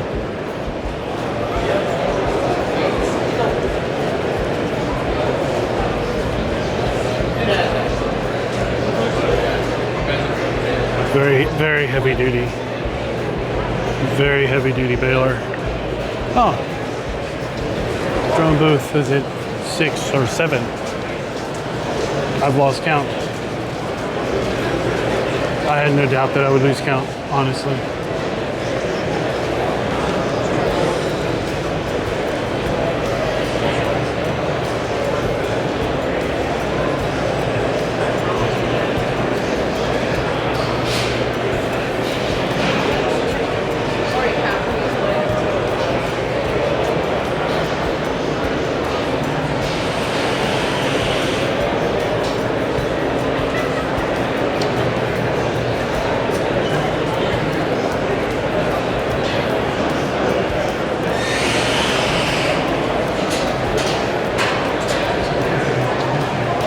Bestway Ag. Takers, tanks, mixers, sprayers.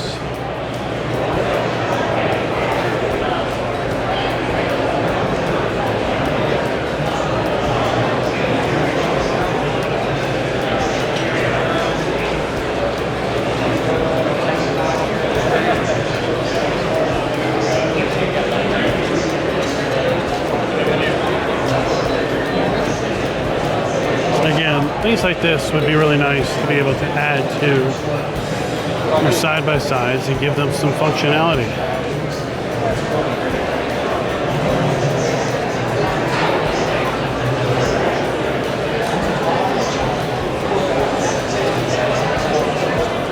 Oh, drone 7 or 8.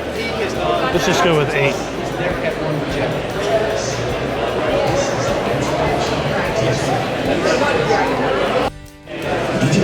Booth 9.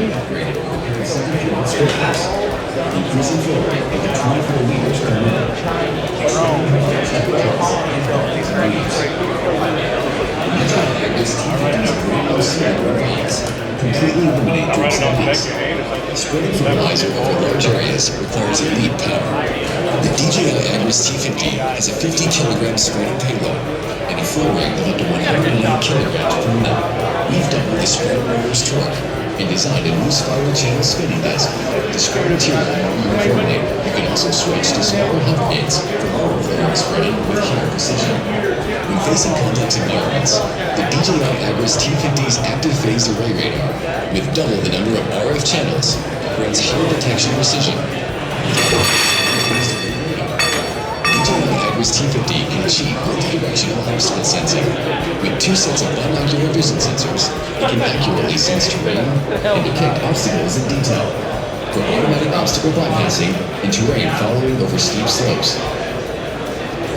The radar system works with a high-resolution FPV gimbal camera and can conduct aerial surveys of slopes up to 20 degrees to meet most orchard operation needs.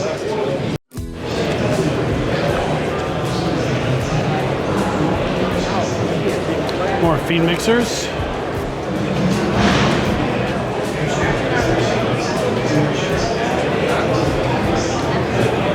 From Rotomix.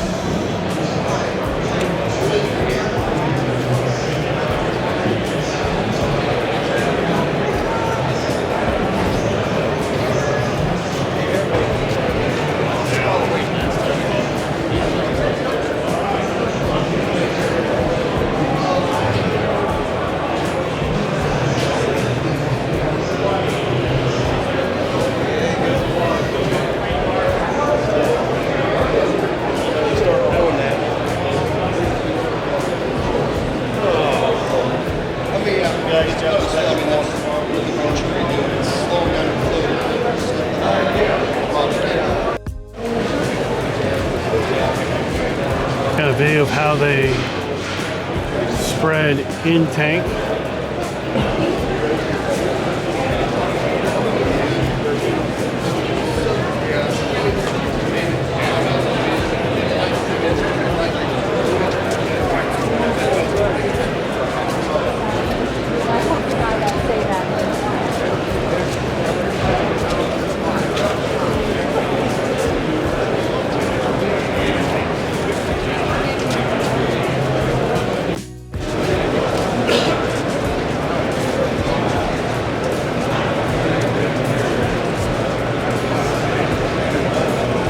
Haze.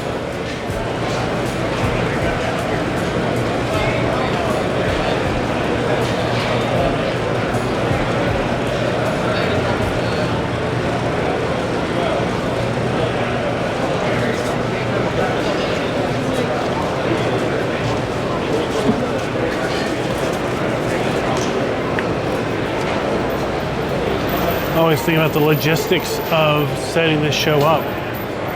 Because such large machinery, there's definitely a staging order that you're going to have to go through in order to get things through big doors like this, or big doors in the other buildings, kind of load from the middle in, or from the far end of the building away from the door to the door, because you can't put too much big stuff in by the door without blocking, access to get other things out or in. More tree grinders, brush grinders, land clearing machines. My idea of what forestry should be like, just make it go away. Another ag bagger. Again, something I'd like to see brought into the game officially, as opposed to just being a mod. Typically, it's only going to be a PC only mod, right? That's why we want to see it brought in officially for all platforms.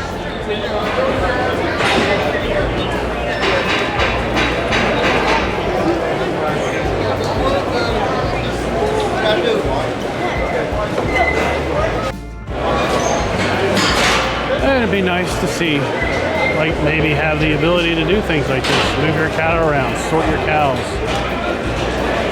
use cattle gates.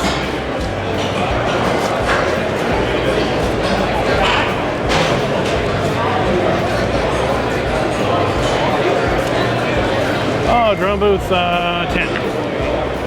Or is it 9? I don't know. You all tell me.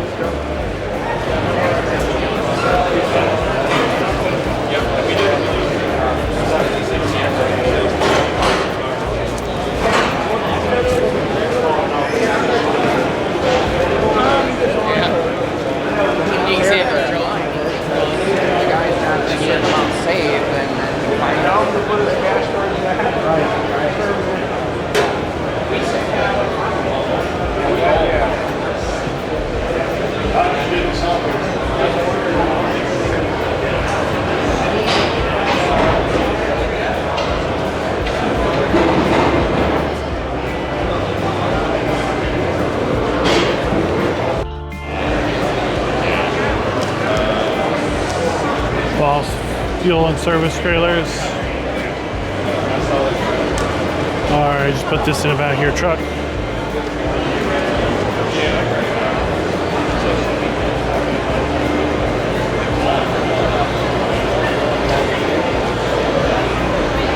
Diesel and Def.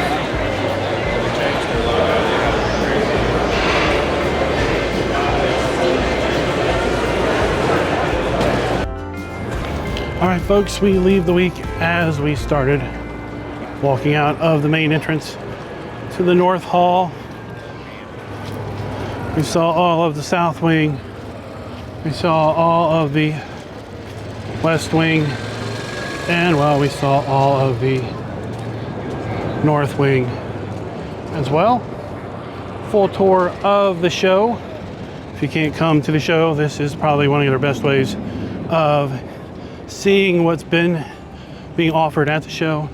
And, well, look forward to returning for my 5th time to the National Farm Machine Show next year in 2027 as they open up the new expansion.